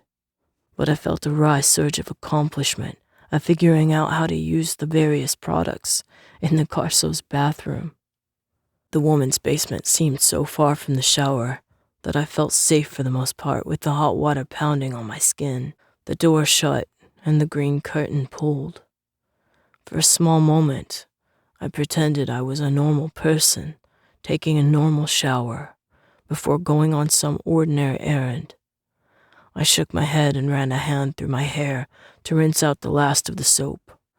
Clean for what felt like the first time in my life. I turned off the water, stepped onto the green fuzzy floor mat, and scrubbed dry with a soft, fluffy blue towel from a stack under the sink. My skin felt prickly and fresh, as though every touch was new, and the dirt of 1,000 pain-filled mornings had finally washed away. I pulled on the blue jeans and the red and black shirt, then ran my fingers through my hair again. I hesitated, then wiped off the condensation on the bathroom mirror with my hand. My hair hung in wavy, uneven locks to just above my shoulder. The only time my hair ever got cut was when the woman decided I looked too scruffy and made Bull do it while I was knocked out on the way to a fight. I shuddered at the thought of Bull working a pair of scissors around my head. I ran a hand through it, but it still looked rough and feral. I let out a jagged breath, feeling much the same way, and left the bathroom. Jaze's voice rose up the stairs. "Just be careful, that's all I'm saying." But you don't doubt him, Tay replied. "No, I don't," Jaze said. "But if he does decide to strike out on his own, I don't want you hurt." I'll be all right, she replied. I started down the stairs, and the talking stopped. I entered the kitchen to find Jaze, Nikki, Brock, and Tay at the table, and Mrs. Carso pulling something out of the oven. She turned as I came in and smiled. "Have you ever had turkey, Jet?" she asked. I shook my head and took a seat. My mouth watered at the scent of roasted fowl. "Mrs. Carso makes a great turkey," Nikki said with a kind smile. Jaze's mom beamed at the compliment and proceeded to cut thick slices of meat and lay them on a plate. Brock gave me a critical look. "You clean up good," Sometimes all you need is a shower to feel better. I frowned slightly, and Tay smiled. It's a compliment. Mrs. Carso set down a plate, heaping with the turkey slices, followed by one with a breaded substance that smelled wonderful. She carried over a bowl of green beans, one of mashed potatoes, and a smaller one with brown gravy, then took a seat next to Jaze. Everyone eyed the food hungrily. Well, go ahead and eat, she said with a laugh. Brock grabbed a slice of turkey, piled on mashed potatoes, green beans, and the breaded food he called stuffing, then poured gravy over everything until it practically floated. The others were a bit more conservative in their servings, and I followed them, leaving out only the mashed potatoes. It took one bite of turkey to decide it was my favorite food. I finished one helping, then a second, and was dishing up a third when I noticed everyone watching me. I set down the serving spoon. It's good, I said with a sheepish smile. They laughed, and Mrs. Carso grinned, practically beaming. I'm glad to see you have a healthy appetite. He out-ate me, Brock exclaimed, his eyes wide. That's a feat worth mentioning, Jaze said. He leaned back in his chair, his arm across the back of Nikki's. He studied me seriously for a moment and tipped his head. Jet, what do you think about going to the mall tomorrow? I didn't know what a mall was, but his cautious tone put me on edge. I pushed a green bean through the remaining shreds of turkey on my plate. Don't you have school? He shook his head. Tomorrow's Saturday. We only go to school Monday through Friday. I appreciated the way he said it evenly, without any derision or humor at my lack of knowledge of normal life. He opened a hand. We go to the mall to hang out and meet friends. It's a great place to get used to being around crowds without being stuck in a classroom. I glanced at Mrs. Carso, wondering if she had told Jaze about our conversation, but she was busy cleaning the counters and didn't look up. You really think that's a good idea? I asked, a slight touch of challenge in my voice at my own uncertainty. Jaze met my gaze calmly. I do. You need to start somewhere. Do I? He nodded. You do, and sooner is better than later. I wanted to argue, to tell him that he was putting everyone at risk, and that I didn't know how I would respond in such a situation. But I realized before I spoke that he knew all of that and was suggesting it anyway. It was his job to protect his pack and make sure the werewolves lived at peace with the humans, and he felt it would be all right. I let out a slow breath and nodded. Okay. His eyebrows lifted slightly in surprise, but he smiled. Great. Tomorrow, then. He rose from the table, and I stood quickly, out of habit, my knees bent and hands partway up in case he attacked. I met his calm gaze and dropped my hands in embarrassment. Jaze walked to the back door, as though nothing unusual had happened, and Brock and Nikki followed. Tomorrow, then, he said with a wave before stepping through the sliding door. I watched them go and felt a slight tug to my soul as the door slid shut behind them and they left over the back fence. They're going to the swap meet grounds to hang out with everyone else playing hooky from the curfew, Tay explained. Boys will be boys, Mrs. Carso replied. She and Tay smiled at each other across the counter, and Tay gestured at my plate. Finished? I nodded and watched her take my plate to the sink, scrub it, and hand it to Mrs. Carso, who dried it and put it in a cupboard by the stove. Their familiarity told of performing the actions hundreds of times. The scrubbing, drying, and stacking so ingrained into their nature that they did it automatically. I traced a drop of condensation down the side of my cup of milk, thinking about the actions that had been ingrained into my nature so that they were automatic.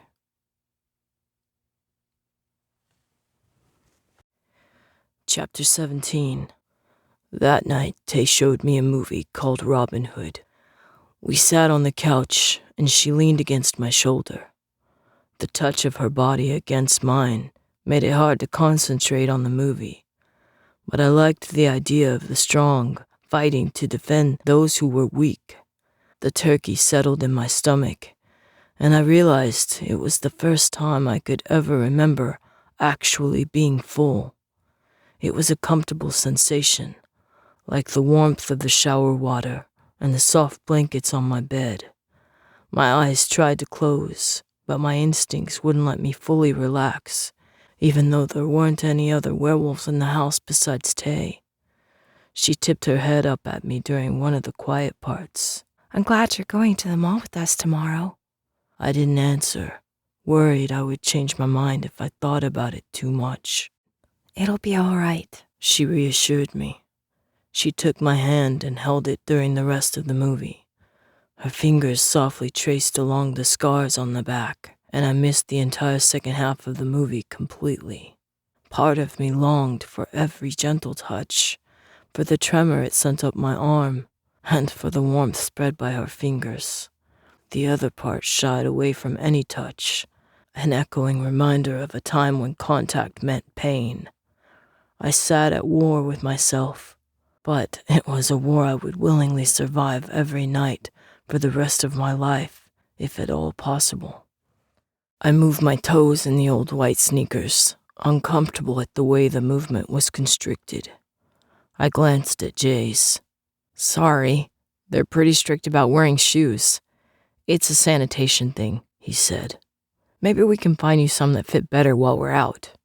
I shook my head and stood up. The shoes bit at my feet, and it felt silly to wear them when my bare feet would suffice. But I felt strange about Jaze and the others spending money on me. I would make do with Jaze's used sneakers. Besides, I didn't plan on wearing them very long. His eyebrows lifted. You ready for this? A rush of emotions filled my chest at the thought of being surrounded by all of those people, but I merely nodded. He smiled and patted me on the shoulder. I fought to keep from flinching under his touch, but he didn't seem to notice. I steeled myself, hoping I could pass this tiny test, that I could survive being surrounded by crowds of humans and maintain control. I wanted to be in control, and above anything else, I wanted to be worthy of the trust Jaze placed in me. I wanted to help other werewolves get out of situations like mine. More rode on our trip to the mall than just a shopping expedition.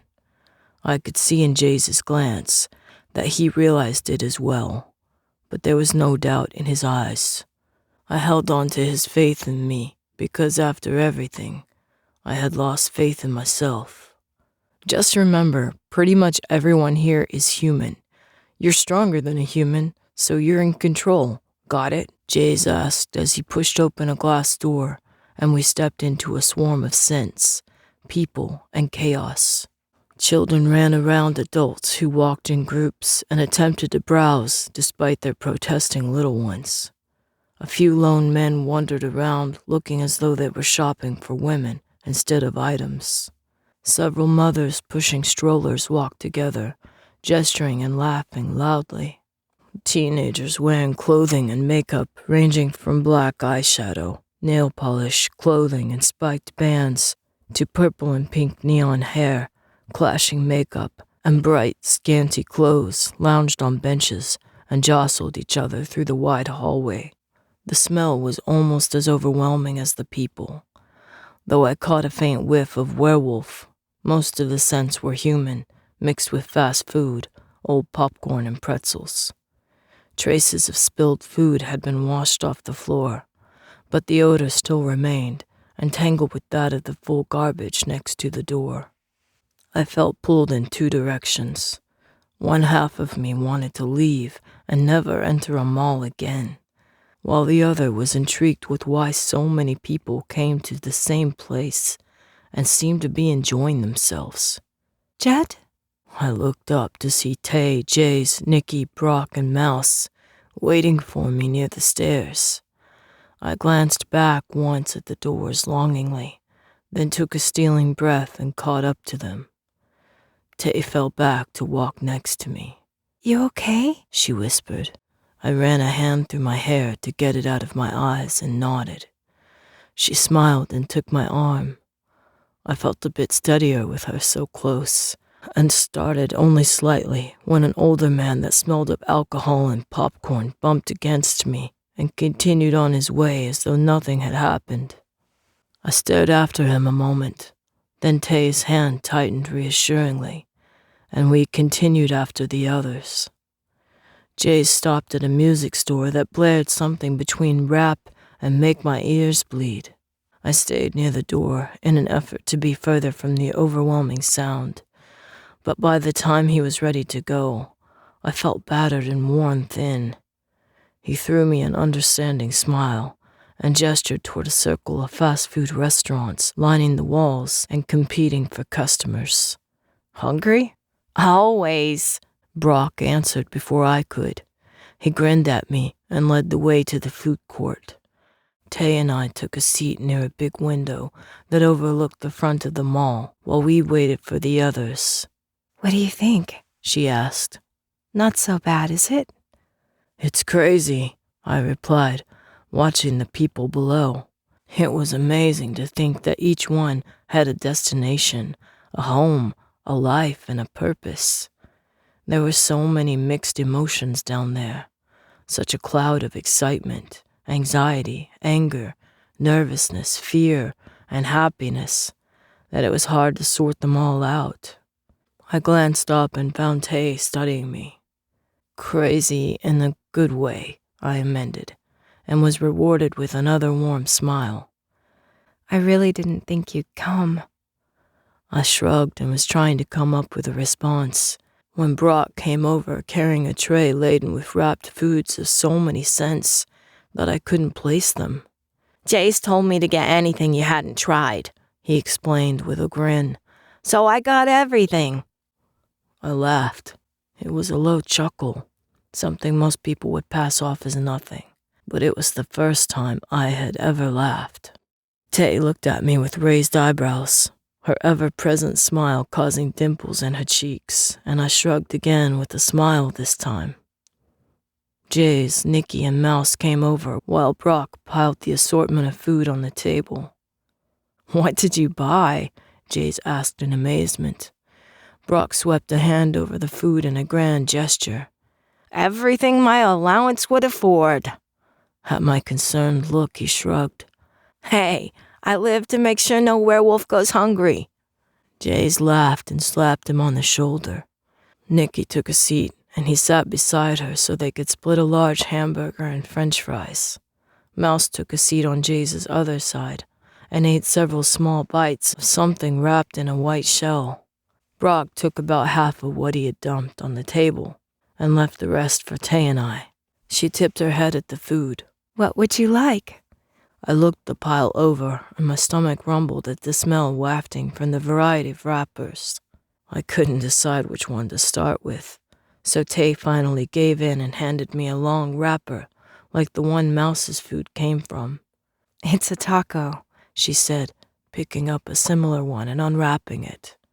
I took the wrapper off, then caught myself folding it like I used to when I was 7.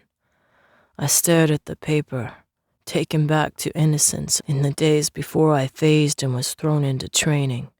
I rubbed the paper between my fingers and remembered the flimsy stars it would make. Are you all right?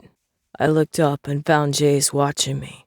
I nodded and set the paper down, then bit into the taco.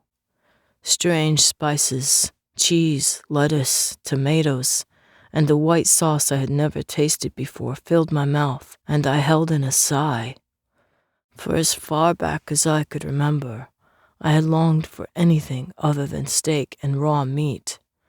3 days of varied meals felt like heaven. I grabbed another taco and finished it before Tay was done with her first. Brock pointed to a thicker, longer wrapper. Try that next, he said with his mouth full. It's a Philly. I crumpled the wrapper with only a slight pang of remorse and stared at the long sandwich with thick bread, generous slices of marinated beef, melted white cheese, and grilled onions. My mouth watered, and I felt the corners pull up into a smile. I was about to take a bite when Brock said, "Wait!" I stared at him, adrenaline coursing through my body, as I tried to figure out what was wrong. I glanced around us, the sandwich held precariously in fingers seconds away from crushing it into a meaty mess. He caught my expression and looked abashed for a brief second before holding up a red and white packet. "I was just gonna say, you can't eat a cheesesteak without ketchup on it." He threw Jaze an apologetic look. "I didn't mean to alarm anyone." Jaze gave a patient nod and met my eyes. "You all right?" I took a calming breath and nodded. The adrenaline faded, and my urge to tear something apart left with it. I held out my hand for the packet, and my fingers shook only slightly with the strain of keeping myself in check. Brock tossed me 2 packets, then showed me how to tear the corner off and apply a generous helping of red paste on top of the sandwich. He then held up his identical sub. "Cheers," he said, before taking a bite that would have made a full-grown wolf proud. Ketchup covered his cheeks and fingers, but he didn't seem to care.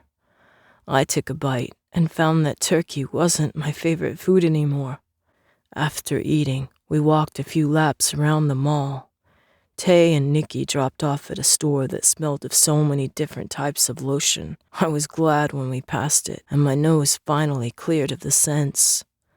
Mouse and Brock got distracted by a game store, and Jaze and I sat on a bench to wait for the others to catch up. "How do you feel?" he asked, studying me. "A bit tense," I admitted. He sat back. "You hide it well." I didn't know how to respond to the compliment. It was hard to sit and watch all the people pass by, but eventually I realized that they didn't even notice we were there. Their eyes drifted past us, scanning the stores and watching their children distractedly. I sat back like Jaze and saw an expression of approval cross his face. "Sometimes it's easier to hide in a crowd," he said quietly. I puzzled out his statement, then decided to test it. I took a calming breath to rein in my control fully, then rose and fell in behind a group of giggling girls and 2 mothers who argued with them about why they couldn't buy a poster of the latest pop star. I slipped from behind them and followed a trio of high school boys who joked and laughed. One of them tried to shove another one into a store with very skimpy women's clothing, and he brushed right past me when he came back, his face red as he laughed and shoved his friend back. I walked down to the end of the mall, following various groups. I turned around to head back, a feeling of accomplishment in my chest, and saw Jaze trailing not far behind. He fell in beside me and didn't say anything, but I could sense the satisfaction from him and realized I had passed both of our tests. Chapter 18. We met up with the others and stopped to watch children in a play area run up and down short slides, chase each other around a big plastic tree, and duck through multicolored tunnels. A scent touched my nose and my heart beat faster, but it was gone before I could identify it.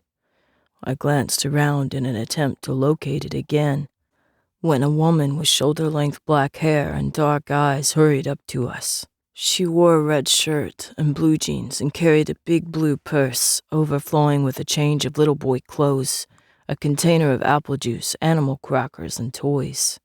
"Have you seen a little boy in a blue shirt?" she asked Jaze in Spanish, her tone frantic.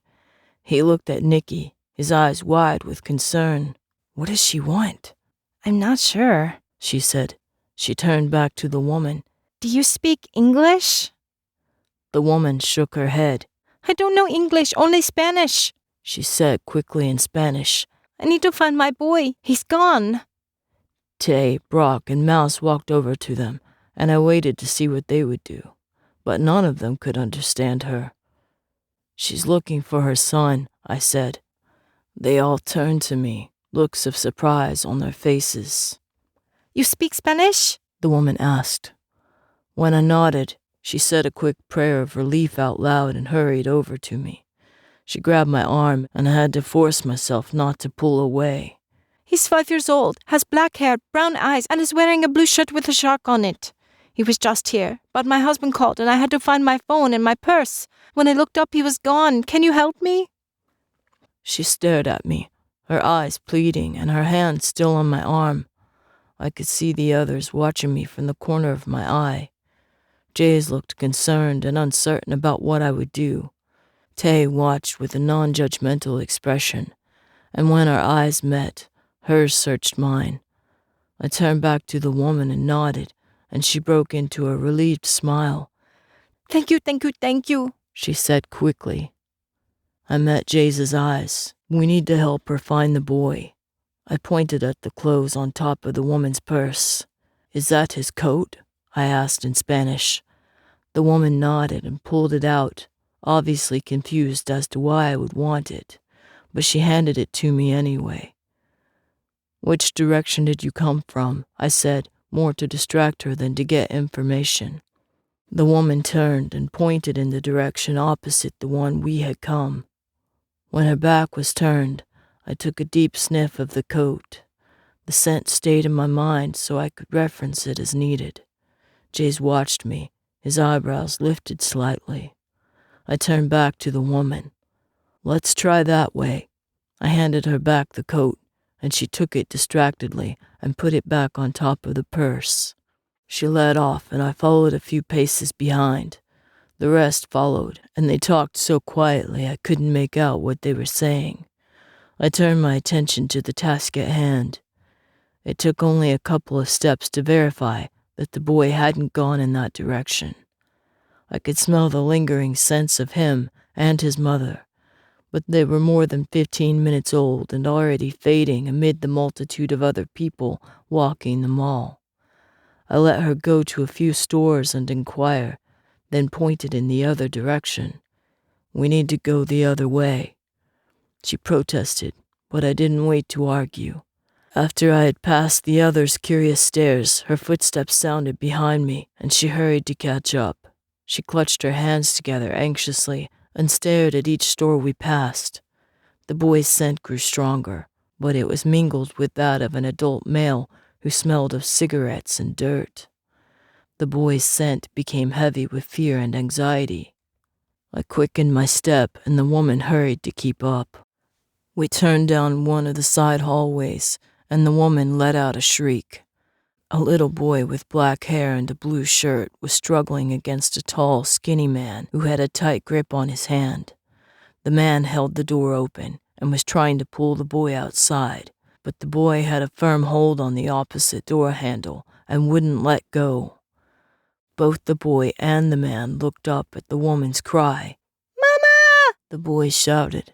The man's eyes widened. He looked at the boy's mother, me, and the others that followed close behind us, then dropped the boy's hand and ran out the door. "Stay with them," I said to the others.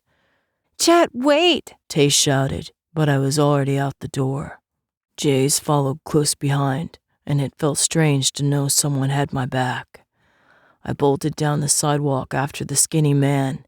He ran with fear to give him speed, but the sight of prey running away triggered my wolf instincts, and it was all I could do to keep from phasing and pulling him down as I closed the distance between us. He dodged between parked cars, crossed a meridian into another parking lot, and tried to lose me between several rows of trucks. But I had his scent.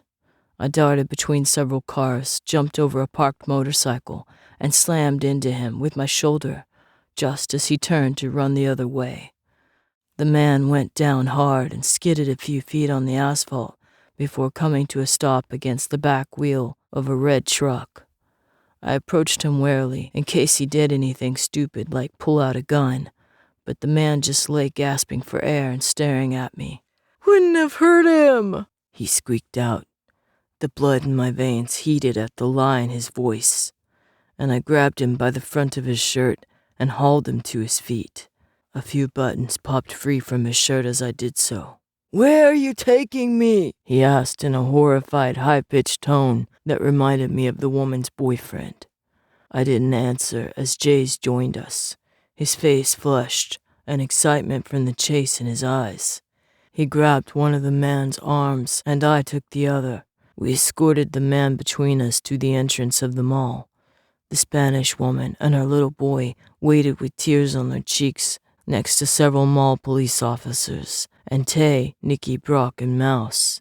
The officers stepped forward to collect the man. He winced when they pulled his arms behind his back and shot handcuffs around his wrists. "We'll need you to make a statement," one of the officers said, turning back to Jaze and I. He held a small writing pad and a pen. The pad was already filled most of the way to the bottom. I glanced at Jaze.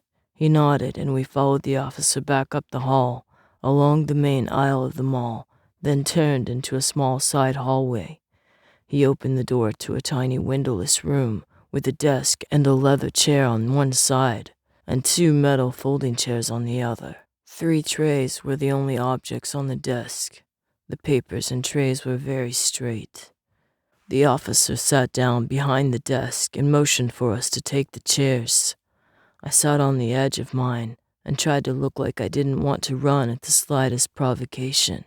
I was grateful that the officer at least didn't shut the door. Jaze gave me a reassuring glance, his expression calm. "That was a heroic thing you did back there," the officer said, looking at us both. "Maria told us how you helped find her son, Adam. If it wasn't for you, he'd probably be long gone by now. The percentage rate of children recovered after kidnapping isn't high. You may have saved his life." My heart tightened. I thought of the look on the Spanish woman's face and wondered if my mother had looked the same way, if she had searched frantically for me, if an officer had given her the same meager percentages for the odds of recovering a child. My eyes stung, and I looked away, but there was nothing in the room to hold my attention. "Is there a phone number where we can reach you if we need further information?" he pressed. Jaze nodded. "You can call my cell." He proceeded to give the officer the number, then gave a description of finding the boy and the chase from his point of view, along with his name and address in case they had any more questions. The officer jotted down notes in his tiny notebook, then turned to me. "What's your name, son?" My hands tightened convulsively, and I forced them to relax. "Jet." "What's your last name?" the man asked as he wrote it down. I glanced at Jaze. "Black." Humor showed in Jaze's eyes, but he didn't say anything. The officer started to write it down, then looked up at me, doubt on his face. "Your name is Jet Black?" I shifted uneasily on the chair. "Yes, sir." He studied me a minute. "Do you have anything to add, Jet Black?" His eyes bored into mine.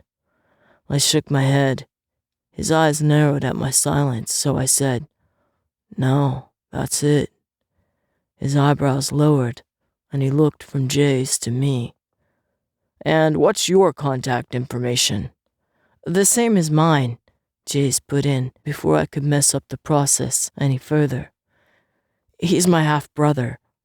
He studied us both for a minute longer, then blew out a breath and waved his hand.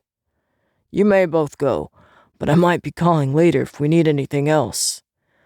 "I'll keep my phone with me," Jaze promised. We rose and turned to leave. Then the officer said, "Hold it just a minute." My heart fell, and I turned to find the officer standing. He held out a hand. "I just wanted to thank you for your bravery. It's not every day we hear of boys actually chasing down a kidnapper on foot. Thanks to you, he can be brought to justice." Jaze shook his hand, and I followed. We left the office and walked back up the tiny hallway. I let out a sigh of relief when we entered the main hall, and Tay and the others hurried up. "That was amazing, man," Brock said, slapping me on the shoulder. He paused and stared at me, his eyes wide as though he just realized what he had done. It's okay, I said with a small smile. He grinned and threw his arms around my shoulders. I shrugged out of his reach. Don't push your luck, Jaze said. The others laughed, and Brock beamed at me. The way you chased him down like a deer or something, that was awesome. And he darted between the cars trying to throw you off, but you jumped over the motorcycle and then bam! He slapped his hands together.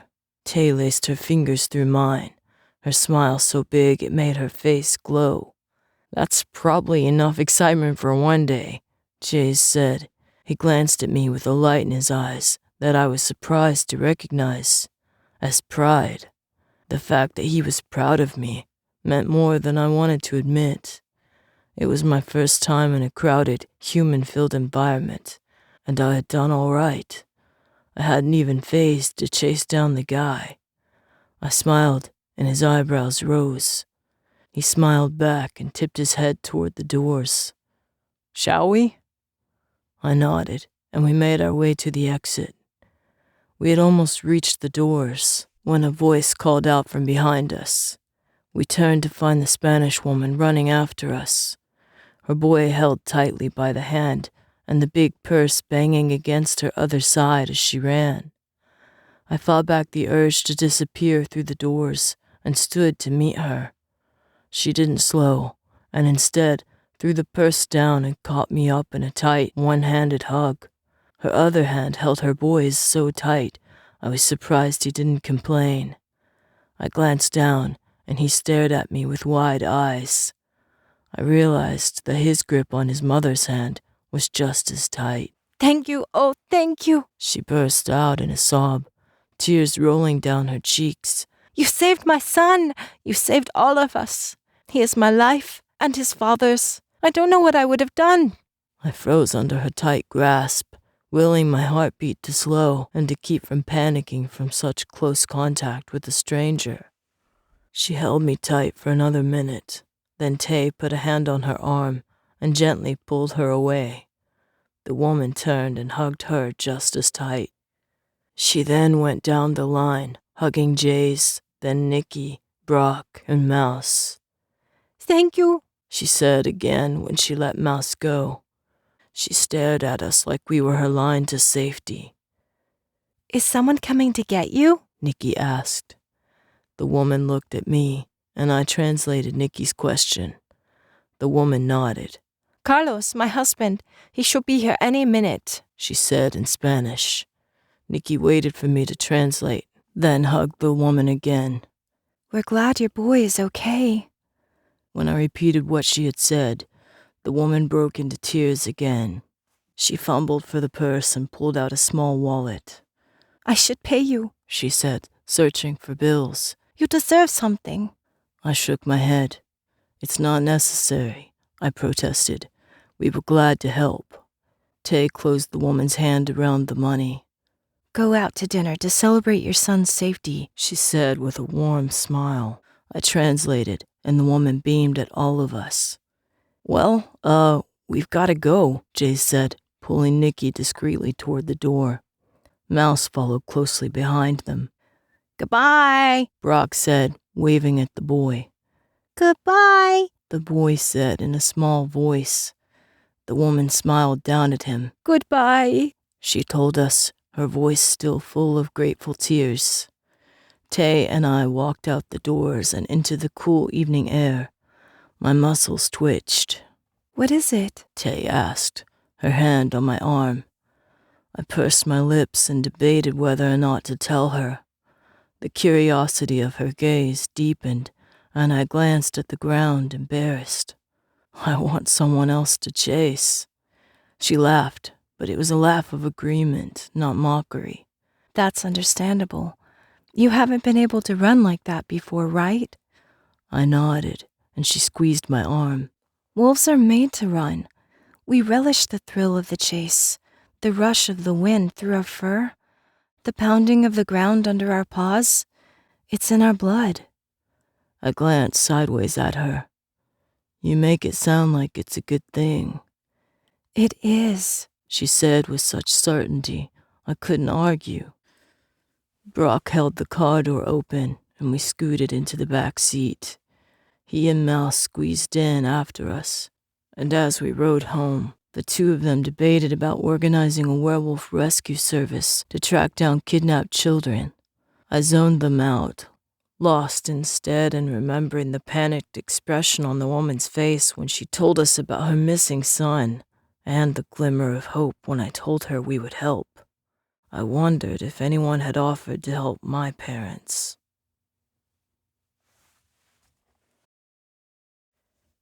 Chapter 19. What'd you think of the mall? Brock asked from his spot on the floor by the couch. Good food, I said. I leaned against the wall near the door to the hallway. It was as comfortable as my defensive instincts would allow me to get in a room with werewolves, but it was definitely progress from the urge to leave the house and never look back. Brock laughed and bit into an apple he took from the kitchen. Yeah, it was. I can't believe you're still hungry, Nikki said from the couch. I'm always hungry, Brock replied. He'd make a good werewolf, Mouse said quietly. The others laughed, and he glanced at me with a small smile, then looked at the ground. That was an amazing chase, Brock said around a mouthful of apple. I can't believe you ran after him, Tay agreed, a note of amazement in her voice. I can't believe you used the boy's coat to track him down, Jaze said. I glanced at him, and he shrugged. It makes sense, but I never thought about it before. You found him so easily, too. There must have been more than 1,000 scents there, yet you tracked him like a bloodhound. Heightened senses, Mouse said. We all looked at him, and he squirmed uncomfortably against the corner of the couch. You know, like how a blind man's sense of hearing and touch grow more acute? Jet's depended on his sense of smell more than we have. Everyone looked back at me, and I shrugged, feeling the way Mouse had. Never be caught unaware. That's the only way to survive the rumble. I flexed my fingers. Once I faced a werewolf who was a gray, and they put him against me alone. It wasn't until I smelled silver that I realized why. I took a breath, remembering. He wore shirt and pants, and the outside of the cloth had been treated with silver. I couldn't bite or hit him because every touch burned my hands and mouth. I had to wear him down other ways. What other ways? Brock asked curiously. I looked down at my hands. I wrapped his head in his shirt and then beat him to death while his face burned. The scent of burning flesh tickled my nose, and I gritted my teeth. Nikki sat up, and Jaze rose to his feet. My muscles tightened, but I pretended to be relaxed. Anyone want to get out? Jaze asked. Tay looked at me from her spot on the armchair with her feet curled underneath her. She didn't give any sign that what I had said bothered her, but there was a glimmer of pity in her eyes. Want to come see what we do after curfew? I was tired from walking through the mall, and the energy my body used as it finished healing, but I felt pent up in the house, as though now that I had a taste of what it felt like to be free, it was almost unbearable to sit still in the small room upstairs. I nodded, and she pointed at the shoes I had discarded the second we got in the house. What about those? Never again, I said. They laughed, and Jaze grabbed an oblong brown ball from the closet. There's no shoe requirement where we're going, so you'll be fine.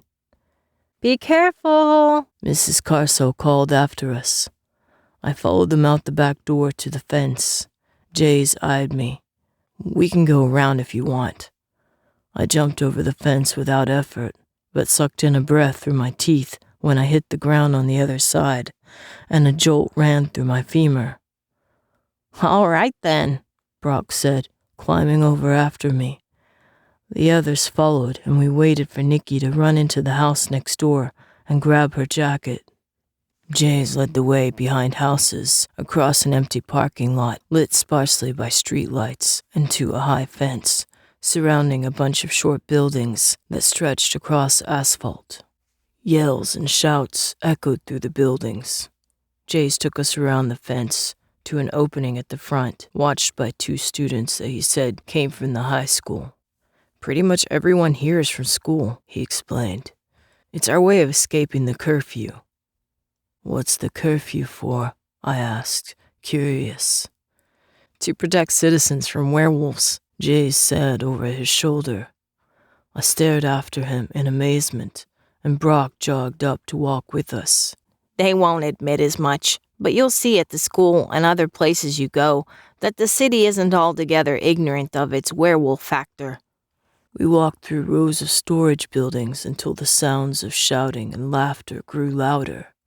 My chest tightened, but I followed the others. Tay glanced at me and took my hand with a warm smile. The stars glittered in her eyes, and I wondered what I had done to be so fortunate as to have earned that smile.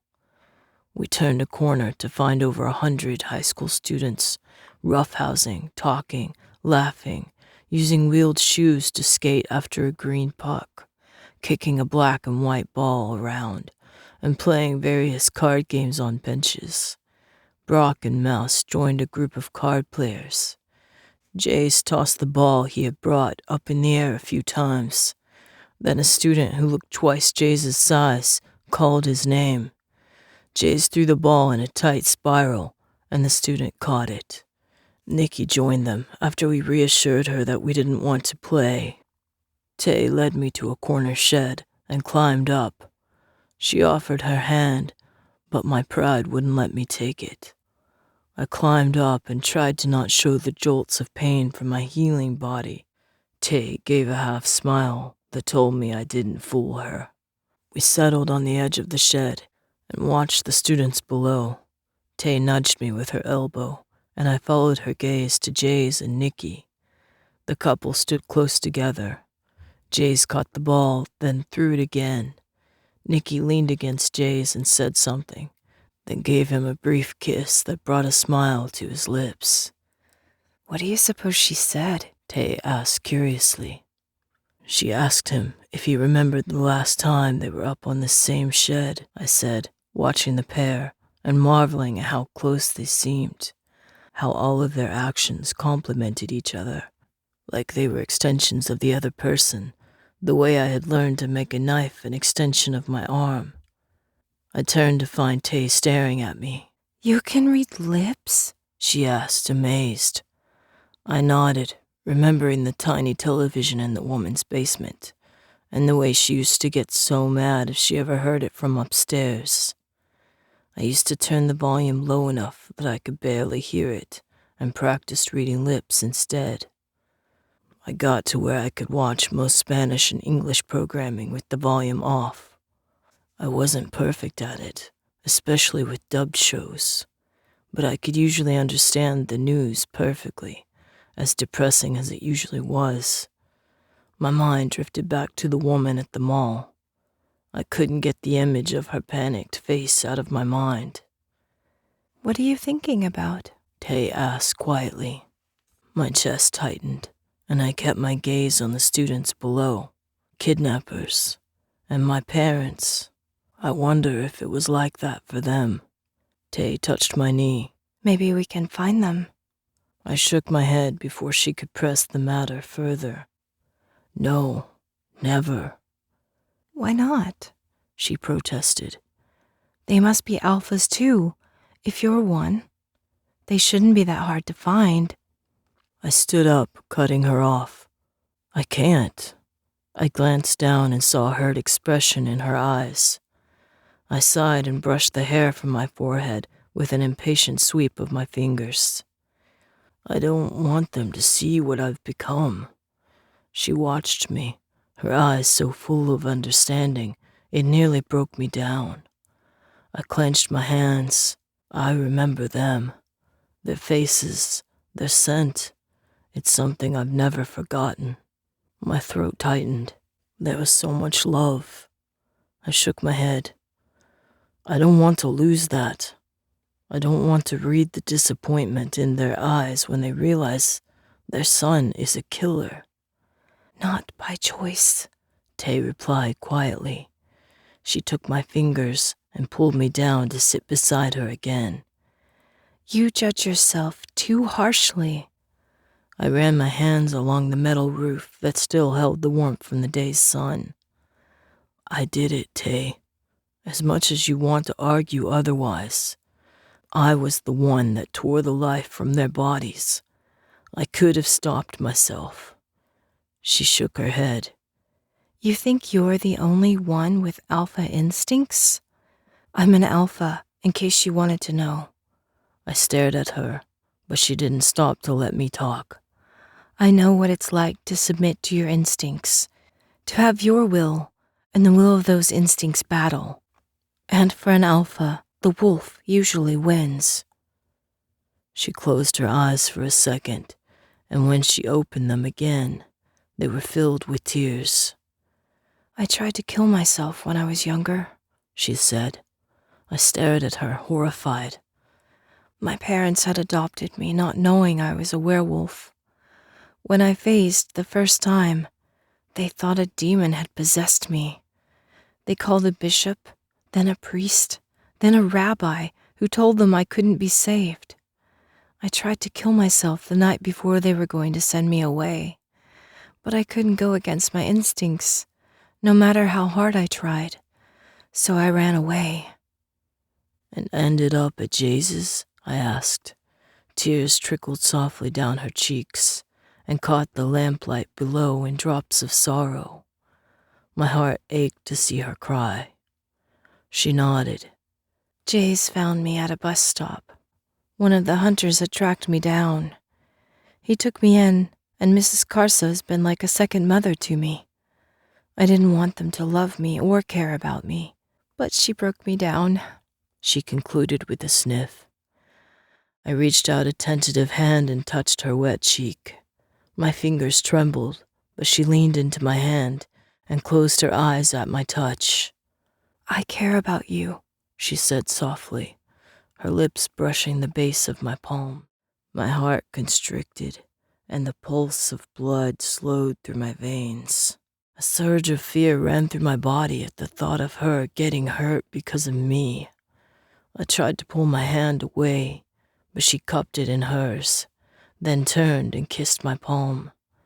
I stilled at the touch of her lips and the jolt that ran through my skin.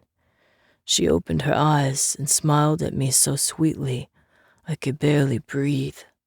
She lowered my palm and traced one of the scars that cut across it. I trembled at her touch.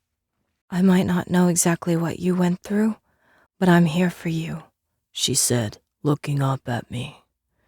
I tried to stand, but she held my hand and my body refused to resist. You shouldn't be. It's dangerous. I'm dangerous. She leaned up and put her lips against mine. Warmth flooded through me, and I held my breath, afraid it was all a dream, afraid I would wake to find myself in the training room, chained and delirious, afraid I would shatter the only reality that ever mattered to me. She leaned back with another smile. The taste of her kiss lingered on my lips. I glanced over at Nikki and Jaze. Tay followed my gaze. They were resting on a bench near the aisle across from us, sharing a soda. Nikki smiled at me and said something to Jaze, whose brow was creased and eyes worried. What did she say? Tay asked. I smiled inwardly. That you can kiss whoever you want to, and I wasn't such a bad guy. She let out a surprised chuckle. It's nice to see a human keep an alpha in line. I glanced at her. Good luck with that. Hey, she said with a laugh. An alpha female can hold her own against an alpha male any day. We'll see about that, I said with an answering laugh. Chapter 20. We stopped in the empty parking lot on the way home and waited for someone Jaze was expecting. About 15 minutes later, a lone security guard appeared at the corner of the lot and made his way toward us. Jaze and Nikki talked to him while the rest of us rested on the dead grass near the edge of the parking lot. I ran my fingers through the brown grass and was surprised to find green shoots beneath. I pulled one free and smelled it. The scent of life, rich with sunshine, damp earth, and water from the recent rain, filled my nose. I love it when someone cuts the grass. It smells so good, Brock said, watching me. The best is in the middle of summer, when it's hot and everyone cuts their grass together in the morning, Mouse said with a distant gaze. The motors sound like 1,000 bees working together to gather pollen, and the scent is mixed with just the right amount of gasoline, grass, and dew. I can't wait. He sighed, then seemed to realize we were all listening, and a blush of embarrassment ran across his face. He fell silent, his eyes on the grass. I held the blade of grass in my palm, and at that moment wanted more than anything to smell grass cut from 100 lawnmowers on a warm summer morning. I glanced at Mouse and saw the remembered bliss on his face, despite his embarrassment. I vowed to myself that I would smell the grass, that I would make being a werewolf in civilization work, because not only was it worth it, it was all I had. The alternative wasn't a consideration. I dropped the grass and rose when Jaze and Nikki came back over. Charlie says the werewolf fighters have taken their brawls somewhere else. The hunters are searching desperately for them. He glanced at me. Do you have any idea where they'll go? I shook my head. I didn't even know where the rumble was. We were drugged with silver before they even got us in a vehicle to transport us there. Jaze nodded. I suspected as much. I told Charlie we'd keep an ear out. His sons are werewolves from Chet's pack. They're helping in the search. He waved at Charlie, and the security guard waved back. By the time we reached Jaze's house, my limbs shook with exhaustion. I stumbled up the stairs, but despite being worn out, it was a long time before my mind would slow down enough for me to get some rest. I eventually gave up trying to sleep and walked quietly down the stairs to the living room. Light from a street lamp filtered dimly through the curtained window, outlining the form of a person sitting on the easy chair by the couch.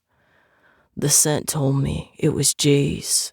He turned his head wearily when I walked in, and my werewolf eyesight made out the shadows under his eyes. Don't you sleep? I asked quietly. He gave a soft huff that sounded like a tired laugh. I could ask you the same thing. He had been hunched over, his elbows on his knees as he stared at the floor.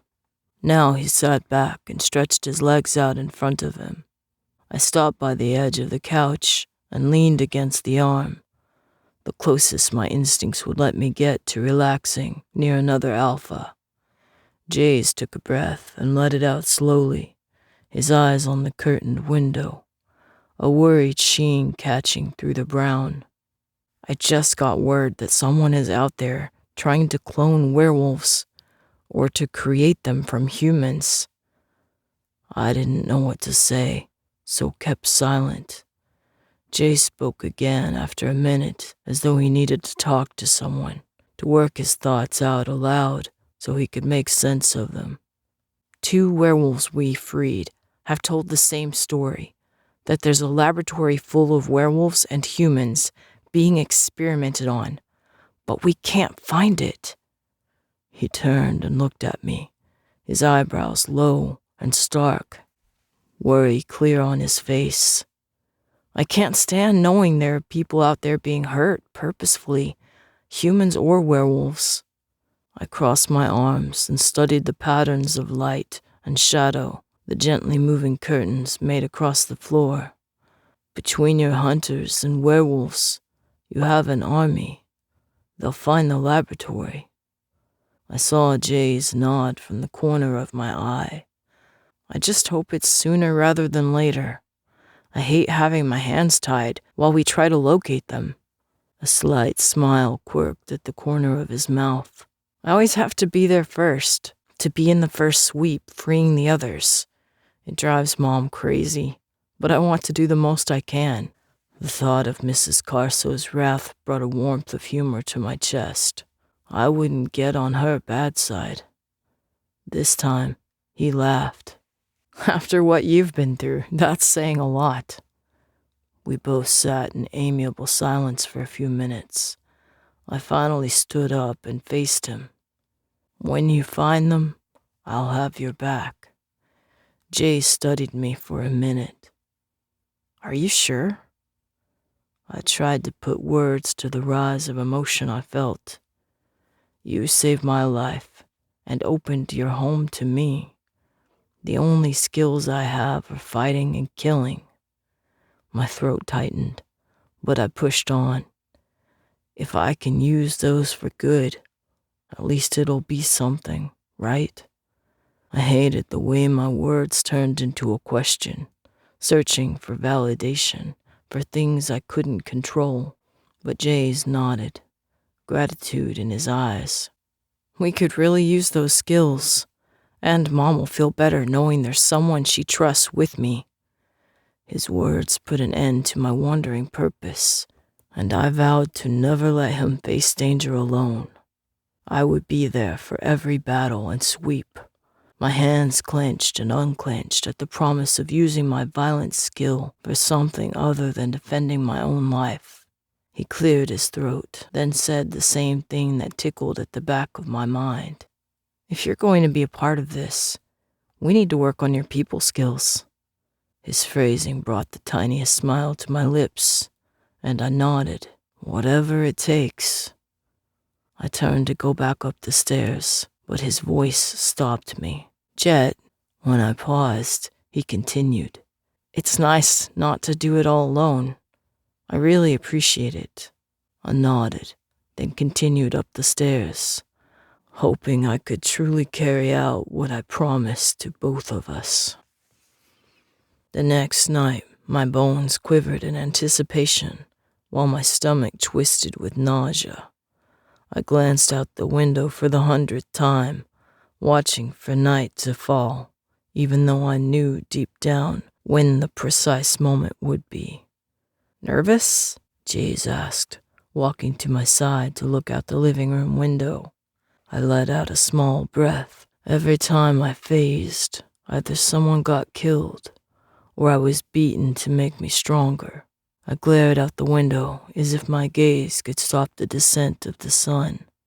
You'll have to embrace it sometime, he replied quietly.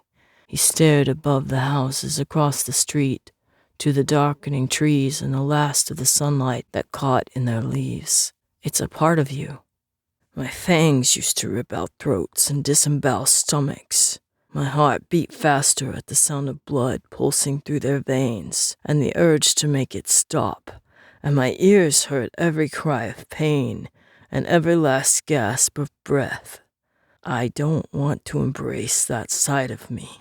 I clenched and unclenched my jaw, surprised at the bitter words that rushed from my chest before I could stop them.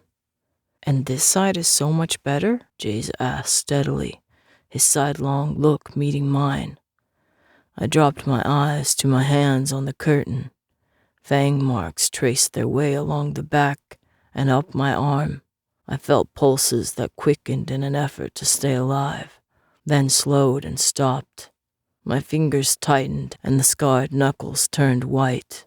No, I whispered. I dropped my hand and moved away.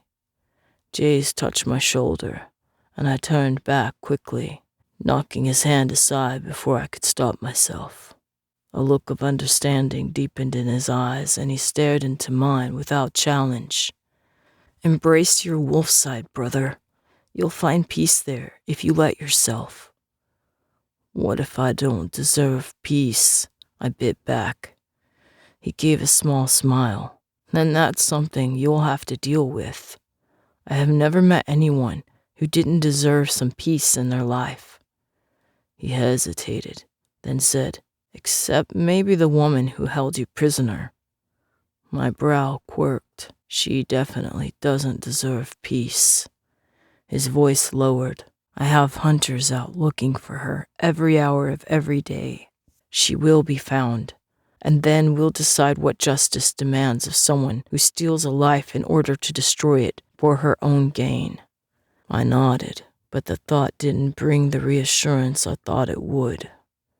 The woman was too slippery for them, like a river snake slipping between tree roots where the hunters couldn't go. Chapter 21. The full moon dawned, and I phased in my room, quietly cringing as the change of form twisted newly healed bones and aching scars. I stretched to help the phase settle, fighting down the rise of comfort at the familiar form. I glared at the moon outside the window and padded silently to the cracked door. I opened it with my muzzle and paused at the top of the stairs. Tay, Jaze, and Mouse waited below in the living room. I stared at Tay. I had never seen a female werewolf in wolf form before, let alone an alpha. Her pure white fur glistened in the moonlight that streamed through the living room window Jaze and I had looked out earlier. She was slender, lithe, and danced lightly on her paws, as though eager to be out in the night. She turned when I put a paw on the top step and threw me a wolfish grin that was so like her, yet mixed with a wild, carefree enthusiasm for the adventures the night could bring. I breathed softly through my nose and stepped down the stairs. Jaze stood patiently by the door in his black wolf form, his head cocked to one side and his eyes calm and clear. His tail waved slowly, and his ears shifted between watching me and listening to the night beyond the front door. Mouse, a light gray wolf with darker streaks along his shoulders, lay on the ground near Jaze, his head on his paws, and his eyes carefully avoiding mine. Tay wagged her tail as I drew near and pranced to meet me at the bottom of the stairs. I stared at her, amazed even with the predatory clarity that came in wolf form, that she could be so overjoyed to be a vicious beast, to tear, maim, and kill because it was instinct. Are you ready for your run? Mrs. Carso's voice called from the kitchen. Jaze gave a soft bark, and she appeared through the door. Her gaze settled on me, and she smiled. You guys take care of him, she told the others. He deserves this. Jaze snorted and waited for her to open the door. He looked patient, but the second it was wide enough, he darted out into the waiting night. Mouse followed at his heels. Tay started after them, and I followed her slowly, loath to leave the only safe place I had ever known. Mrs. Carso smiled at me as I passed through the door. Enjoy yourself, Jet, she said quietly before shutting it until it was only open a crack. I stepped down the porch and reluctantly relished the warm cement under my paws. The full moon shone down gloriously from above, bathing my entire body in the sweet caress of light that had kept me sane in the training room. I closed my eyes for the briefest moment and felt the light soak through my muscles, calm my whirlwind of thoughts, and give freedom to my instincts. Jaze gave a sharp bark, and I opened my eyes. The other wolves stood near the end of the neighborhood by a group of trees. Tay twirled in a circle and bent down with her haunches in the air like a puppy, begging me to play. I snorted and trotted down the sidewalk toward them. They disappeared before I reached the tree line, forcing me to break into a run to catch up. I followed their scent easily, picking Tay's from among the others and chasing her sunlight and floral scent through the trees. I leapt over fallen logs and darted between old pines and oaks. The scent grew fresher, but it took me a moment to realize I had slowed in my run. I wasn't trying to catch up. I was just living for the moment, living to feel the beat of the earth under my soft paws, to smell pine needles and aspen leaves in the mulch beneath the trees, to catch a whiff of the others on the wind and know that I didn't run alone, to wonder briefly If this is what it would have been like if I had never been taken from my parents, if we would run for the pleasure of running and chase just to chase, to live just in the moment. I shoved all thoughts aside and pushed my legs harder, for my paws to touch the ground swifter and heart to beat stronger. I twisted between the trees on ghost paws that barely touched the earth and felt freedom settle over me like the touch of moonlight, something that would stay in my heart forever and could never be taken away. I passed Mouse, then Tay, and then Jaze. He glanced at me in surprise, then lowered his head to the challenge and darted next to me, a shadowed wraith against the dark night. We ran until we came to a road, paused to check for cars, then darted across to lose ourselves in the blanket of night. We startled a herd of deer in a field and ran with them, then outpaced them and leaped the fence, leaving them far behind. We jumped canals and darted between cud-chewing cattle that barely blinked before we were gone. Tay and Mouse kept up until we reached the base of a series of small hills. Then they fell back and barked for us to keep going.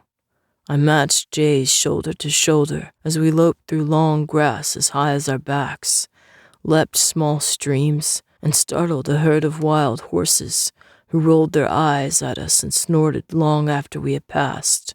We slowed near the base of the last hill and trotted up it, sides heaving and wolfish grins on our faces. I stopped at the top of the hill and turned to see where we had run.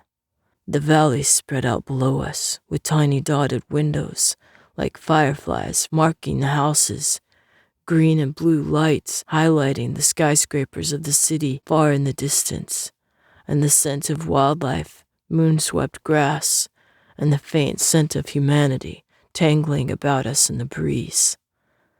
I sat down and let it sink in, feeling it the way I'd never let myself feel a part of anything before.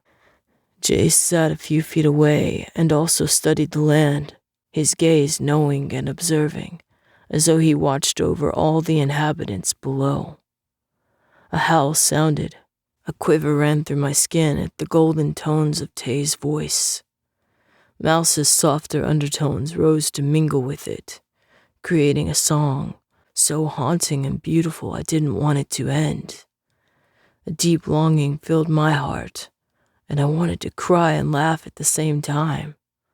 I glanced at Jaze as he raised his muzzle and let out a long, low note of answer. I couldn't contain it anymore.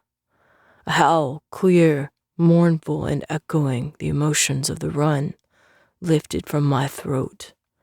I pointed my muzzle to the moon and thanked it in the only voice I knew for being the only friend I had through the darkest part of my life. I voiced the pain in my heart at my lost family, at the way I was treated at the woman's house when all I wanted was a kind word or a caring look. I voiced the agony of killing again and again when my soul cried for love. I voiced the fear of being found and put back to use as a werewolf killer. Long after the others had fallen quiet, I vented the agonies of my soul to the moon. I couldn't stop.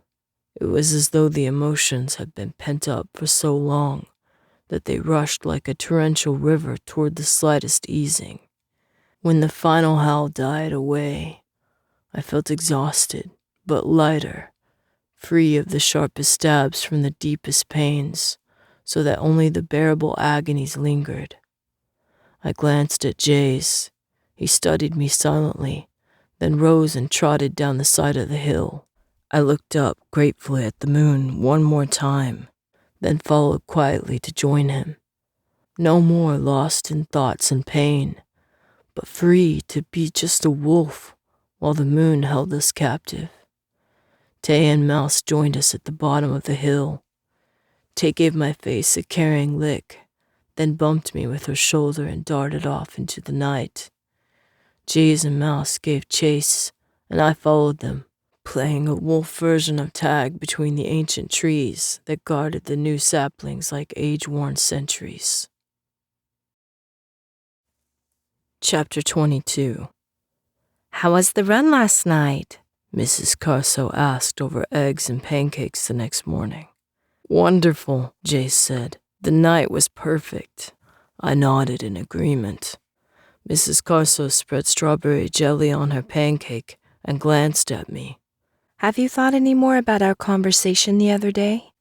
What conversation? Jaze asked, looking from me to his mom. School, I said. Her words had played themselves over and over in my mind, and I kept joining them with my resolve to try to adjust to a normal life, to be someone of use when other werewolves were in trouble. It made sense, but a pit still formed in my stomach at the thought. Jaze and Tay watched me quietly. Jaze's expression was encouraging, but he wouldn't push me if I didn't feel ready. Tay just smiled her sweet smile, filling me with warmth. I finally nodded at Mrs. Carso. I'll go. Her mouth split into a warm smile, while Jaze lifted a glass of orange juice in celebration. Great, he exclaimed. I'll have Brock get us some paperwork. Mom will vouch for you as my cousin, won't you, Mom? We all looked at her and she laughed. Of course I will. He's practically family anyway. They talked on happily, making plans for the next couple of days that included school clothes, outlining what my past history could be and what classes I should start in, and debating whether I should get a haircut. But I only heard Mrs. Carso's last words.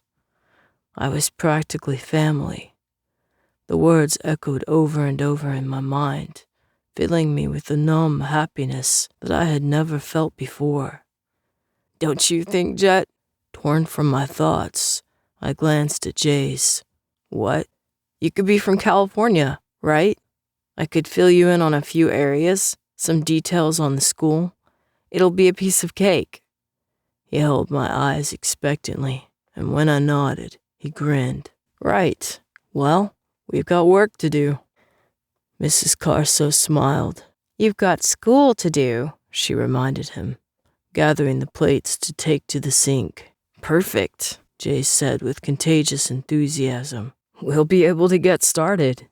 Tay smiled at me with a happy, satisfied expression, as though she had expected me to come around eventually. She walked behind me and leaned over to slide my empty plate from between my elbows. Her lips grazed my cheek briefly, obviously not by accident. My heart pounded erratically as I watched her help Mrs. Carso with the dishes. Tay threw me the occasional smile, and Mrs. Carso watched us both with a hint of humor in her eyes.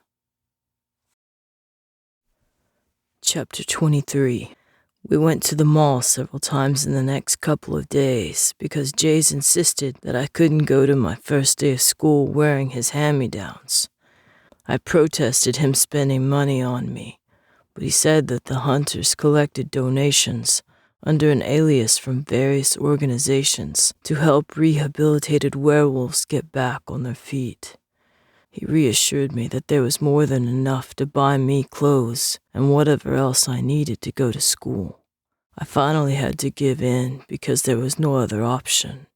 Tay especially enjoyed dressing me up like a doll and making me model for them. I really don't need another jacket. I have a coat, some sweaters, long-sleeved t-shirts, and a scarf, and winter's at least 7 months away. I protested when she motioned for me to turn in a black jacket she procured from the multitude of clothing racks around us. It won't be warm enough for the coat for a long time, and besides, you need something to wear when it rains, she stated.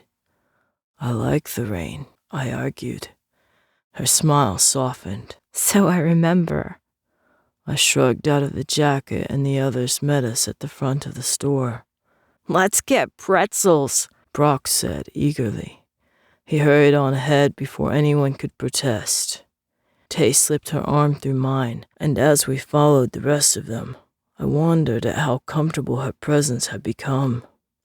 I missed every moment that we were apart. I missed the others, even Brock, But there was something about Tay that threatened to shred what was left of my heart, but also to patch it all up and make it whole again. I took a deep breath to clear my mind, and a scent tickled my nose. I froze, and Tay jerked backward at the resistance. What is it? She asked quietly, studying my face. I sniffed again, searching for it with a pounding heart. There it was, the faintest trace of smell lingering in the hallway. I walked slowly back the way we had come, and Tay followed without question. I walked down the long hallway and turned right at the intersection. The scent grew stronger as we neared the children's play area where we had met the Spanish woman. I stopped near a fake tree and studied the faces of the adults watching their children roam energetically around the playground equipment. I found her face, and my breath caught in my throat. My heart threatened to stop, and I leaned against the tree for support. I couldn't break my gaze away from her, and pressure constricted my chest until I could barely breathe. What is it, Jet? Tay pressed, concern in her voice. I took a shallow breath and forced out, "My mother." Tay tore her eyes from mine and searched through the crowd. The woman with the dark hair? I nodded. She has light blue eyes, though you can't see them from here. They're beautiful, like the clearest sky at noon. My voice fell to a whisper. I had almost forgotten. "What's going on?" Jaze asked when they caught up to us. Tay squeezed my arm, then led the others further away so she could talk to them. I could have overheard if I wanted, but I was so shocked at seeing her. It was all I could do to keep from running to her side.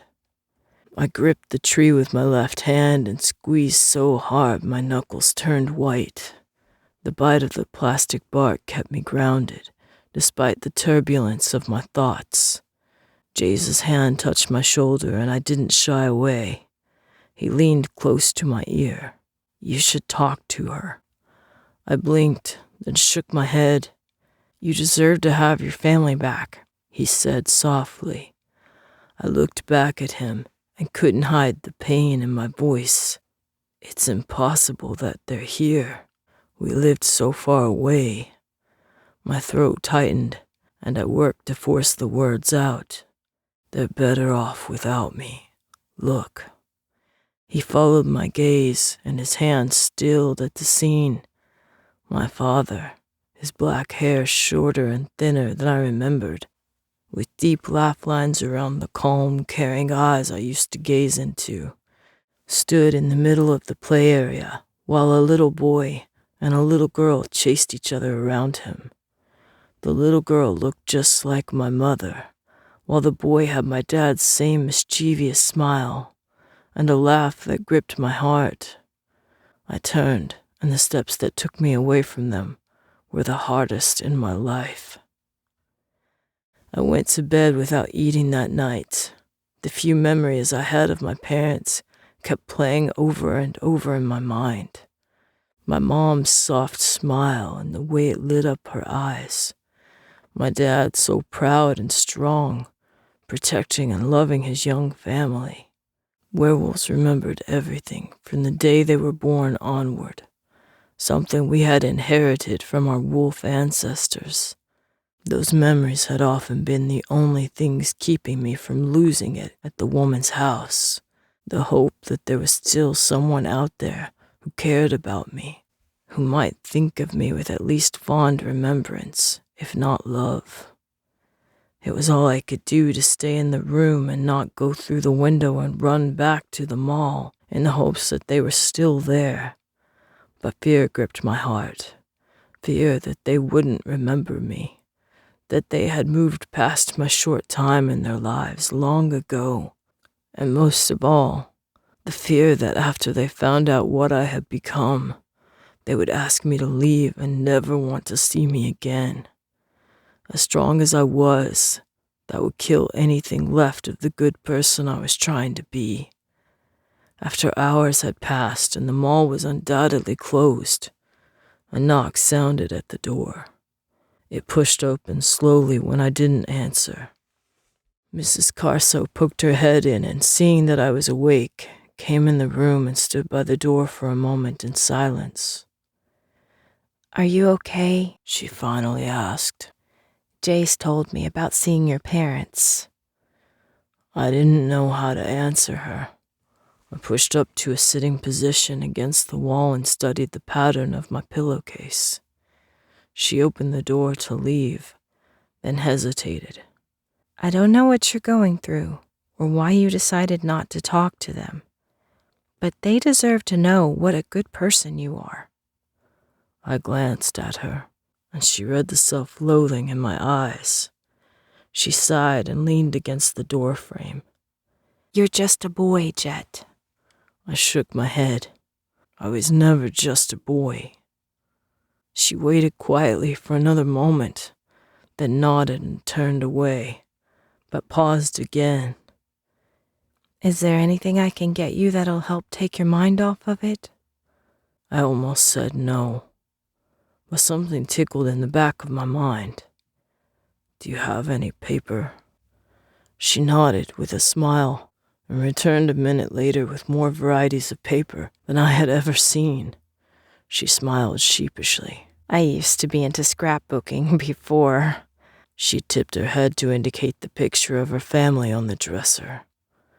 The loss in her eyes spoke more than 1,000 words. She sighed and continued. "Let me know if there's anything else you would like." She left the paper on the dresser and shut the door. The heaviness of her loss lingered behind to mix with my own. Seeing my parents was more than I had ever hoped for, yet it felt so much like losing them all over again. Only this time I knew exactly what I was missing. It had been all I could do to keep from going to them, but I was afraid of them recognizing me, and also of them not. I had so little left to lose in the world that I didn't dare risk any of it. I rose and went to the papers on the dresser. There were so many colors and textures, lined and unlined, some with patterns, others with stripes.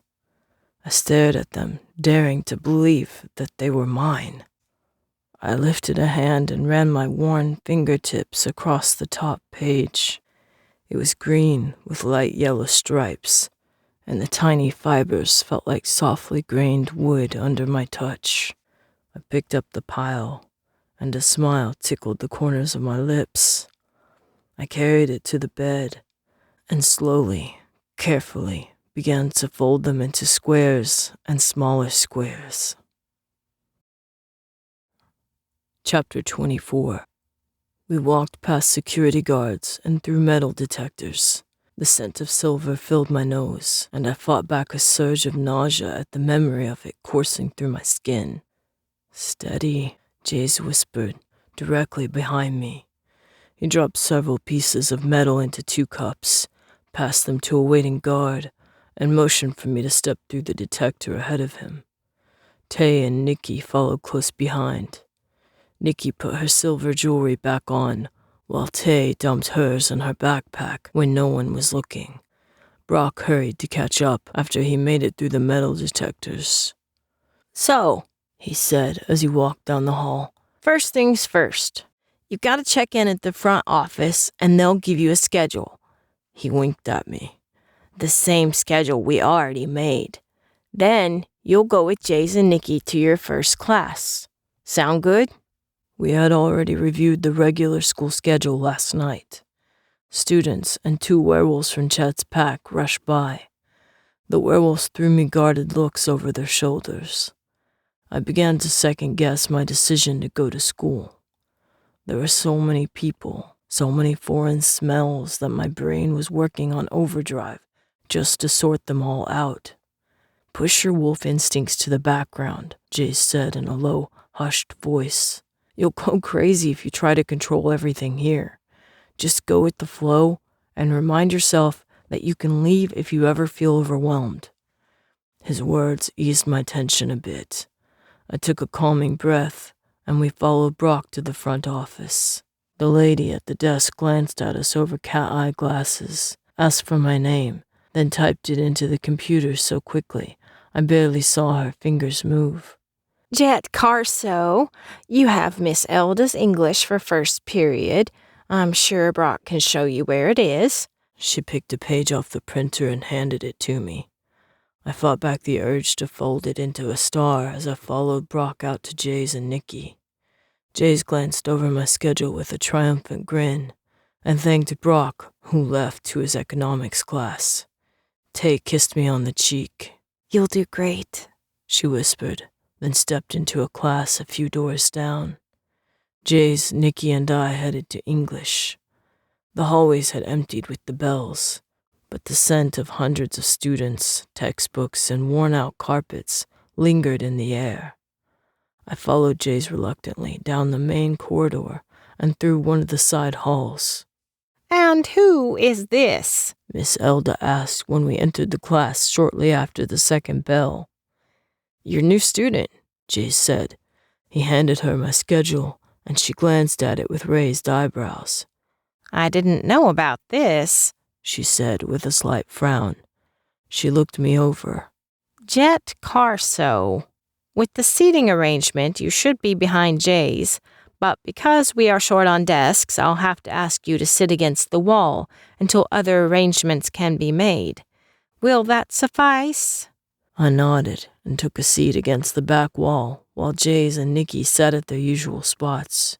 Jaze threw me a look of apology, but I preferred the low profile to observe my first class and see what I was supposed to do. A couple of girls from the desks in front of me smiled down at me, and one pursed her lips and batted her eyelashes teasingly. Miss Eriks, you need to turn your attention elsewhere, Miss Elda said. Preferably toward the front of the classroom. Her classmates laughed, and the girl blushed and turned back around. A boy with short blonde hair and green eyes sitting next to her glared down at me. But when I met his gaze, with calm defiance, he huffed and turned away. I tried to take notes, but by the time class ended, I was so mixed up with nouns, pronouns, adverbs, and adjectives that I didn't know which one was which and what word to use where. I rose when Nikki and Jaze did, and we walked to the door together. Lost? Nikki asked with an understanding smile. I shrugged, and she said, Don't worry, English is one of my best subjects. I'll tutor you. Tay, Mouse, and Brock caught up to us, and we made our way to math, then history, followed by a break for lunch. I'm so lost, I said, uncertainty clouding my thoughts at our decision. I poked at the strange-smelling meat on my tray and watched Tay cut hers up with a plastic knife. We'll help.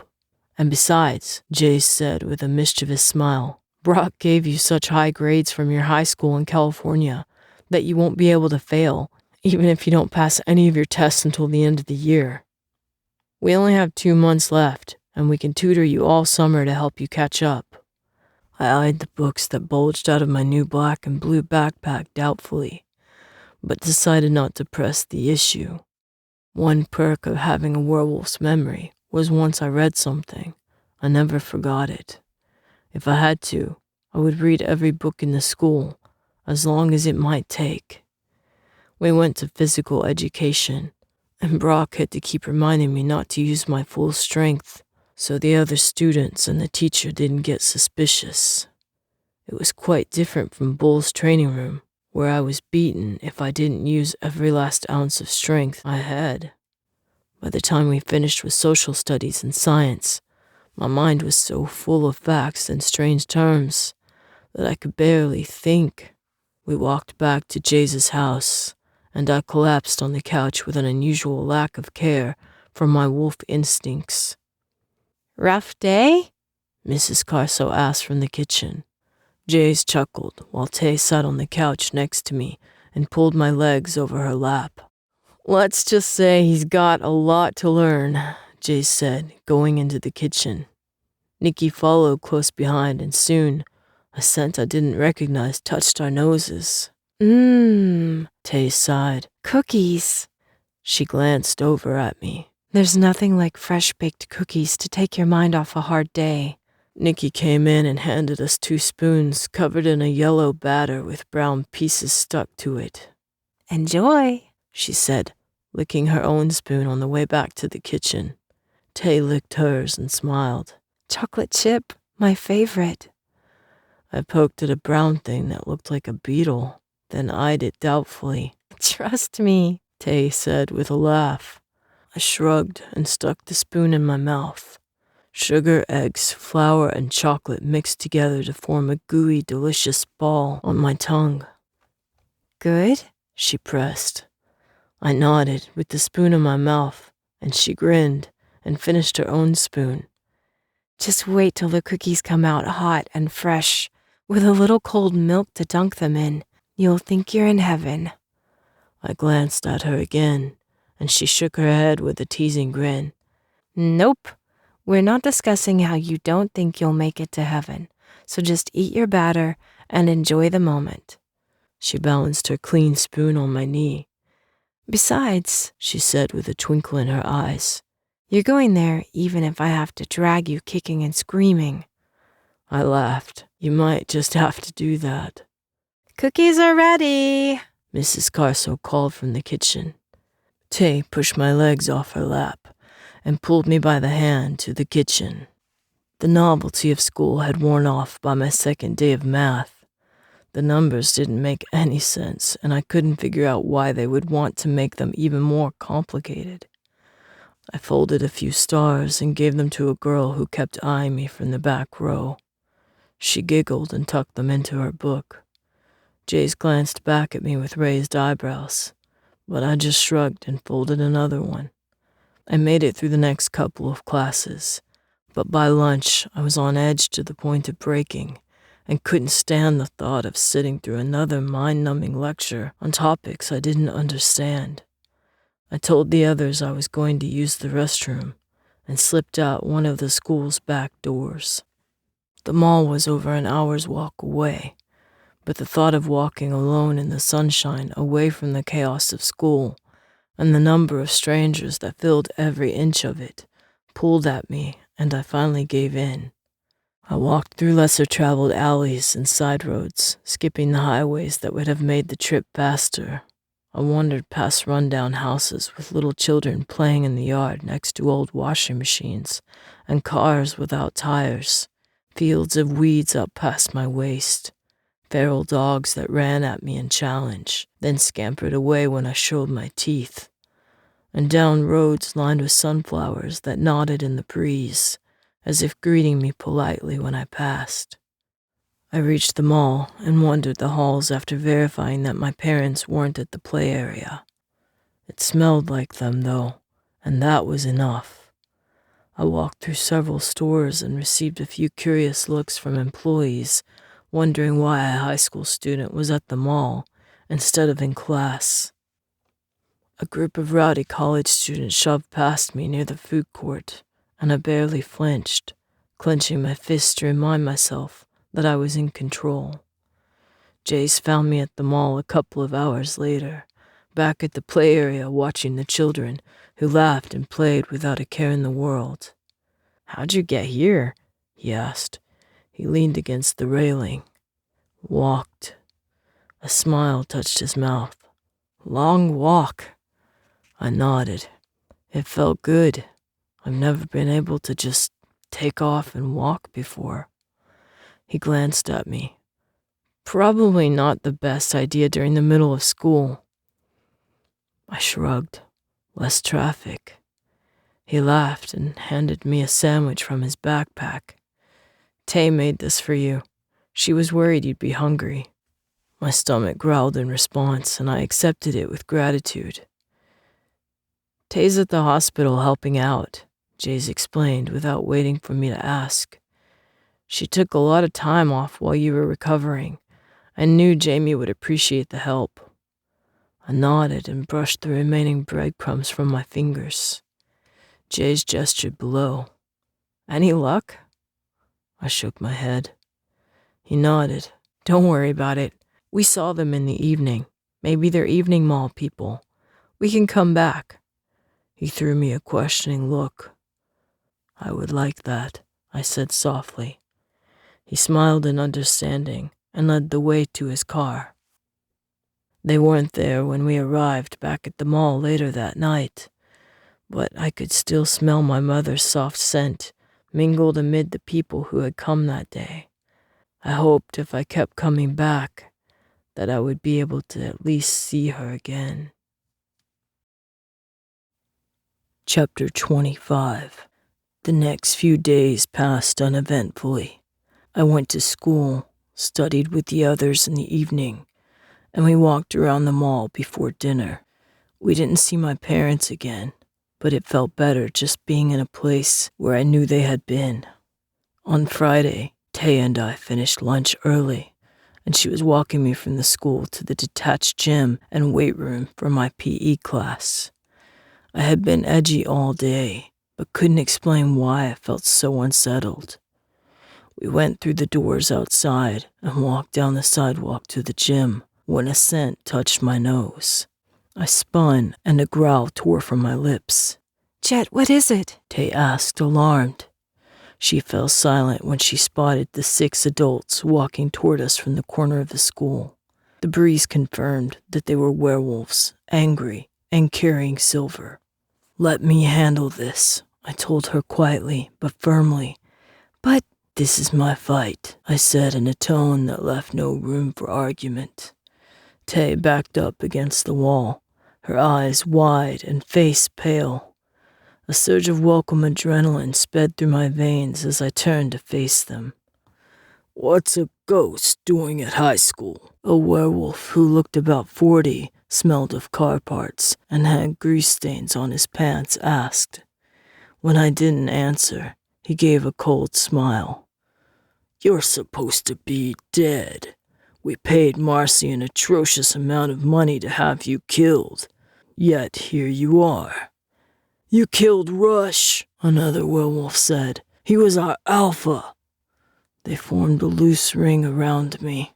I would have stayed against the wall to defend my back, but I didn't want them to be anywhere near Tay, so I settled for turning slowly to keep an eye on each of them. A faint warning bell went off in my head. Students had stopped to see what was going on, and I could see several of them texting frantically out of the corner of my eye, calling friends over to watch. The werewolf in front of me twitched, and I could smell his anger that I was alive. The musk of wolf wafted from him, and I grudgingly admired his control at maintaining human form when he so obviously wanted to phase and tear me apart. "We'll finish what your owner couldn't," he growled. Rage flooded my veins. "She is not my owner." I slammed him with a 2-fisted punch square in the chest, and he fell backward to the sidewalk, gasping for air. 2 werewolves jumped me from behind. I spun and ducked to avoid the punch of another, and the motion sent the 2 sprawling into him. The click of a blade turned my head. I kicked, catching a werewolf with a knife in the wrist so that he dropped the blade to the ground.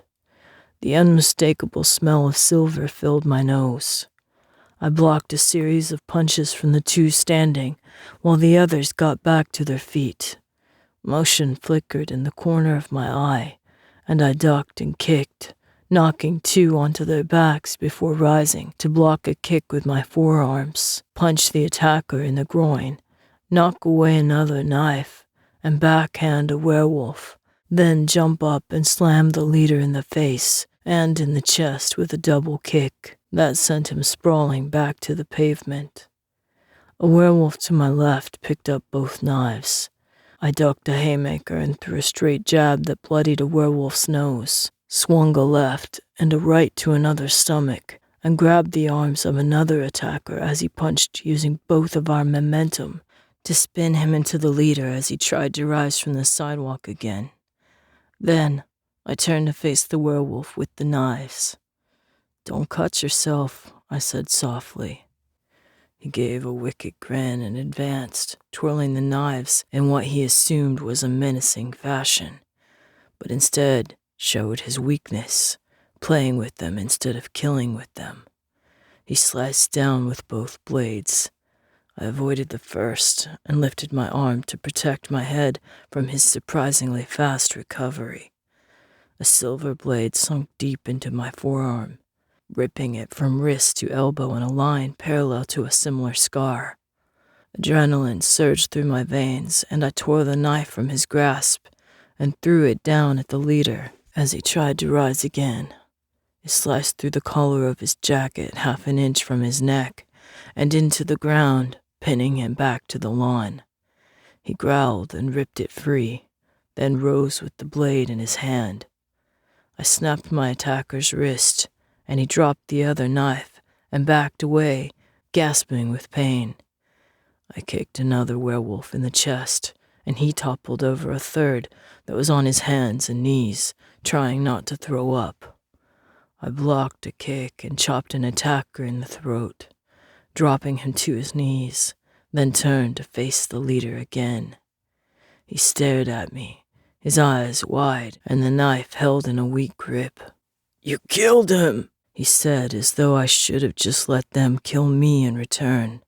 The pain in his eyes was unnerving. I threw the knife I had picked up at a tree by the doors. It sunk to its hilt in the wood, and I turned back to him. I didn't want to kill him, I admitted truthfully. He glared at me with a hollowness to his eyes that tore through my soul. "He was my brother," he said in a tight voice. A pit formed in my stomach. "I'm sorry. I can't help what they made us do there." It was kill or be killed. He looked like he would attack again. Then he glanced around and saw the damaged state of his pack and the mass of students who now surrounded us. "This isn't over," he promised, the threat ugly in his voice. He motioned, and his pack rose to their feet in various stages of pain. I watched him leave the school grounds, the other werewolves limping after him. That was freaking amazing, a voice exclaimed behind me. I twisted, ready for another attack. Brock raised his hands. "Whoa, man, it's over, and it was awesome." The doors to the school flew open, and Jaze came running out with Mouse right behind him. "Are you okay?" he asked, out of breath. "I just heard you were attacked." I willed my heart to stop pounding and felt the adrenaline slowly fade. I glanced over his shoulder at Tay's relieved face and at the students who watched me with wide eyes and raised cell phones. I sighed. "Yeah, fine. Let's get out of here." Jaze dropped his hands and we turned to go, but a voice called behind us. "Stop right there, Mr. Carso and Mr. Carso." I turned to see Principal Stewart, a thin-haired man of medium build with tired brown eyes. He looked me up and down. "I need to see you in my office." I glanced at Jaze, but knew I had no choice. I followed him back to the sidewalk and into the school. Students parted around us with open mouths, while others showed videos of the fight to their friends. Principal Stewart led the way past 2 women at the front desk and to an office overlooking the foyer. He motioned to a seat, and when I sat down, a whiff of the students who had also sat there rose to tickle my nose. I fought back a smile at Jaze's scent. The principal closed his door, then sat behind his desk and stared at the picture frames in one corner for a moment, as though reluctant to begin the conversation. When he looked at me, the pit in my stomach that hadn't gone away since the attack hardened. "I need to know what's going on around here." I watched him, unsure what he wanted to know and how much I could tell. He sighed and rubbed his temples with his first 2 fingers. "I'm not an idiot." He glanced up at me. "I know there's something different about some of the students in my school, but as long as no one got hurt, I was content to pretend like they just really liked silver jewelry and the city put up the curfew to keep students from partying too late." He gave a grim laugh. I always wondered if they hired me because they thought I was gullible. He met my eyes firmly. Unfortunately, that's not the case. I might not like to stir up waves, but if it concerns my students, I have to get involved. His eyes tightened.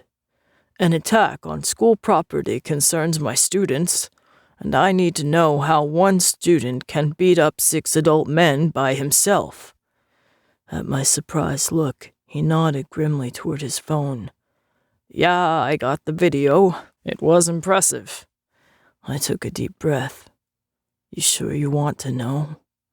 No, he said honestly, but I'm sure I need to know. I nodded and held up my right arm.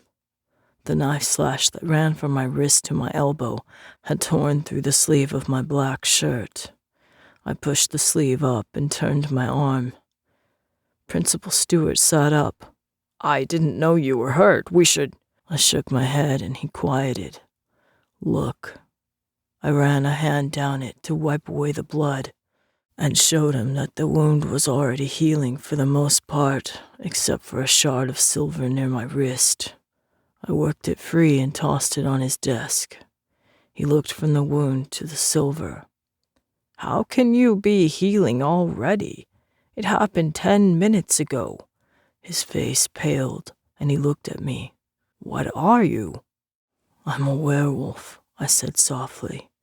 To his credit, he didn't scream for me to get out of his office or call the police or a SWAT team or anything. And he didn't laugh in my face and tell me I was crazy. He merely sat there and stared at me for about 5 very long minutes. A black and white clock ticked loudly on the wall near the door, and I counted the seconds to keep still as the remaining adrenaline left my body. Finally, Principal Stewart nodded.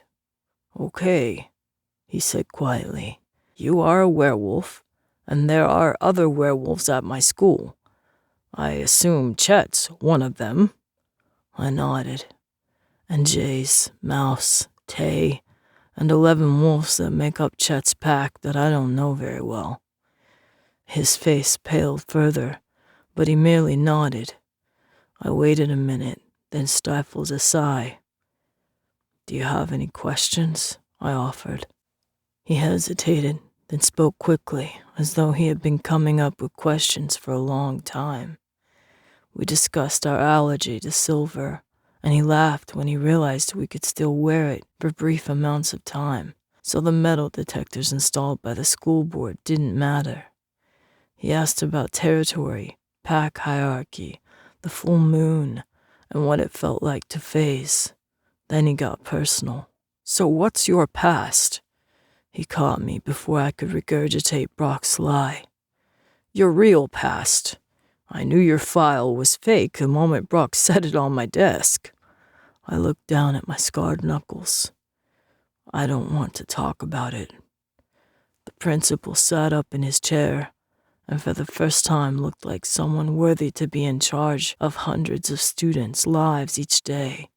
He looked me square in the eye and said, If you are going to stay here, I need to know you're not a threat to the rest of my students. The fact that he considered me one of his students, even after all I had told him, stuck in my thoughts. I clenched my jaw, then met his gaze. I am a threat to the rest of your students.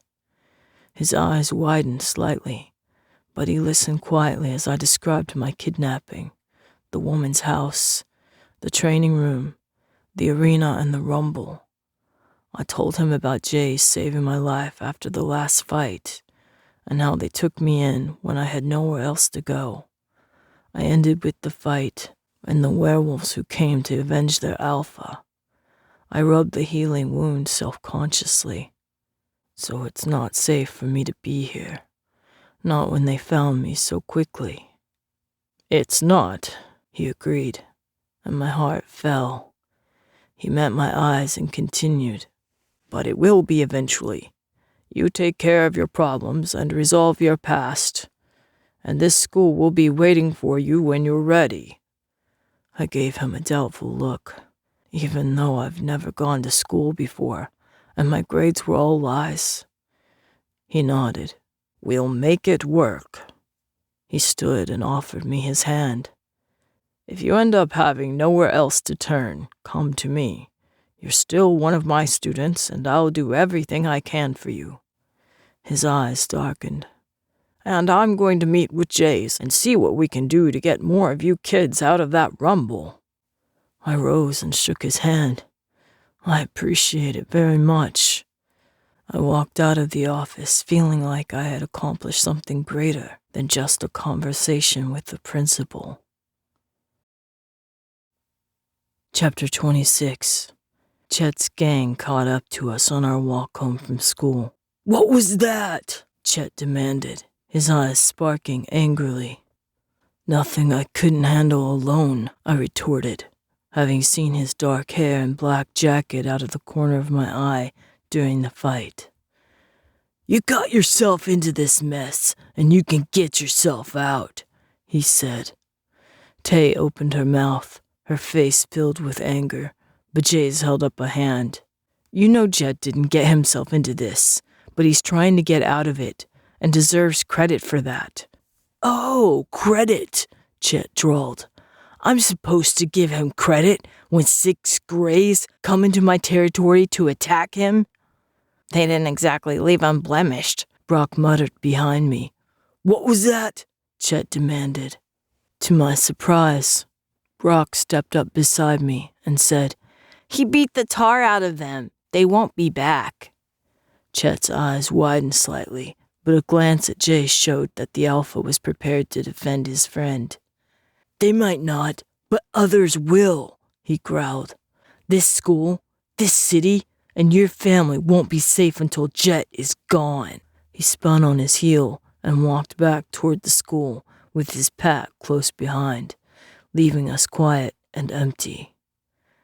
We started walking again in silence, Jaze and Nikki in front, holding hands, Tay and I in the middle, and Brock and Mouse following close behind. He's right, you know, I finally said. Jay shook his head and wouldn't look at me. Don't even say it. Chet's not right. We're in this fight together. Principal Stewart dismissed me from school, I said quietly. They all stopped. He what?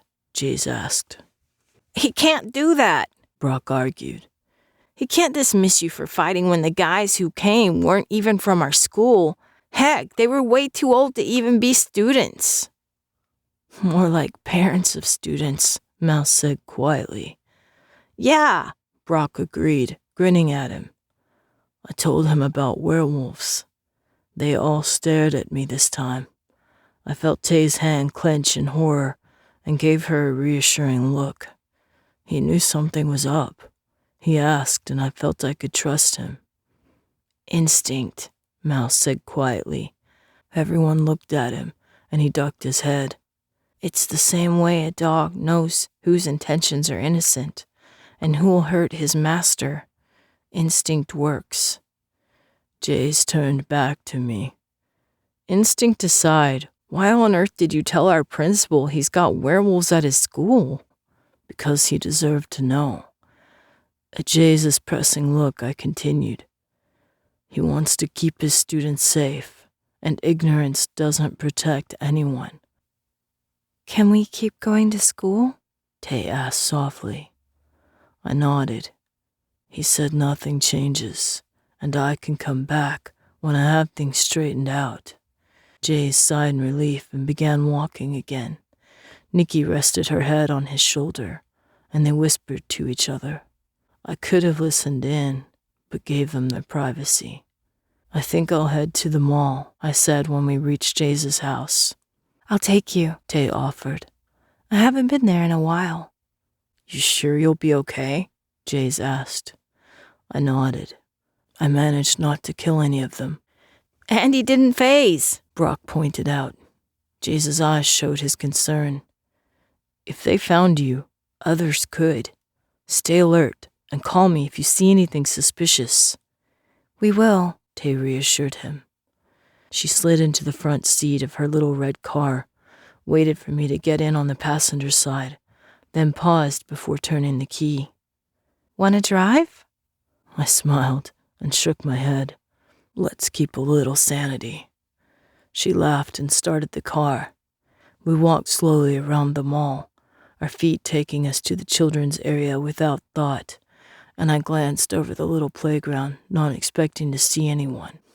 My heart froze at the sight of a dark-haired woman sitting on the far side with a little girl on her lap. I searched the play area and spotted the man and the little boy with the mischievous smile. "They're here," Tay whispered. I nodded, my limbs frozen. "What are you going to do?" I took a small breath, then walked around the play area and sat a few feet down the bench from the pair. My mother laughed, her voice musical and light, as she tied the little girl's shoe, then let her go back to play.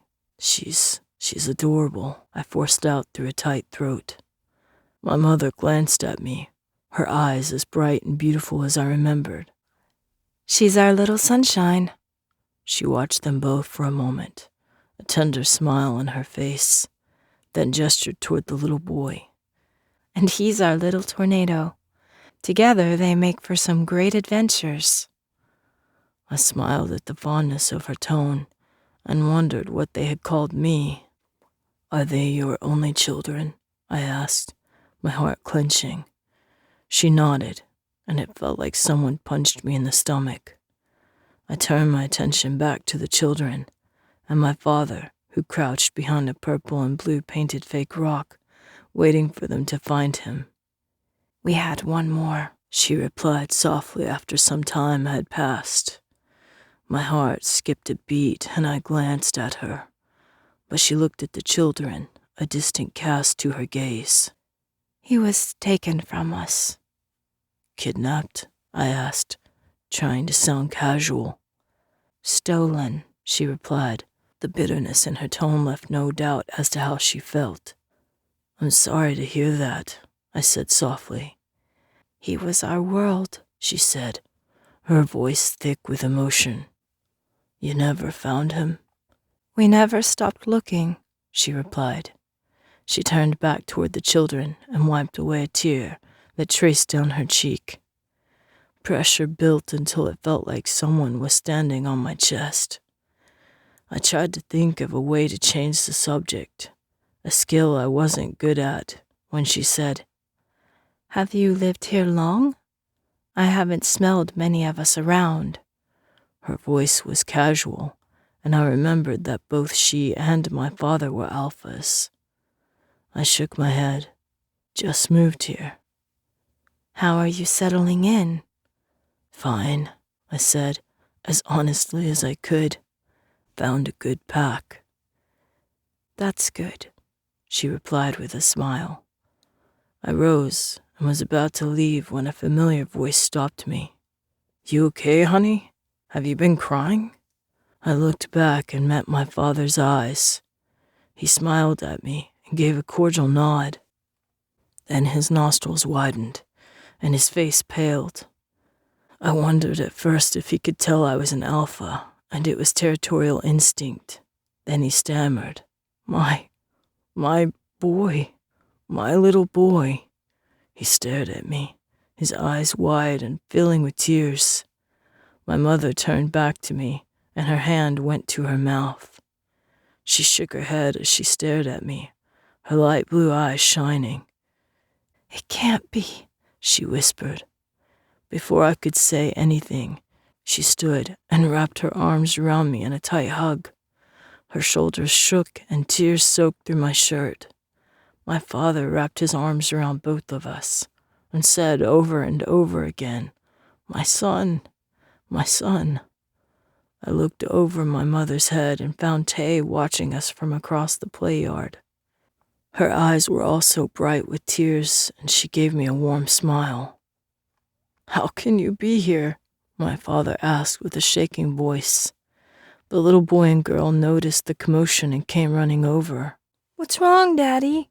Why are you and Mommy crying?" the boy asked, his eyes bright with concern. The little girl took her mother's hand. Dad sniffed and held me back at arm's length to look me over. Mom clung to my arm as though she would never let go. Dad knelt down by the children and wiped away his tears, looking up at me with joyful eyes. "Alex, Cassie," he said, "this is your brother." Brother? Cassie asked in a voice so tiny and shy, it made me smile. I thought our brother was stolen. Alex said. He was, Mom told him. but he's come home. Dad ran a hand through his hair. "I just can't believe it. I don't understand. How can you be here? How did you find us?" My stomach clenched and I had to force myself to reply. "It's a long story." He must have seen something in my face because he nodded. "We'll talk about it later. For now, it's just enough that you're here." He stared at me hungrily, and his hands opened and closed like he didn't know what to do with them. Then, he threw his arms around me again and gave me another hug. He stepped back quickly and stammered an apology. "I'm sorry. We just didn't expect to ever See you again. Mom finished, wiping the tears from her cheeks. And now here you are, all grown up. A fresh set of tears began to spill down. Dad opened his arms, and she leaned against his chest and sobbed. "Sorry," he said quietly.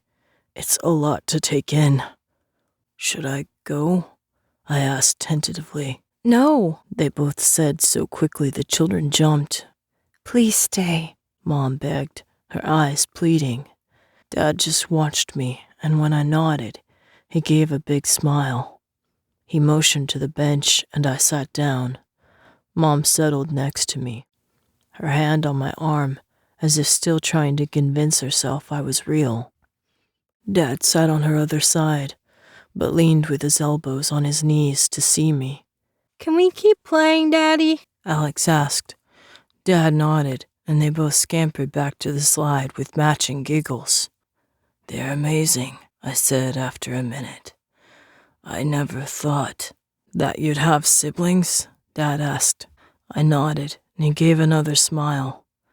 "We were lucky. We were so devastated after you were gone that we didn't think." He broke off and turned away to wipe tears from his eyes before they could fall. We just never thought this could happen, Mom said quietly. Her eyes peered into mine. How are you here? I didn't know how to answer them, what to tell them of my past that wouldn't make them chase me away and tell me never to come back. I was searching for words when a welcome voice spoke from behind us. Am I interrupting? Tay winked at me when I turned, and Mom and Dad both rose and looked from me to Tay. Tay looked at me expectantly. "Oh, this is Tay. My, Girlfriend," Tay supplied helpfully.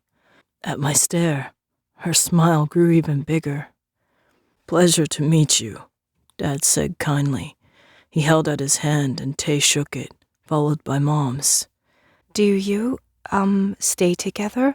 Mom asked, then glanced at Dad as if worried she had said the wrong thing. We're both staying at a friend's house. They took Jet in after. Well, we can talk about that later. Tay looked at me. But it's a good place, and Jet's going to school. That's great, Mom said, relieved. Where? About 10 minutes southwest of here by car, she replied. Then she gave me a fond glance. But Jet likes to walk. I stared at them both, amazed to listen to my mother and my newly proclaimed girlfriend talk about my life. Dad caught my look and gave a hopeful smile. "Maybe you'd like to come to our house for dinner?" That would be wonderful, Tay answered for both of us. We were planning to drop the kids off at the sitters, Mom said apologetically. That might be a good thing, Tay said, glancing at me. It could be a long night. Mom gave her another grateful smile and called to the children. Alex and Cassie took her hands and walked in front of us, as they led the way to the parking lot.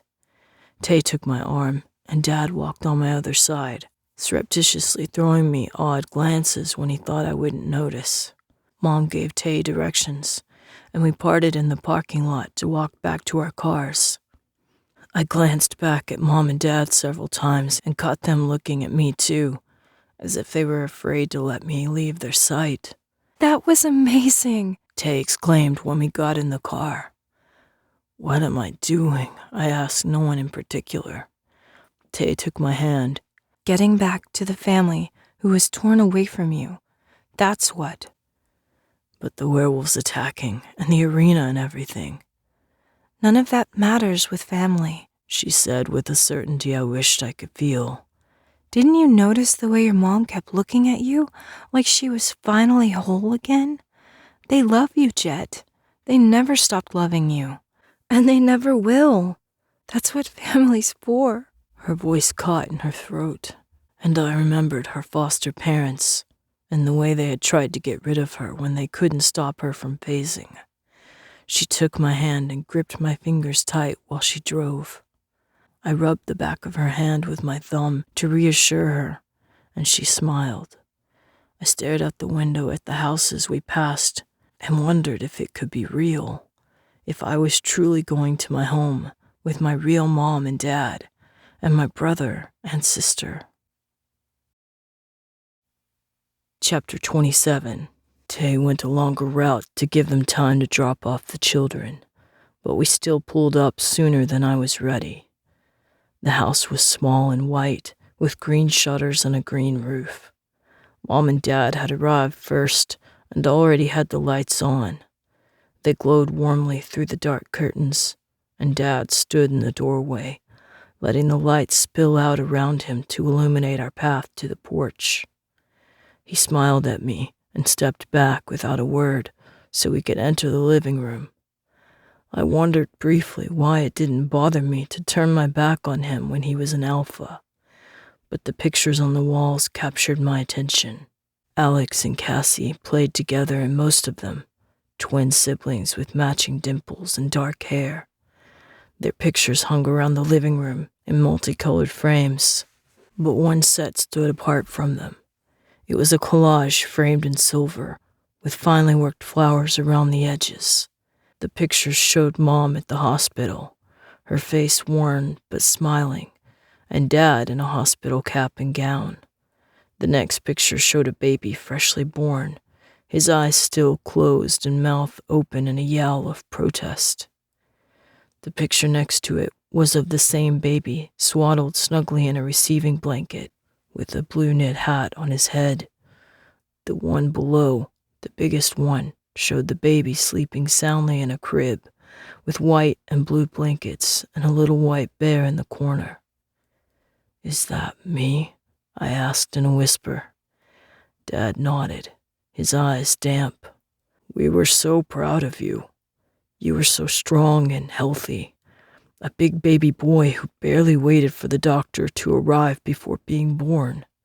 He stared at the picture as though he had done so 1,000 times, his gaze distant and eyes watching a memory I couldn't see.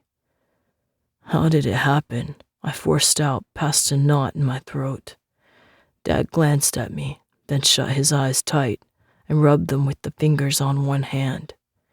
"They came in the night. I should have heard them. I should have stopped them before they even got in the door." Mom walked into the room and put her arms around his waist, leaning her head against his shoulder. "You didn't know. You couldn't have known," she whispered softly in his ear, as if she had done so many times before. She looked at me, her eyes sad. "After you went to sleep, we stayed up late talking and planning, like young parents do, and didn't go to bed until early the next morning.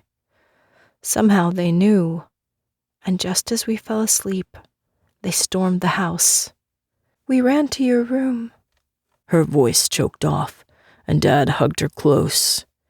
"And we tried to fight them off," he continued, his tone bleak. "But they already had you and escaped out the window before we could stop them. They shot us with silver darts." I winced at the pain in his voice as he continued. "We fought as many as we could, but by the time we overcame the silver, they had vanished without a trace." Mom looked at my picture. "We never stopped searching. We contacted every werewolf we knew, and even went through the humans. We followed every trail we found, moving from place to place in the hopes that we would catch up to you. This city is where the trail finally vanished. We stayed in the hopes that we would find you someday, but as time passed, we began to lose hope. Then, when alphas started getting killed a year ago, we went into hiding to protect our children." Mom fell silent a moment, then asked tentatively, "Is there anything you remember?" I hesitated, then said, "I remember your hand on my cheek, and the way you sang to me when I couldn't sleep." Tears brimmed in her eyes again, but she smiled at Dad. I looked at him. "I remember being carried everywhere, and the smell of sawdust." He grinned. "I couldn't bear to put you down. You were so tiny and precious. I had a shop in the garage, and I would take you out there and show you what I was making, even though I knew it was silly and you were too young to understand." His voice caught. "I can't believe you're here." I touched the picture of me sleeping so innocently in a perfect crib made by loving hands. The oven chimed, tearing us away. "Hungry?" Mom asked. "Starving," Tay said. Mom laughed, and they walked into the kitchen together. Dad lingered for a minute by the door. He stared at me like he wanted to say something, opened and shut his hands, then rubbed his forehead. "I don't know what happened to you," he said quietly. "But whatever it is, I want you to know that there will always be a place for you here. This will always be your home." The knot in my throat tightened so I couldn't speak. I nodded, and he led the way into the warmly lit kitchen. Mom set a roast in the middle of the table, while Tay stirred a pink drink in a glass pitcher.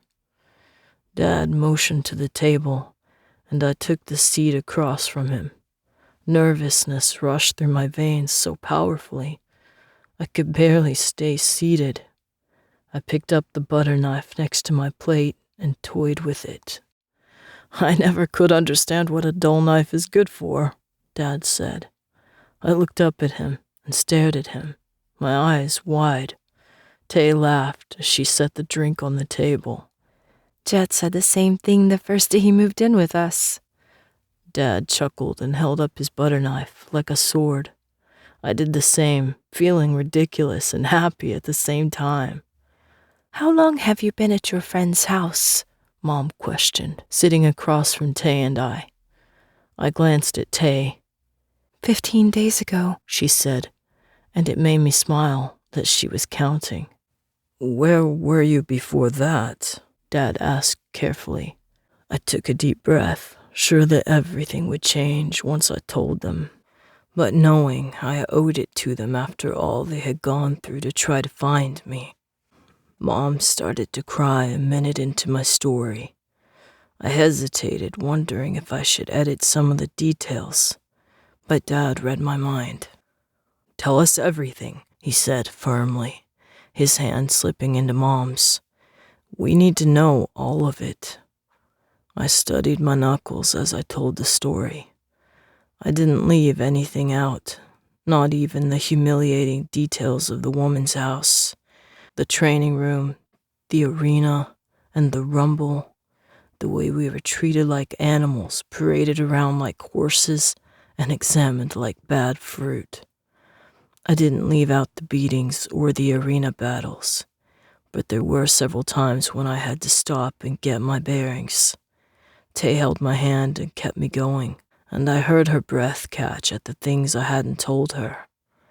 I ended with the hospital, the fight in the alley, and Tay taking me to Jaze's house to have the bullets removed and start a new life. When I finished, everyone sat in silence for what felt like an hour, but was probably only a few minutes. I waited for them to condemn me for the wolves I had killed, to tell me I wasn't welcome at the house, and that I was a danger to Alex and Cassie. My heart thumped loudly in my throat as I soaked in what felt like my last few minutes with my family. Mom broke the silence first. "I like the name Jet," she said. I looked up, surprised, and met her eyes. They were bright with tears, but also held mine without fear or reproach. Tears started to slide down my cheeks, and she held open her arms. I leaned into her embrace. Her tears fell into my hair and smelled of salt and love. My shoulders shook with sobs, and tears that I had never meant to cry trickled down my cheeks until I had no more tears left. I wondered at her trust and love despite everything, and inwardly thanked Tay for forcing me to come despite my fears. I sat up slowly and looked at Mom, memorizing her face, the details I couldn't remember when I was a baby, the laugh lines around her eyes, the 3 freckles above her right eyebrow, the way her nose crinkled when she smiled, the specks of green in her bright blue eyes. "I love you, my son," she said quietly. "I love you too, Mom," I said, my heart so full it ached with a healing pain. Dad stood and walked around the table to embrace us both. I glanced at Tay, and she gave me a smile, her cheeks wet and blue-gray eyes filled with happiness. "Welcome home," Dad said, hugging me tight. He wiped his eyes. I never thought I would get to say that. After hugs, smiles, laughter, and more hugs, Mom brought a chocolate coconut pie from the refrigerator and set it on the table. "We were saving this for a happy occasion," she said. "and this is far happier than I could have expected when I bought it." We dug into the pie, 4 forks in the tin without bothering for plates.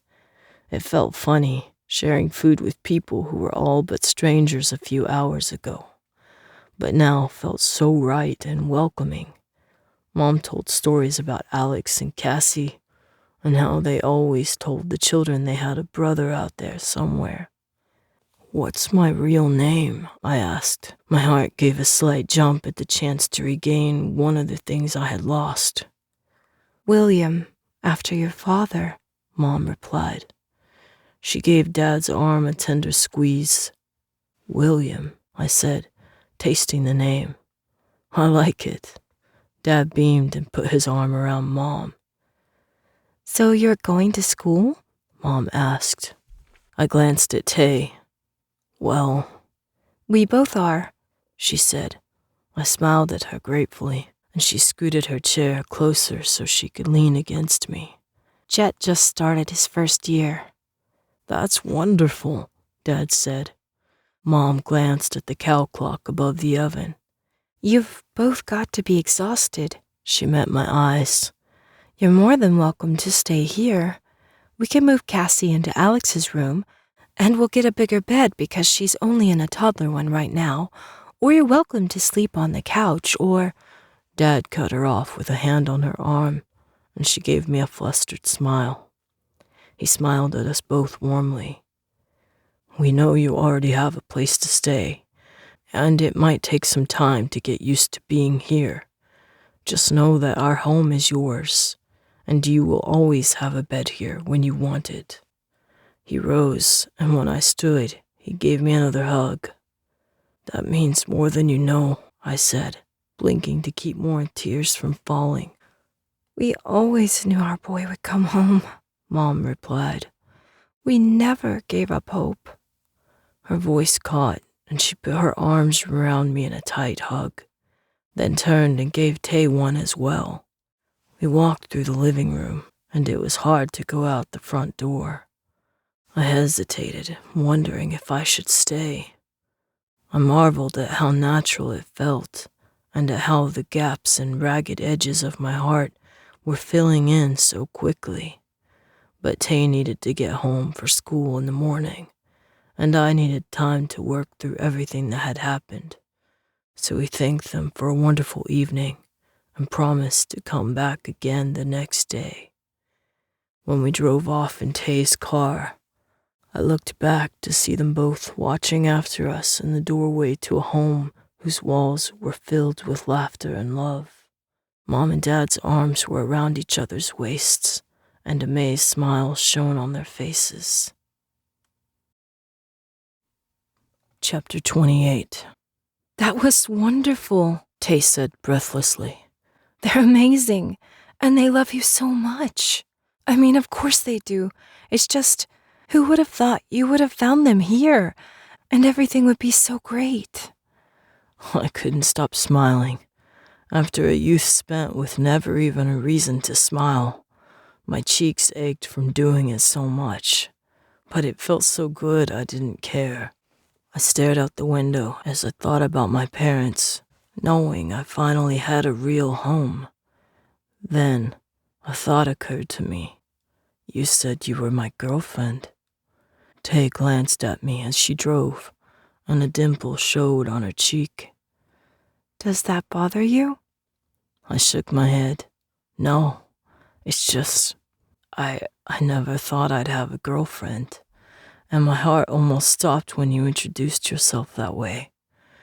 She laughed and touched my cheek lightly. I was only telling the truth. Is that okay?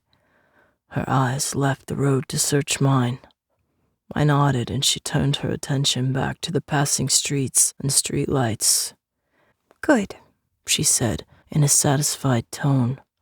Good, I agreed, feeling happier than I ever had in my entire life.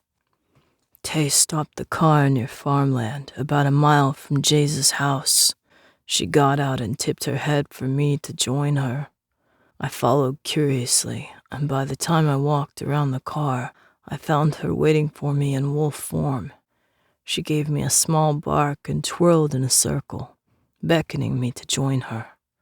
I don't know about this, I said, even though she couldn't argue. Instead, she grabbed my wrist gently between her teeth and pulled me down on my knees. I looked into her soft gray-blue eyes and tentatively ran a hand through her beautiful white fur. She leaned her head against my chest and let me scratch the hard-to-reach places behind her ears. I put my face in her fur and smelled her sunshine scent, mixed with the wild, windswept smell of the wolf. She turned before I could move and licked my face from my chin to my forehead. Ew, I said, wiping it off with my sleeve. Now that's gross. She bowed on her front legs and wagged her tail, goading me to join her. Fine, I huffed, but you're gonna pay for that. I stepped behind the car and shrugged out of my shirt and pants, then phased. She had vanished into the night when I reappeared in my wolf form, but her scent teased me, and I followed it in a mad dash through the trees. We ran like I had before with her, Jaze, and Mouse, but it was different. This was the first time I had ever phased willingly, without the moon or pain forcing me to change form. I relished the way my paws hit the mossy ground without a sound, and the way scents were so alive, it was as though the shadow of their owners danced in front of my nose. Tay howled from the next meadow, and I joined her in song. Two wolves enjoying just being animals and telling all who cared to hear that they should clear the forest floor because we were coming. We followed the breezes and chased deer. Then Tay led me through a quiet glade to a small pond where a doe and her fawn drank. Moonlight spilled off the water that dripped from their mouths as they glanced in our direction. The fawn's big ears twitched back and forth, and he looked to his mother for reassurance. She watched our patch of trees carefully while her baby drank his fill, then led him away to a safer part of the woods. I stared out across the water, my mind wandering amid the reeds and lost in the way the moonlight played about the rippling water, when human fingers ran softly down the fur on my back. My heart slowed, and I turned to find Tay watching me, her blue-gray eyes bright, and the light from the moon caressing her face in a gentle, beautiful glow. I was barely aware that I had phased back to human form until she leaned over and kissed me. I kissed her back and turned to hold her in my arms, her breath melting into mine as she leaned against me. I awoke alone next to the deer pond. I stared up at the sky and smiled at the last stars that winked through the branches of the trees above the meadow. The faintest brush of rose and mourning dove gray touched the black horizon. Happiness filled my heart so full, I felt true peace for the first time in my life. I took a deep breath of the meadow air and held it in my lungs until it felt like they would burst. Then I let it out slowly.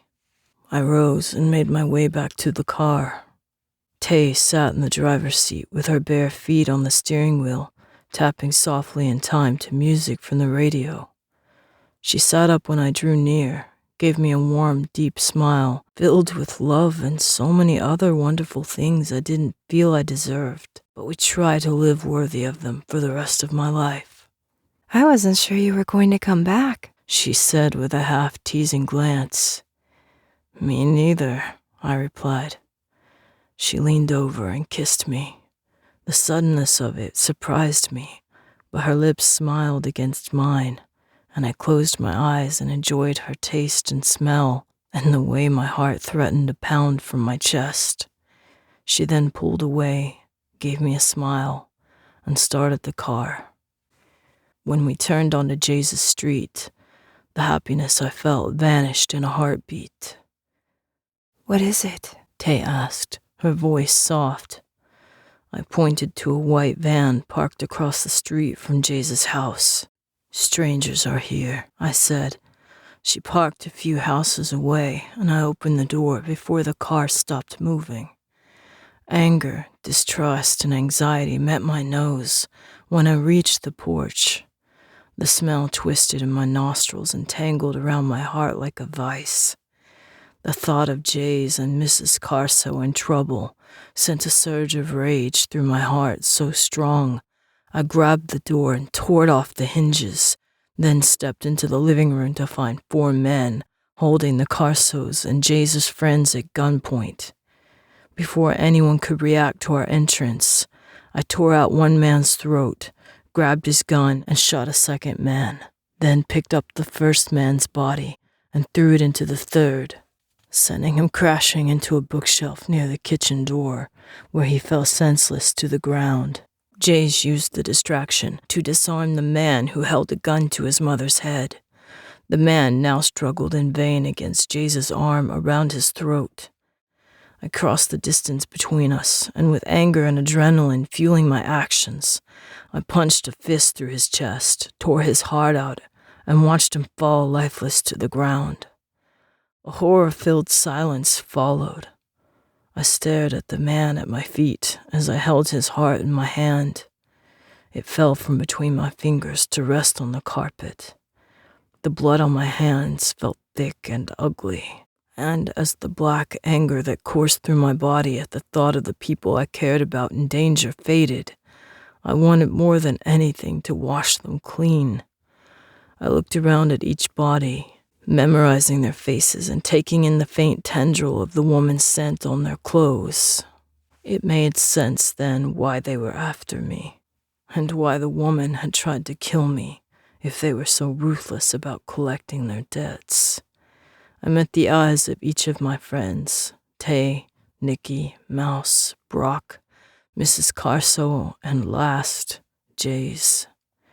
Though some of them tried to hide it, the shock at what I had done reflected in their eyes.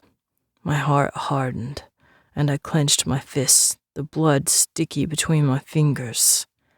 "This is what I am," I said softly. When nobody said anything, I opened a hand and held it toward the man at my feet, as though I could give him back his heart. "This is what I do."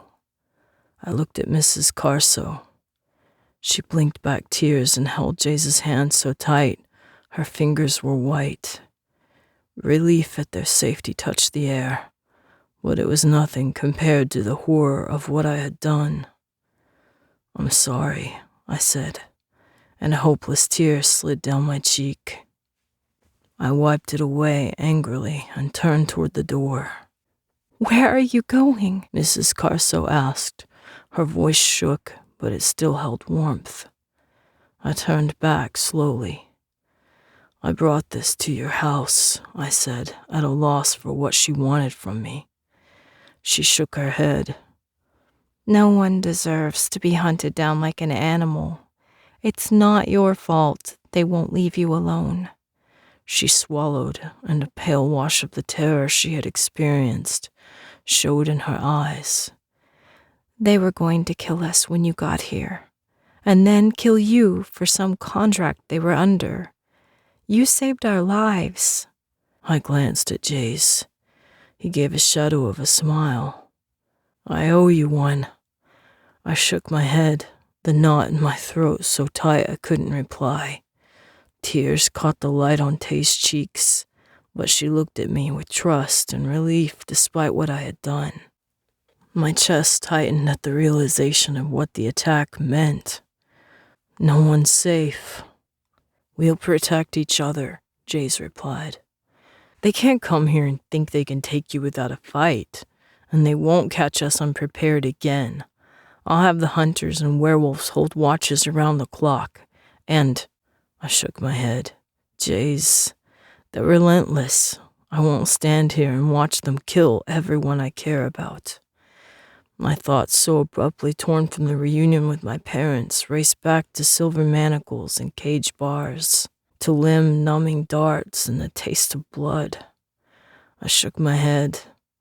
I can't go back there, and the woman won't stop until I'm dead. Tay's arm touched mine, and I realized I had backed up to the door and had a hand on the doorknob.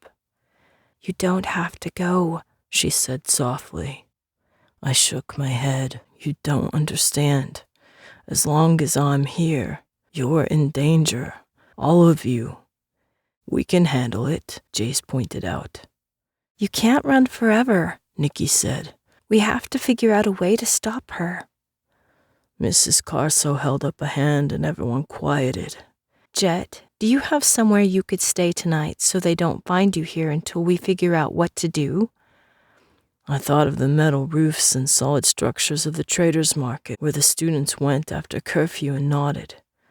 "I could meet you guys at the hangout tomorrow night. I'll hide until then." I hesitated, then turned to Tay. "Could you tell my parents I'll have to miss out tomorrow? I don't want to bring any of this down on their home."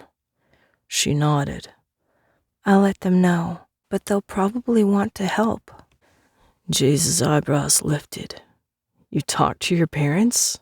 I nodded. "They're amazing." Mrs. Carso smiled. "I'll bet they were so happy to see you." I nodded and looked down at the bodies around us. They were. I just don't want to bring them into danger if the woman's going this far to make sure I'm dead. "They'll understand, and you can get back together with them after all of this blows over," Tay said, and gratitude swept through me for her confidence. Mrs. Carso disappeared to the kitchen, and we made plans while she rummaged through the cupboards. "I'll stay low tonight and meet you guys after dark tomorrow. I've got to figure out where she is and how she found me." "I'll check at school," Brock offered. "If someone looked through the files to find your address, they may have left evidence." I thanked him and turned to ask Tay to stay so that she wasn't in danger, but she shook her head before I could even get the words out. "Don't even think about it. If you're holing up somewhere to be safe for the night, I'm going with you." "Tay," Mrs. Carso said in a worried tone from the kitchen. "It's too dangerous," Jaze said at the same time.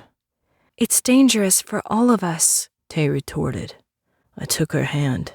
"I'll be fine tonight, especially if I hide alone. You need to go to school tomorrow and act like everything's okay. so no one gets suspicious. I'll meet you guys after curfew." She looked like she wanted to argue, but I held her eyes. "It'll be okay," I said. "We'll get through this." She nodded, her gaze doubtful. Mrs. Carso returned, carrying my backpack, which she had stuffed to the brim with food items and bottles of water. "Take this, and be careful," she said. She gestured to the side pocket. "My cell phone is in there. If you need anything, call Jaze's cell, and we'll be there." I nodded and slung the backpack over my shoulder. Tay put her arms around my shoulders and hugged me tight, then kissed me on the cheek. "Take care of yourself," she said. "I'll see you tomorrow." Her eyes held mine with fierce determination. I nodded with a small smile at her concern. "Don't worry, I'll be fine." Jaze walked me to the front door and saw me out. "Call me if you need anything at all," he said as I made my way down the sidewalk. I lifted a hand in reply and disappeared into the night. Chapter 29. I paced the grounds of the empty swap meet, trying to come to terms with everything that had happened. Though I had washed my hands, I still felt like they were coated with the blood of the attackers at Jaze's house. I hated myself for being the cause of more deaths, for lives ended because I was still alive. I wandered the paved walkways, hating my existence. Then Mrs. Carso's soft words surfaced. "You saved our lives." I stopped walking, shoved my hands in my pockets, and leaned against the metal wall of a storage shed. The sun touched the edge of the horizon, washing the grounds in red and gold. Something changed inside of me. Something that had been dark and twisted at the agony of killing and the pain of ripping others from this world shifted into something lighter and free. Because for the first time in my life, I had killed to save someone else instead of myself. For the first time in my life, I had something worth fighting for. Tay's blue-gray eyes and her smile that could stop my heart and breath came to my mind. Then I saw Jaze's confidence and trust in me, his faith that I had more to offer than I believed. I saw Mrs. Carso's motherly concern as she worried and cared for everyone under her roof. Then her face changed to my mother's, her light blue eyes and countenance so familiar, so soothing to my soul, and my father's strong voice, his sure hands and his welcoming smile. My life was full, where before it had been so achingly empty. So far from anything worth fighting for, that the opposite I experienced now felt too good to be true. But it was true, and it was mine, and I would fight for my life and my loved ones with every part of my body and soul. I wouldn't allow myself to regret my past any longer. Because of it, I had a family and friends that supported me and believed in me. I would do everything in my power to live a life worthy of them. I pushed off from the wall, feeling as though the thing that had changed inside me left me lighter and filled with what I was surprised to recognize as hope. The hope that I deserved what I had, and the hope that if I fought hard enough, I could keep it. I climbed on top of one of the metal sheds and stretched out on the roof. A fresh breeze chased through the trees around the perimeter and would warn me if anyone approached. I slept soundly and woke to the sun bathing the roof and warming it. I walked through the grounds and ate the food Mrs. Carso had packed, and enjoyed some quiet time alone. But by the time night fell and students began to show up to play games, I felt edgy and drawn. My heart leapt when Tay, Jaze, Nikki, Brock, and Mouse appeared amid several other students from school. I stepped out from between two of the storage sheds and fell in step with Brock. "And he couldn't remember what he was supposed to be teaching," Brock said with a laugh. He glanced at me, then his eyes widened and he threw an arm around my shoulder. Jet, it's great to see you. We've been worried sick. Tay pushed Brock away, and he laughed as she ducked under my arm and leaned her head against my chest. We really were worried. Brock couldn't find any evidence of tampering through the school records, and we have no idea how they found you. It's scary. It'll be all right, I reassured her, but exchanged a concerned glance with Jaze over her head.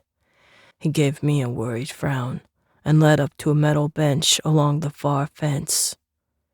Brock came over with sodas, and Mouse brought some bags of chips.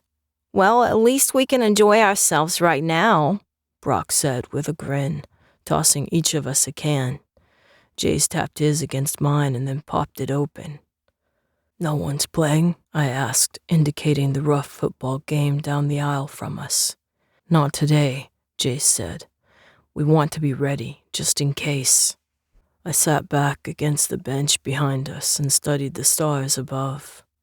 Don't look so solemn, Tay said, elbowing me lightly in the ribs.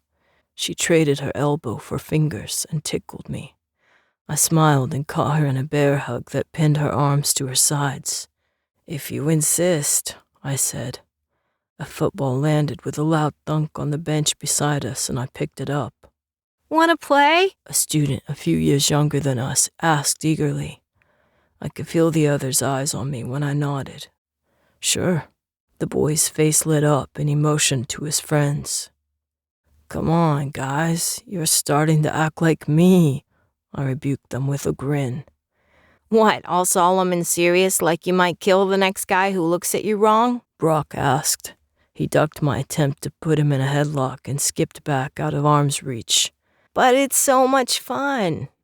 I snorted and caught smiles on the others' faces. Come on, what can it hurt? We followed the kids to the next alley and played a game of football that soon mixed into soccer, wrestling, and a bit of street hockey when Mouse found a stick next to one of the sheds. By the end, the exercise and laughter chased the dark cloud from my mind. Things wound down around midnight, and students started to head home. I walked the others to the entrance of the swap meet to discuss our plans for the night, when a stray breeze brought a scent to my nose. Hide, I shouted. I turned to run, but a dart sunk into my side. I fell to my knees and pulled it out, then stared at the drop of silver on the tip. Chet! Tay shrieked. She caught me before I could tumble to the ground, but rough hands grabbed her and pulled her away. Back up, and no one gets hurt, a gruff voice growled above me. He fired several shots into the air, sending the students screaming and running in mass chaos. Jaze and Mouse fought against several werewolves trying to reach us. I recognized several of their scents from the fight at the school. I struggled to rise, to fight against the silver, but the liquid paralyzed my limbs. Tay screamed behind me. The fear in her voice gave fuel to the adrenaline flowing through my limbs. I rolled over in time to see her struggle against 4 men who dragged her into a white truck. Silver handcuffs around her wrists caught in the starlight, and my own wrist burned with remembered pain. She screamed again, and a bag was thrown over her head. She was hauled into the truck, and a yell tore from my throat. I struggled against the silver, but it held me securely in its mind-numbing grip. Jaze tried to make his way to her, but he was battered down by werewolves. He dropped to the ground, and I felt his roar of frustration and pain.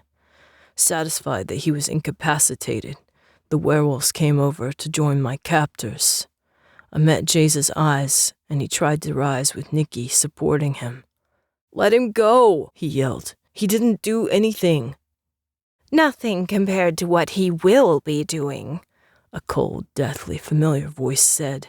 The woman stepped forward into the chilled light of the street lamp at the entrance of the swap meet.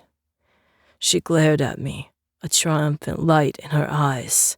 Hello, Jet. My jaw locked against the angry retort that built in my chest.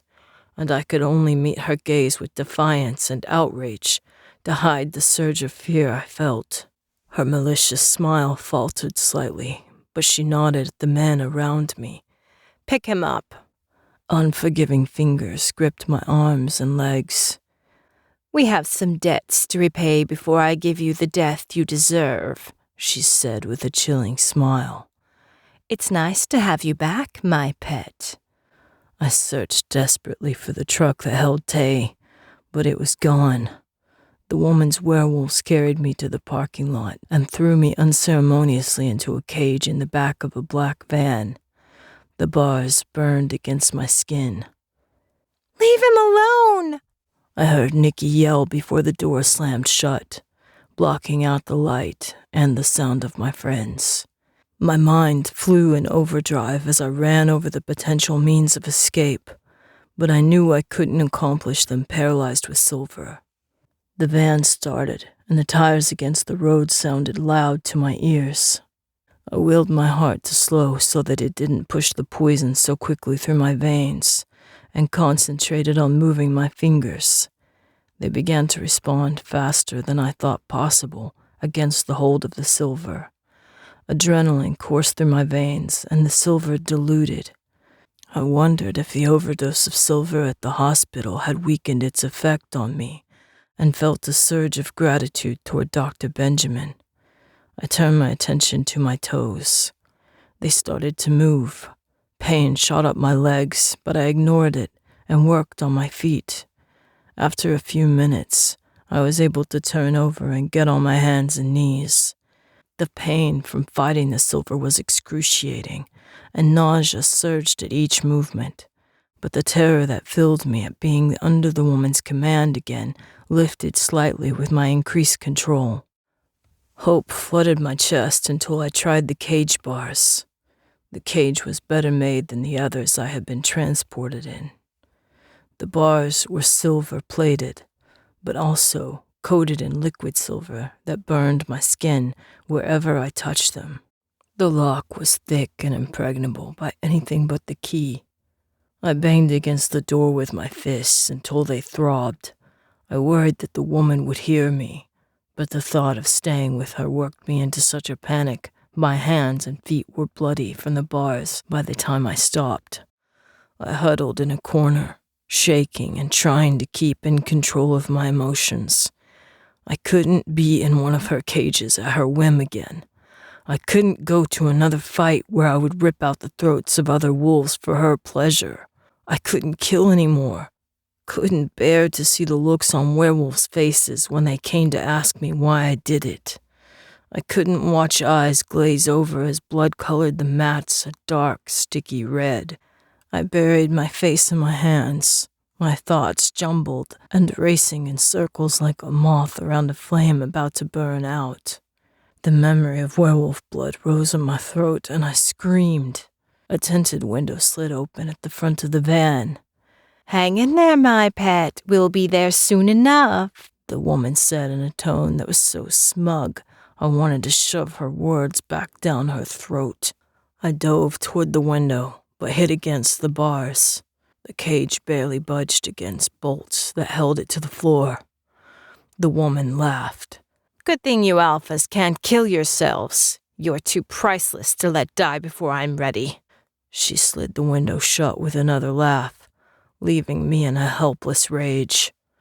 I stared at my hands, wondering how many wolves I would be forced to kill before she would end it. The thought drove the desperation from my mind. I stared at my wrists and felt the alpha compulsion not to do what I wanted to.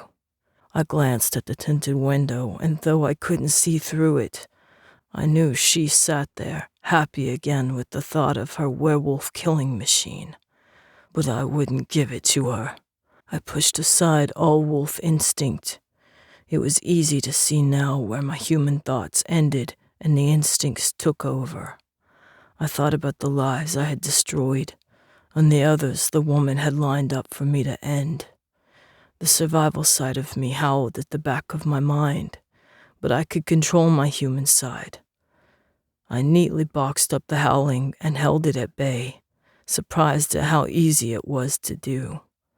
I wondered briefly if the silver had driven me mad, but I no longer cared. I bit down on my wrists, my teeth elongated into wolf fangs, and tore through the veins and tendons. I barely felt the pain and stared with a strange detachment at the blood that flowed through the gaping wound. I turned to bite the other one when something hit the van, and I was thrown to the side of the cage. My head smashed into the bars, and I fell back to the ground with enough force to drive the breath from my body. The driver swore, and the woman shouted something. Then the van lurched onto rougher ground, tipped down a decline, and rolled over 3 times before stopping upside down. I groaned and pushed myself to a sitting position.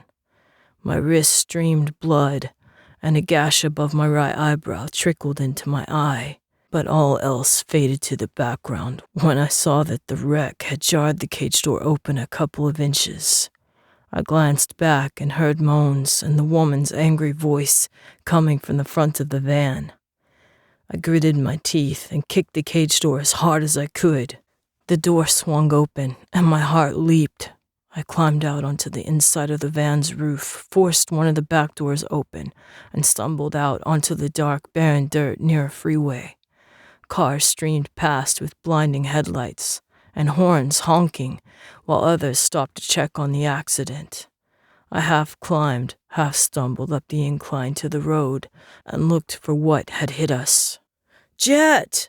Jet, over here!" Jaze shouted. I spotted him across the freeway next to a beat-up truck that looked like it had seen better days. He waited for a car to pass, then ran across the 4-lane road. I took a step toward him, and dizziness swept through me. I started to fall, but Jaze grabbed my arm and slung it around his shoulders.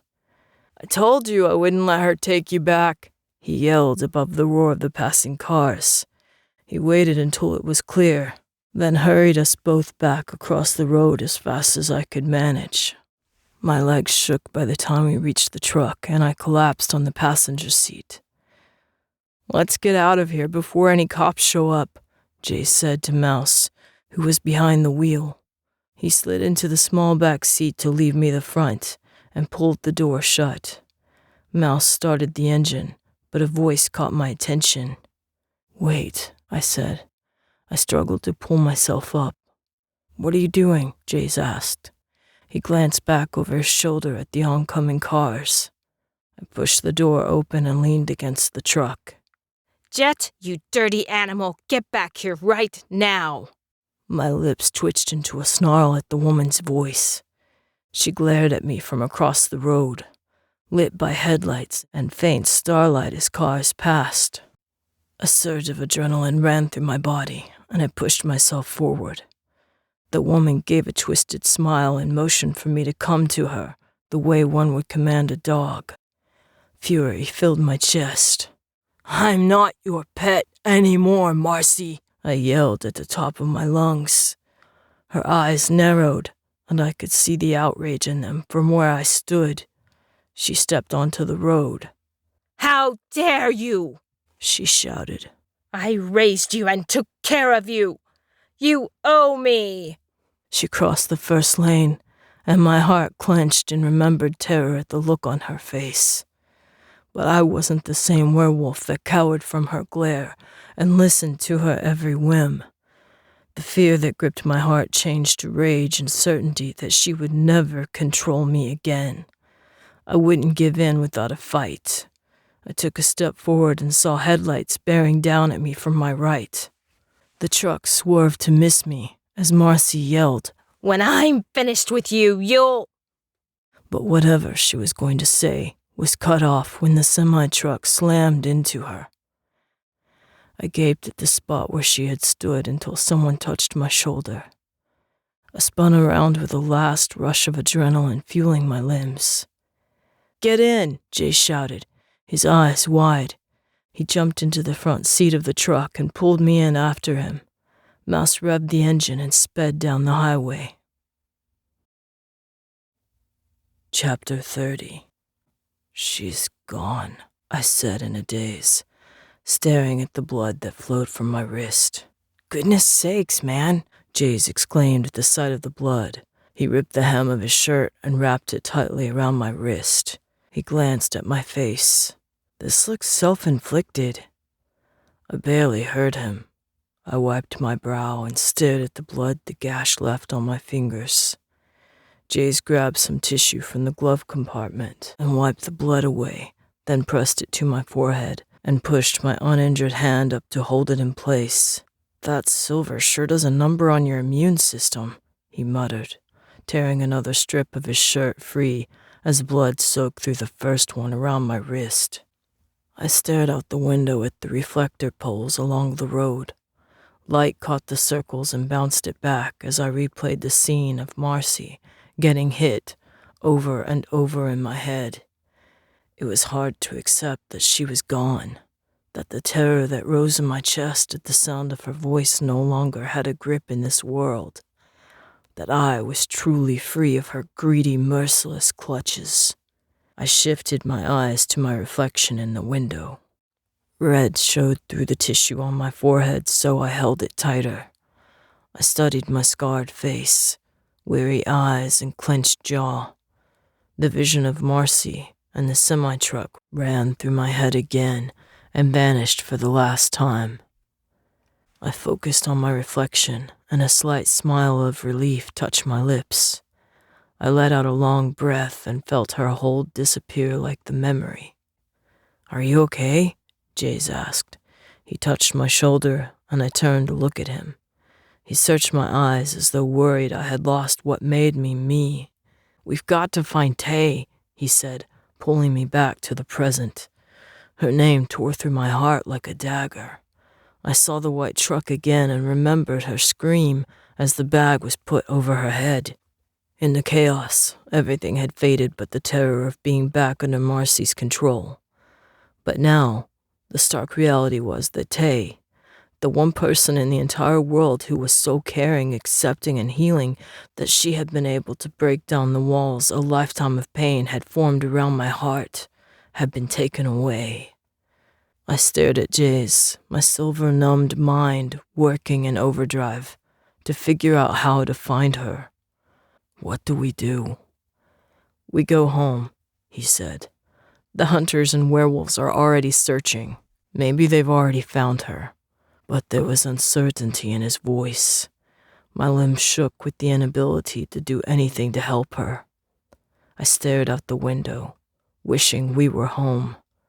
Blood soaked through the makeshift bandage at my wrist, but I didn't notice as it pattered slowly on my pants. Jaze swore softly and wrapped it again. Brock ran out of Jaze's house the instant we pulled up. His eyes were wide, brown hair a mess, and a streak of red ran down his cheek. Jaze jumped out of the truck before it even stopped. "They were here," Brock said, gasping for breath with tears in his eyes. "They left a message." "What are you talking about? Who?" Jaze demanded. "Werewolves," Brock said. "They were everywhere." "What did they say?" Jaze asked, trying to remain calm. "They want to trade Jet for Tay." I walked slowly to the house, Jaze at my side. My head reeled from the accident and the poisonous silver that still crawled through my veins. I stumbled on the stairs and Jaze had to help me up them. We walked through the open front door to find the house in chaos. Lamps, picture frames, vases, and dishes were smashed everywhere. The couches had been torn to pieces. A clock was smashed on a side table, and even the carpet had been shredded in places. Mrs. Carso and Nikki stood in the doorway from the kitchen with tear-stained cheeks. Mrs. Carso had red marks across her neck, as though someone had choked her, and the side of Nikki's face was red. Jaze hurried to them and embraced them both. "Thank goodness you're okay," he said. His limbs shook with outrage at the attack, and I knew it was all he could do to keep from phasing and going after them. Where did they want to meet? Mrs. Carso and Nikki both looked at me. "We told them you weren't here, and it made them angry," Mrs. Carso said, her voice shaking. They were everywhere, Nikki continued. My parents wanted to follow them, but we told them to wait for you. I nodded, fierce determination in my voice. They won't hurt anyone I care about ever again. Where do I find them? Nikki held out a piece of paper. Jaze read it quickly before handing it to me. That's in the farmlands below the city, he said, his brow creased. We don't have much time to organize. I cut him off. No, I'm going alone. It's the only way this is going to stop. None of you can get involved, or you will always be involved. You can't take them all on your own, Mrs. Carso said. I don't have to, I replied, my voice calmer than my thoughts. I just have to get Tay out safely. I glanced back at Mouse, who waited quietly by the front door. Can I borrow your truck? He nodded, but Jay stepped forward and intercepted the keys he tossed to me. Hey, I growled. Did you learn how to drive? Jaze asked. I didn't reply. I'm coming with you, he stated firmly. He looked back at his mom and Nikki. Will you be all right? They both nodded, but neither looked able to lock the door at the moment, let alone guard against another werewolf attack. Jace turned to his friends. Mouse, Brock, I need you guys to stay here. Have Roger get the hunters together and guard the house. Wait for my call. There won't be a call, I said quietly. I met Jaze's eyes as the alpha inside me burned to get Tay back as quickly as possible. You're going to bring back Tay. That's all. I have to deal with these werewolves on my own. My voice dropped. I owe it to them. Jay shook his head. That's a death sentence and you know it. They'll kill you the second they see you. I won't go down without a fight, I replied in a bitter tone. It's the only thing I'm good at.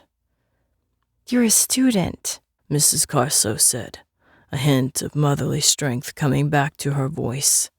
You have a life here. I met her eyes. None of you will have a life here if I don't end this. With your life? Jaze asked, his voice just above a whisper. I nodded, despite the fist that closed around my heart, if need be. I won't let you do that, he argued. I hit his hand that held the keys, and when they flew up, I caught them out of the air. Then you can't go. I walked to the open door and was about to step outside when Jaze gave in.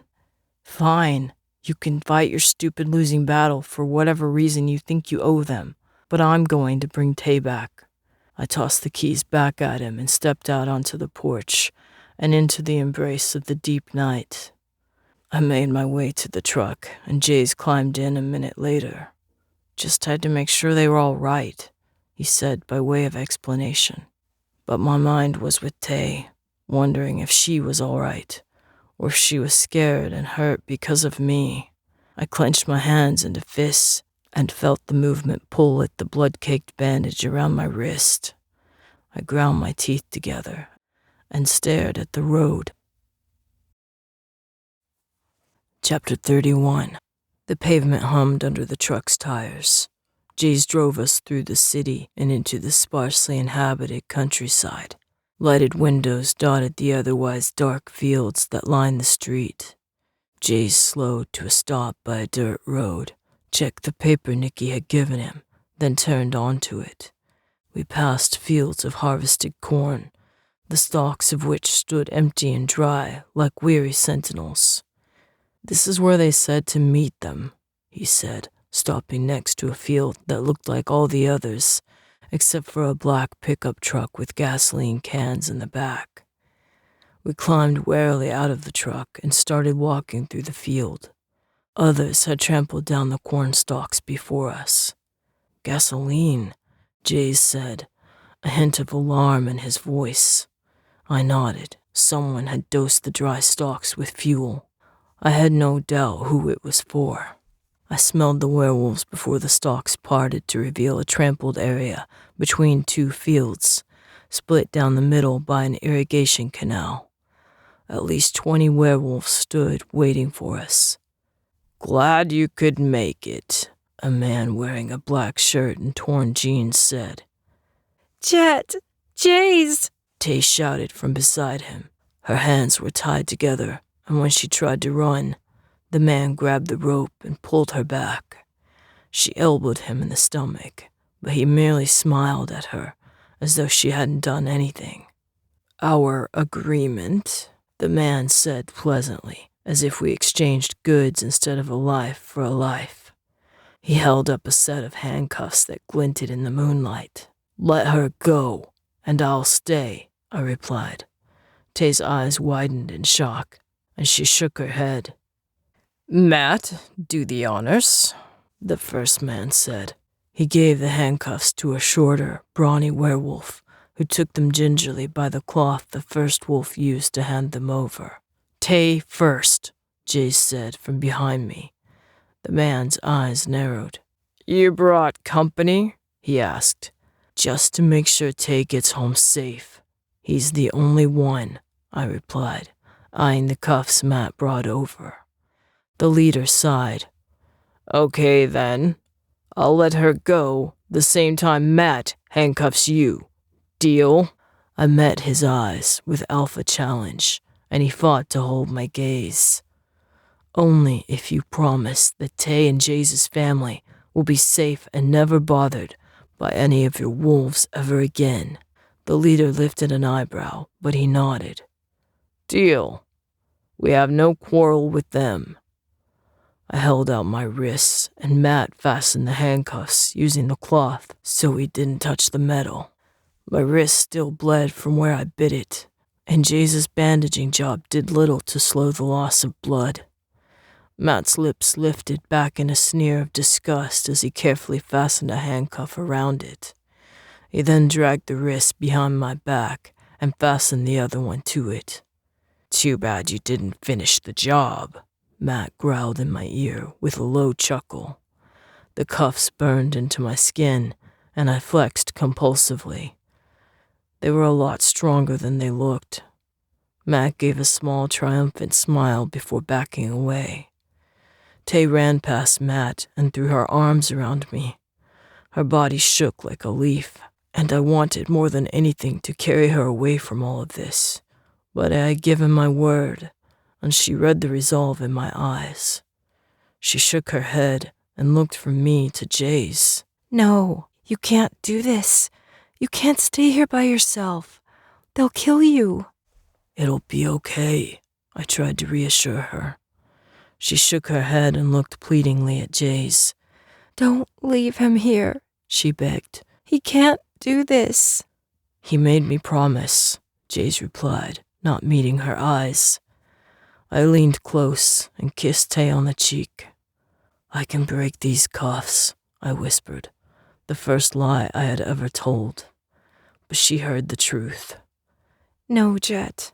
You can't do this. I won't let you do this. Jaze picked her up and hauled her backward, kicking and screaming. Let me go! Jet, you can't stay! You don't have to do this! "I love you, Tay," I said, my heart suddenly so full it felt like it would burst. Tears filled her eyes and she struggled against Jaze again. No! The pain in her voice cut through my heart as Jaze carried her back through the cornstalks until they were out of sight. "Now that was just sweet," the leader said. His eyes narrowed and he kicked out, shoving me onto my back. I brought the handcuffs underneath me as I rolled back to my feet so that when I stood, my wrists were fastened in front of me instead of behind. "I assume you know why you're here," he said. His werewolves formed a loose circle around me, and silver flashed in the moonlight as they pulled out knives. "I killed members of your pack." "Killed members of our pack," he repeated. His eyes flashed. "You killed our alpha.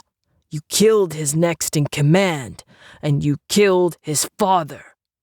He waved his hand at the wolves around me. A few of them had already phased into wolf form. "Not to mention the werewolves you killed from other packs." His eyes glinted. "How many werewolves is that, by the way?"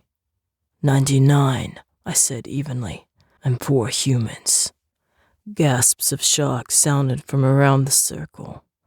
I ignored everyone but the werewolf who led them. They wouldn't attack until he gave the command. The surprise in his eyes turned to outrage. "Too bad you don't have an even 100 werewolf kills, right? That'd be quite the record." The fact that it wasn't 100 meant more to me than he knew. All of the fights I had been through since leaving the Rumble flashed through my mind. I had refrained from killing anyone but Marcy's men who held Jaze's family hostage. 99 werewolf kills had been done in the arena and the Rumble, under supervision of the woman and for the profit of those who watched. I had never killed anyone for myself, and I wasn't going to start. The leader's eyes glittered darkly. "We paid Marcy more than you're worth to have you killed. You managed to ruin that deal as well, so we've decided to exact our own form of revenge." The werewolves around him laughed in cruel, hate-filled tones. The hair stood on the back of my neck, and adrenaline surged through my veins. I didn't know if the cuffs would stay if I phased, but I heard Bull's voice in the back of my mind. "A werewolf should die human. Dying wolf isn't honorable." It wasn't honor that drove me. It was the fact that most of my good memories had been as a human. I wouldn't die a wolf because I felt the best part of me was in my human form. The leader pulled out a knife.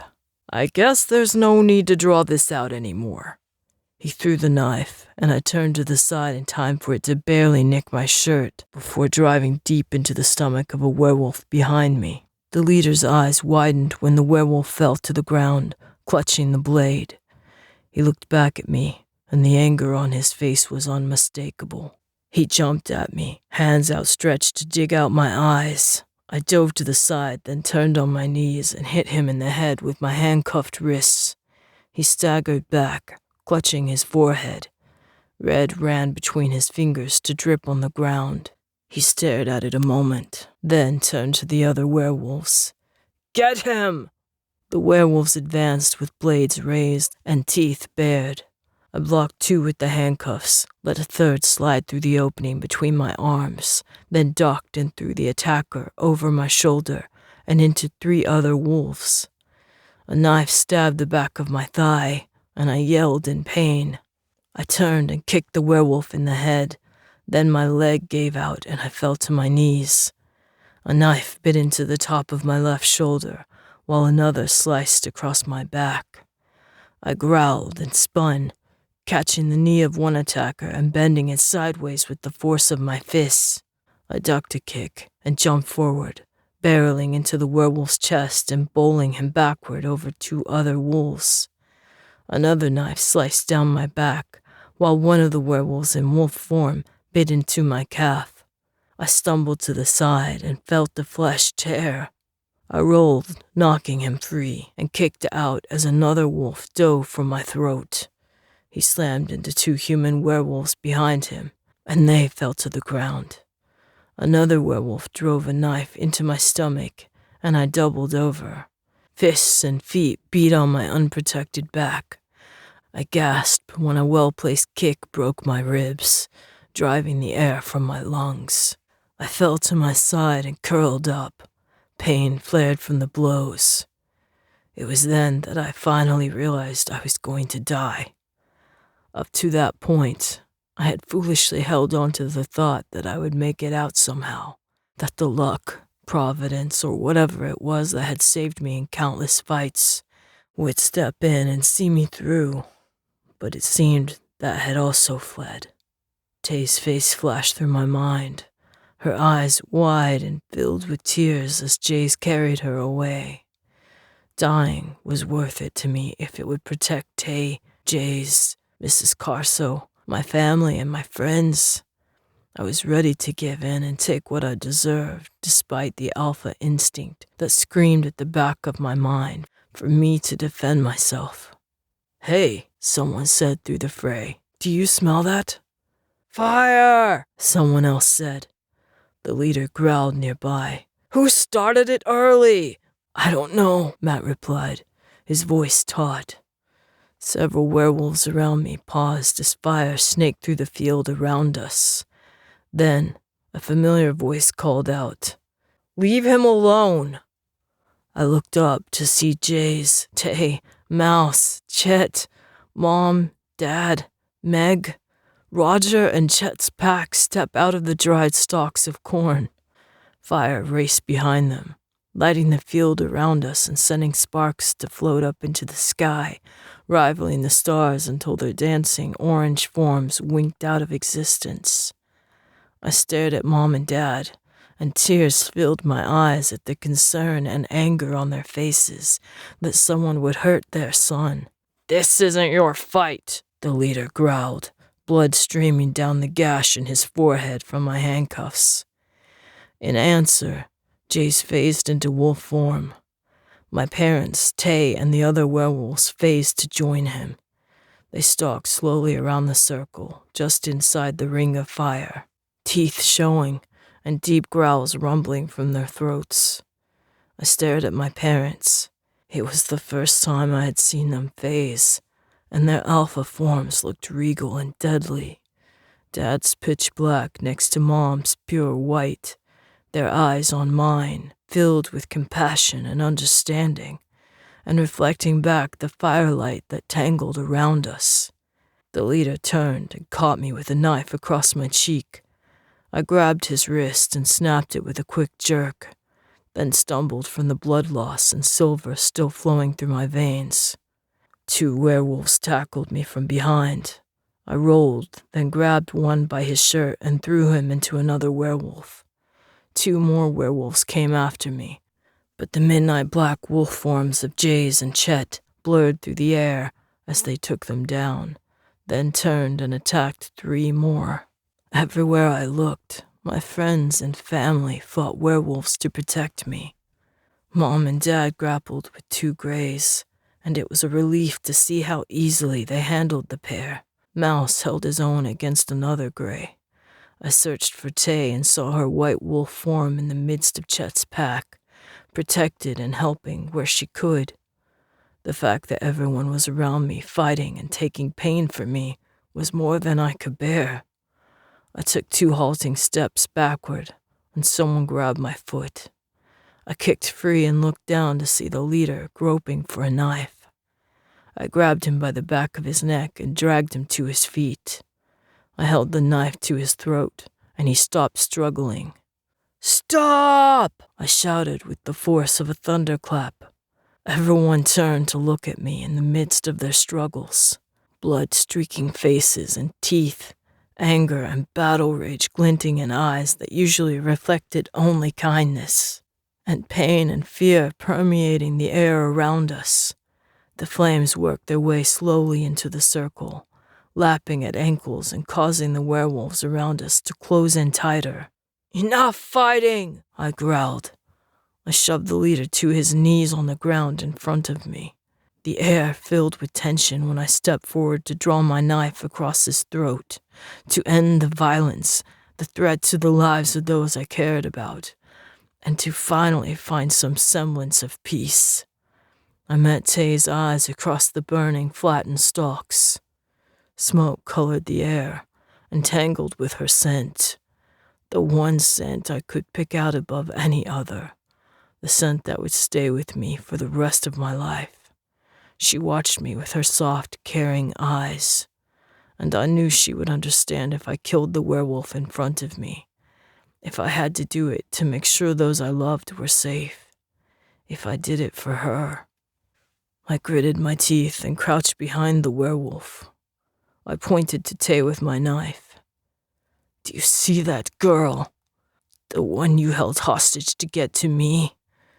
When he didn't answer, I touched the knife to his neck again and he flinched. "I see her," he said tightly. I dropped my hand and blood trickled down the wound at my wrist and dripped from the end of the knife. "You're alive because of her." I rose and stepped back. Go home, I told the werewolves. I can't change the past, and my death won't bring your loved ones back. But you'll all die here if you choose to keep up this fight, because I'll kill every last one of you to defend those I care about. There was no hesitation in my voice, and there was no doubt on the faces of those listening that I would do just that. I turned back to where their leader struggled to his feet. Do you have loved ones worth returning to? He dropped his eyes at my fierce glare, unable to meet the alpha intensity that clenched my jaw and made me want to tear him apart. He nodded mutely. I held the knife up and he looked from the blade back to my eyes. I killed your alpha to survive, and I'll kill again if it'll protect those I love. But I don't want to. Unmistakable threat filled my voice. I'll give you your life back and call it even. Promise me we're done here and you can go. But if I see you again, everyone you care about will be killed by this knife. Do you understand? He nodded, but when I didn't move, he finally said, I understand. We won't bother you again. You have my word. I lowered the knife, and he backed away. His followers joined him, and several had to be helped up. They limped slowly along the canal, where the fire had burned down. Sparks floated up with their steps until the shadowed forms faded in a haze of smoke, ash, and floating orange specks that vanished as briefly as they had appeared. Tay slipped under my arm just as Mom and Dad came over.